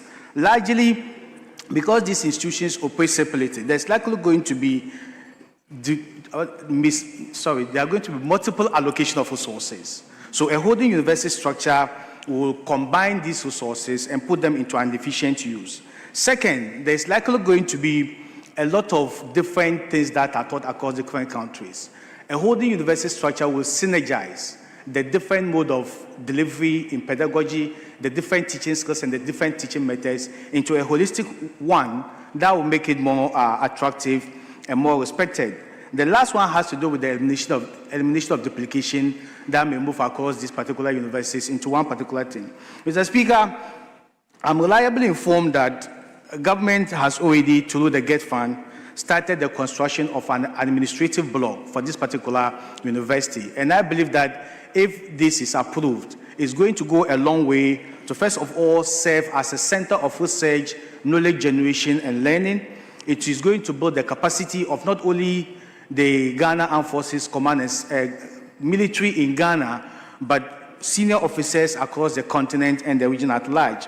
Mr. Speaker, is going to serve as an institution of policy development, not just in the context of, not only in the context of military strategy and training, but it's also going to help a lot in terms of what? Policy development that will guide our military strategy moving forward. But last and not the least is the fact that it is not only going to train students in undergraduate studies, but it's going to award degrees, diplomas, certificates, and even move up to the level of PhD, where knowledge are created, knowledge are generated for the benefit of the entire country and the globe at large. So, Mr. Speaker, I plead that this particular bill be adopted by the House. Thank you so much for the opportunity. Thank you very much. Let me now revert to leadership. Yes, Minority Chief Whip. Yes, Speaker, let me hurriedly adopt many of the contributions that colleagues have made. Safe to add that first time to establish such a university is not just for the history of it.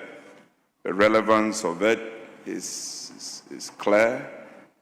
We all know what's happening in the sub-region. It's a giant step by our country to show leadership in terms of defense and security matters. And I cannot emphasize the point that was made by Dr. Che, where it is not just about armory, but also intelligence and soft wisdom by way of defense. I'm particularly touched by the harmonization bit and also the fact that there is a good attempt to consolidate the Ghana Armed Forces Staff College in the Kofi Annan International Peacekeeping Training Center. So the thought is good, is worthy. However, Speaker, I combed through the report, and I have a lot of confidence in the chairman's work.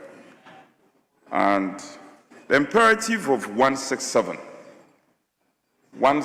Order 167, is the need for a fiscal impact analysis on the bill. I see page 8, bullet point 7.4, which speaks to financial viability and resource mobilization. That cannot be a replacement of fiscal impact analysis. This report should come with a fiscal impact analysis. The effect on the economy generally is fundamental. And even though I want to speak to it and encourage members to support this motion, I think that for the records, we need to do a fiscal impact analysis. It is a basic requirement of every bill, and this is conspicuously missing. And I don't know how we can support it. We can get it past second stage contingent of getting that done. Oftentimes, the chief directors of the ministry have done this work and it comes attached to the report that is presented as second reading. So, Minister, will support you, we encourage you, good move, but the absence of fiscal impact analysis, it takes something away from that report, and it's not impressive enough. Having said that, I will encourage colleagues that we support the passage.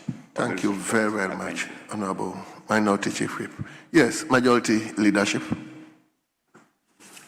Speaker, let me commend the chairman of the committee for very good deliberations, capturing all the thematic concerns of the stakeholders.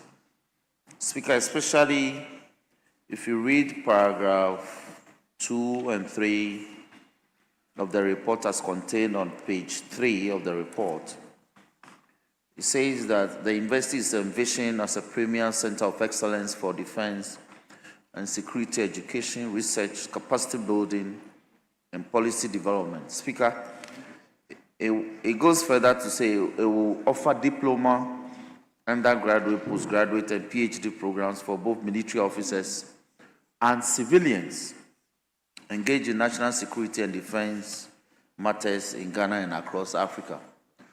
Speaker, it will interest you to know that a lot of our colleagues, MPs, have proceeded to offer or pursue some security and peace studies at the postgraduate level because of the nature of the work that we do, including mediation and all that.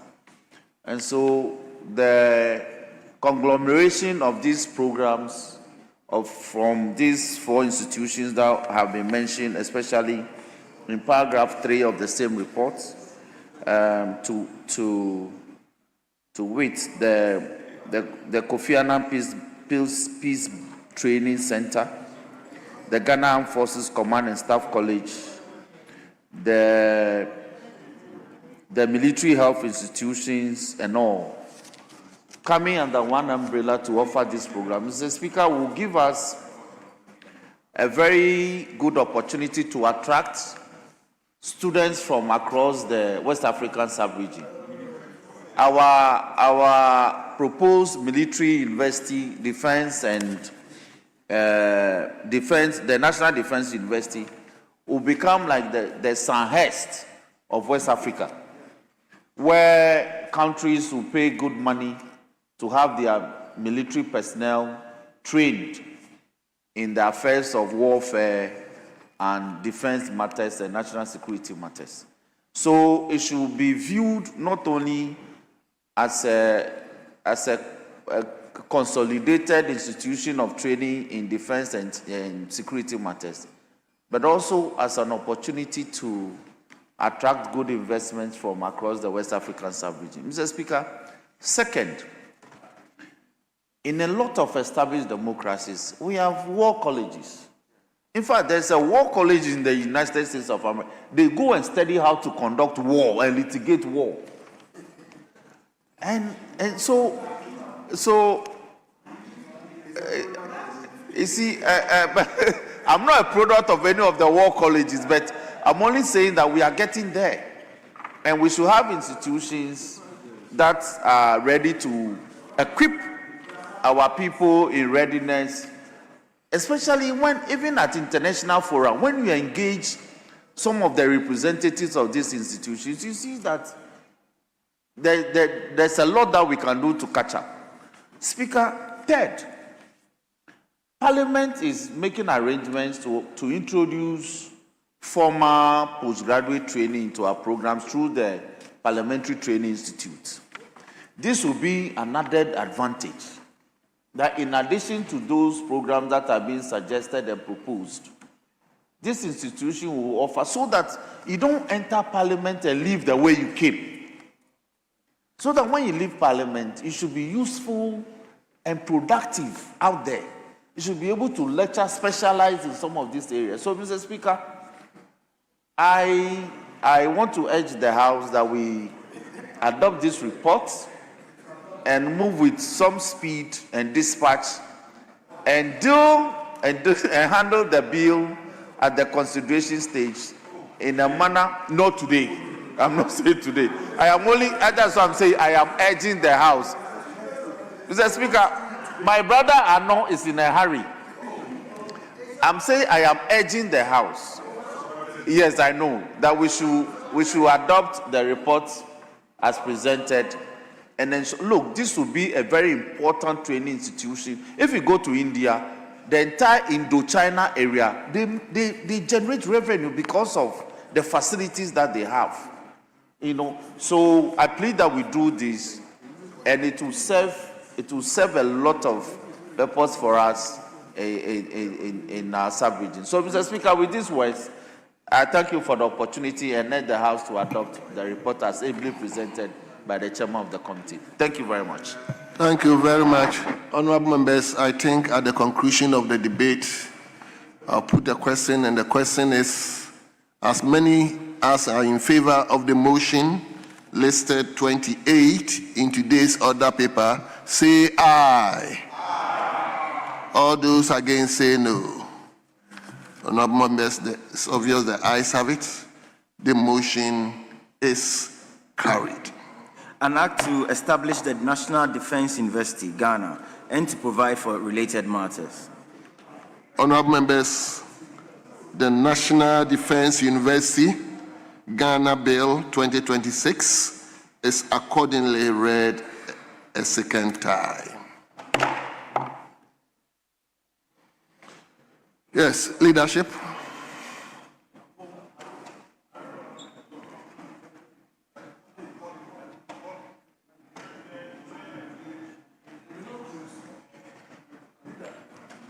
Mr. Speaker, in order that tomorrow our order paper will look a little tidier, if we can just lay the various papers. We skipped that in the early part of the day when we're commencing proceedings. So we can lay 10,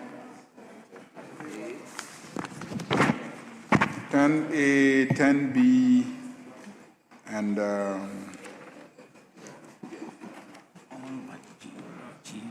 yeah. In fact, everything, Mr. Speaker.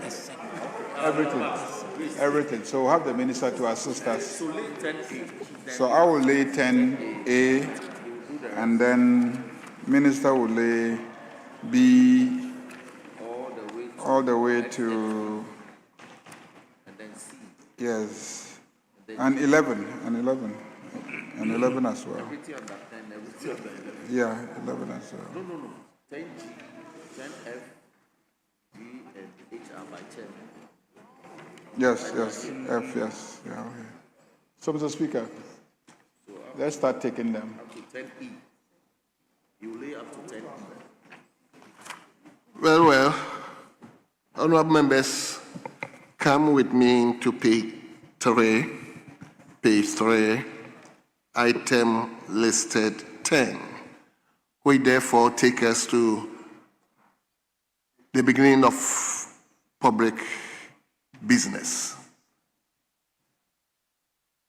So may I invite Honorable Minister for Education to do us the honors. Come again. 10A, okay. The leader of the House.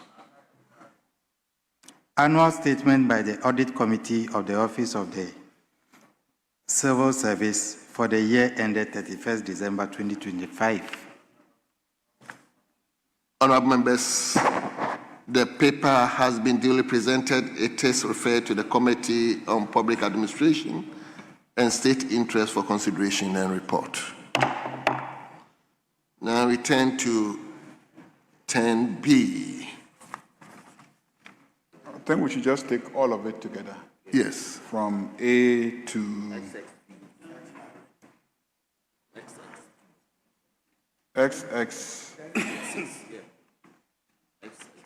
XXV on page 6, yes.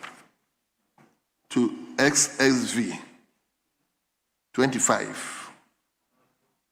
Yes. Speaker, who is laying the paper? Is the minister. He should make a formal application. I did not hear. You are on his side, so you leader.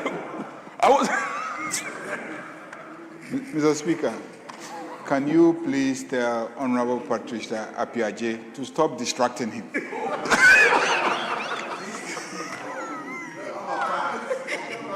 This one is domestic. This one is domestic film, so. I know. This one is domestic film, so I still. So, Mr. Speaker, we pleaded with the Minister for Education to come back and then help us lay these papers. We will not object, except to caution my minister. He's found not bowing properly. He should bow properly. Respectful Honorable Minister.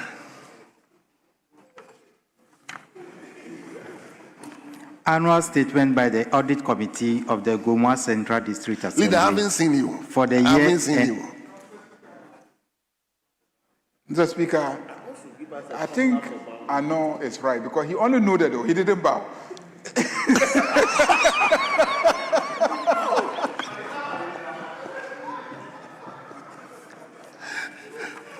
Yes, table, let's hear you. Table, yes. Annual statement by the Audit Committee of the Gomua Central District Assembly for the year ended 31st December 2025. Annual statement by the Audit Committee of the Ahafo Regional Coordinating Council for the year ended 31st December 2025. Annual statement by the Audit Committee of the Akwapim South Municipal Assembly for the year ended 31st December 2025. Annual statement by the Audit Committee of the Kwau South Municipal Assembly for the year ended 31st December 2025. Annual statement by the Audit Committee of the Obuasi Municipal Assembly for the year ended 31st December 2025. Annual statement by the Audit Committee of the Shama District Assembly for the year ended 31st December 2025. Annual statement by the Audit Committee of the Kwau Afram Plains South District Assembly for the year ended 31st December 2025. Annual statement by the Audit Committee of the Upper West Akim District Assembly for the year ended 31st December 2025. Annual statement by the Audit Committee of the Whole Municipal Assembly for the year ended 31st December 2025. Annual statement by the Audit Committee of the Banda District Assembly for the year ended 31st December 2025. Annual statement by the Audit Committee of the Nkwanta North District Assembly for the year ended 31st December 2025. Annual statement by the Audit Committee of the Nantong District Assembly for the year ended 31st December 2025. Annual statement by the Audit Committee of the Kole Klote Municipal Assembly for the year ended 31st December 2025. Annual statement by the Audit Committee of the Ministry of Local Government, Chieftaincy and Religious Affairs for the year ended 31st December 2025. Annual statement by the Audit Committee of the Nanumba South District Assembly for the year ended 31st December 2025. Annual statement by the Audit Committee of the Setre Central District Assembly for the year ended 31st December 2025. Annual statement by the Audit Committee of the Jama South Municipal Assembly for the year ended 31st December 2025. Annual statement by the Audit Committee of the Bono East Regional Coordinating Council for the year ended 31st December 2025. Annual statement by the Audit Committee of the Accra Metropolitan Assembly for the year ended 31st December 2025. Annual statement by the Audit Committee of the Eastern Regional Coordinating Council for the year ended 31st December 2025. Annual statement by the Audit Committee of the New Joabin North Municipal Assembly for the year ended 31st December 2025. Annual statement by the Audit Committee of the Mampong Municipal Assembly for the year ended 31st December 2025. Annual statement by the Audit Committee of the Kwadaso Municipal Assembly for the year ended 31st December 2025. Annual statement by the Audit Committee of the Doma East District Assembly for the year ended 31st December 2025. and annual statement by the Audit Committee of the Fantiakwa South Municipal Assembly for the year ended 31st December 2025. Honorable members, the audit statements of 10B, I,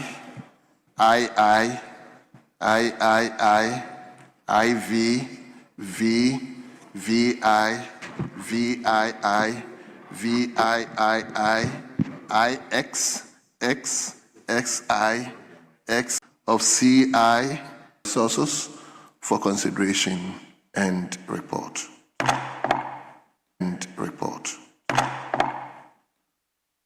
Yes, Leader. Yeah, Mr. Speaker. Minister would lay 10D for us. 10D.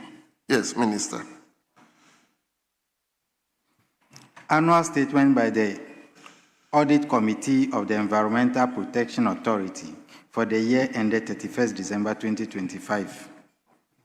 Honorable members, the audit statement has been duly presented. They are referred to the Committee on Environment, Science and Technology for consideration and report. Yes, Leader. 10E. Yes, Minister. Annual statement by the Audit Committee of the National Communications Authority for the year ended 31st December 2025. Annual statement by the Audit Committee of the Ministry of Communication, Digital Technology and Innovations for the year ended 31st December 2025. Annual statement by the Audit Committee of the Ghana-India Kofi Annan Center of Excellence in ICT for the year ended 31st December 2025. Honorable members, the annual audit statements of EI, II, have been duly presented. They are referred to the Committee on Information and Communications for consideration and report. Mr. Yes, Speaker, Leader. If the Minister could present the instruments on behalf of the Minister for Energy and Green Transition as item 11, Nuclear Regulatory Authority instruments 11A, B, C, D, E, F. I think that's by the Environment Ministry. So we are not taking the F? No, we're not taking G. But we are taking the F? Yeah, we're taking F. Okay. So he will do it on behalf of the Minister for Environment. No, the F, is it 10F? 11A, B, C, But I just D. want to know, we are not taking the 10F and 10G No, and H. we want the Minister to finish and leave. Then we okay. can have the chairman take the rest. So we can't hold him. That is Yes. fine. Yes. That is fine. Yes. So, honorable members, page 7. Yes, Arno. Speaker, I understand the timeous nature of these regulations and the fact that they are time-bound. But I've engaged with the chair, the Honorable Boama, who was here this morning. I've engaged him. Yes, we can take A, B, C, D, E, F. I'm sure there has not been, Chief Whip, if I can have your attention. No pre-laying has been, no pre-laying has been done. I am aware D, E, and F, there has not been any pre-laying.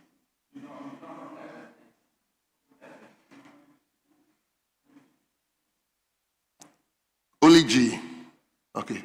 So, Minister, do us the honors for 11A to F. Nuclear Regulatory Authority, Basic Ionizing Radiation Control Regulations 2026.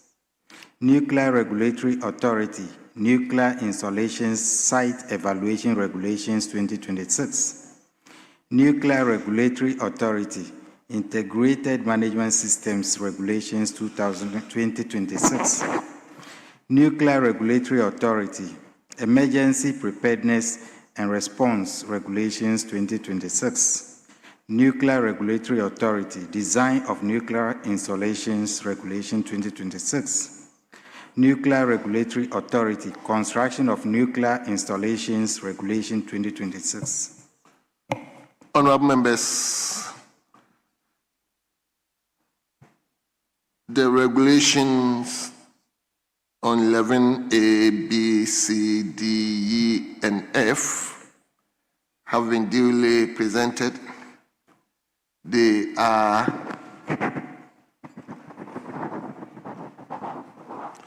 referred to the Committee on Subsidiary Legislations for consideration and report.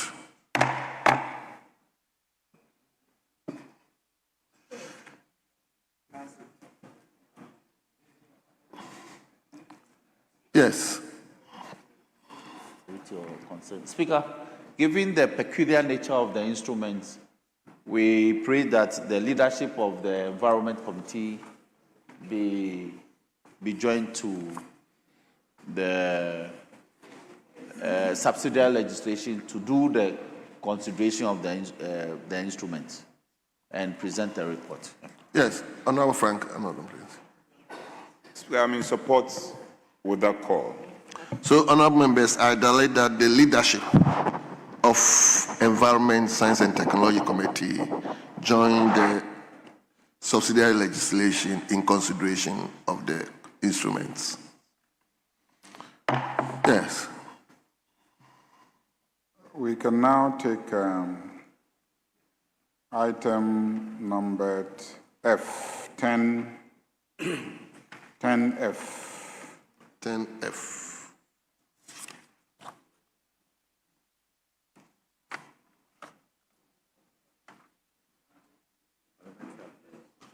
Well, by the chairman of the committee. Yeah.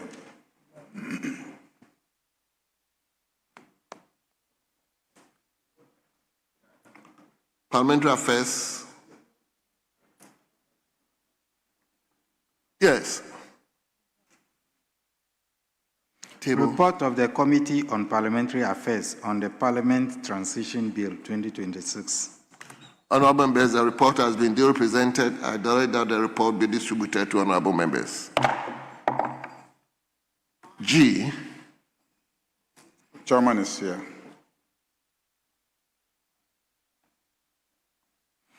Report of the Joint Committee on Constitutional and Legal Affairs and Judiciary on the Tribunals Bill 2026. Honorable members, the report has been duly presented. I direct that the report be distributed to honorable members. H.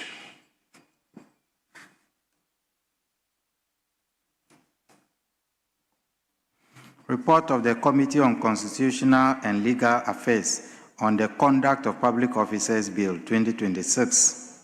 Report of the Committee on Constitutional and Legal Affairs on the Economic and Organized Crimes Office Bill 2026.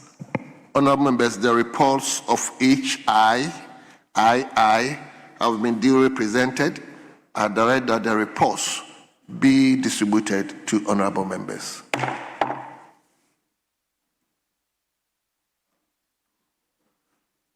Yes, Leader. Yeah. Mr. Speaker, pursuant to the 24-hour economy policy,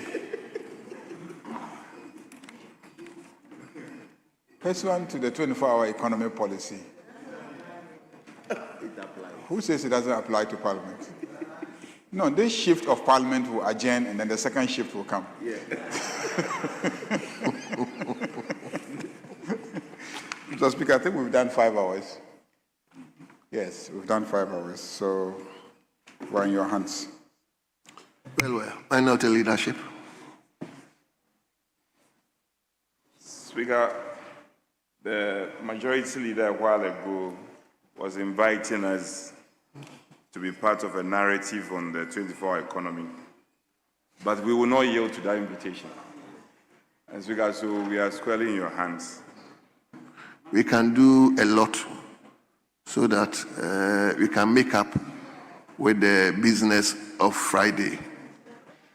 Speaker, indeed, he is of the view that once we can start on time at 12, and we can begin to do we can take a lot of business, it's fine. So I cannot mislead the House. Well. Yeah, he is of that opinion. So it's only when he has a problem, only when you are unable.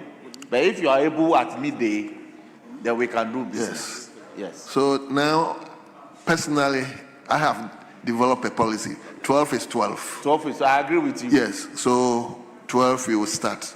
If even we have so one. This is the one I see, when it's 11:45, then I will begin to rise down because yes. When it's midday, you just come in and you start business. So on that basis, let me thank all of you for your cooperation. Thank you. I will adjourn the House to tomorrow, 12 noon. 12 noon. The House is accordingly adjourned.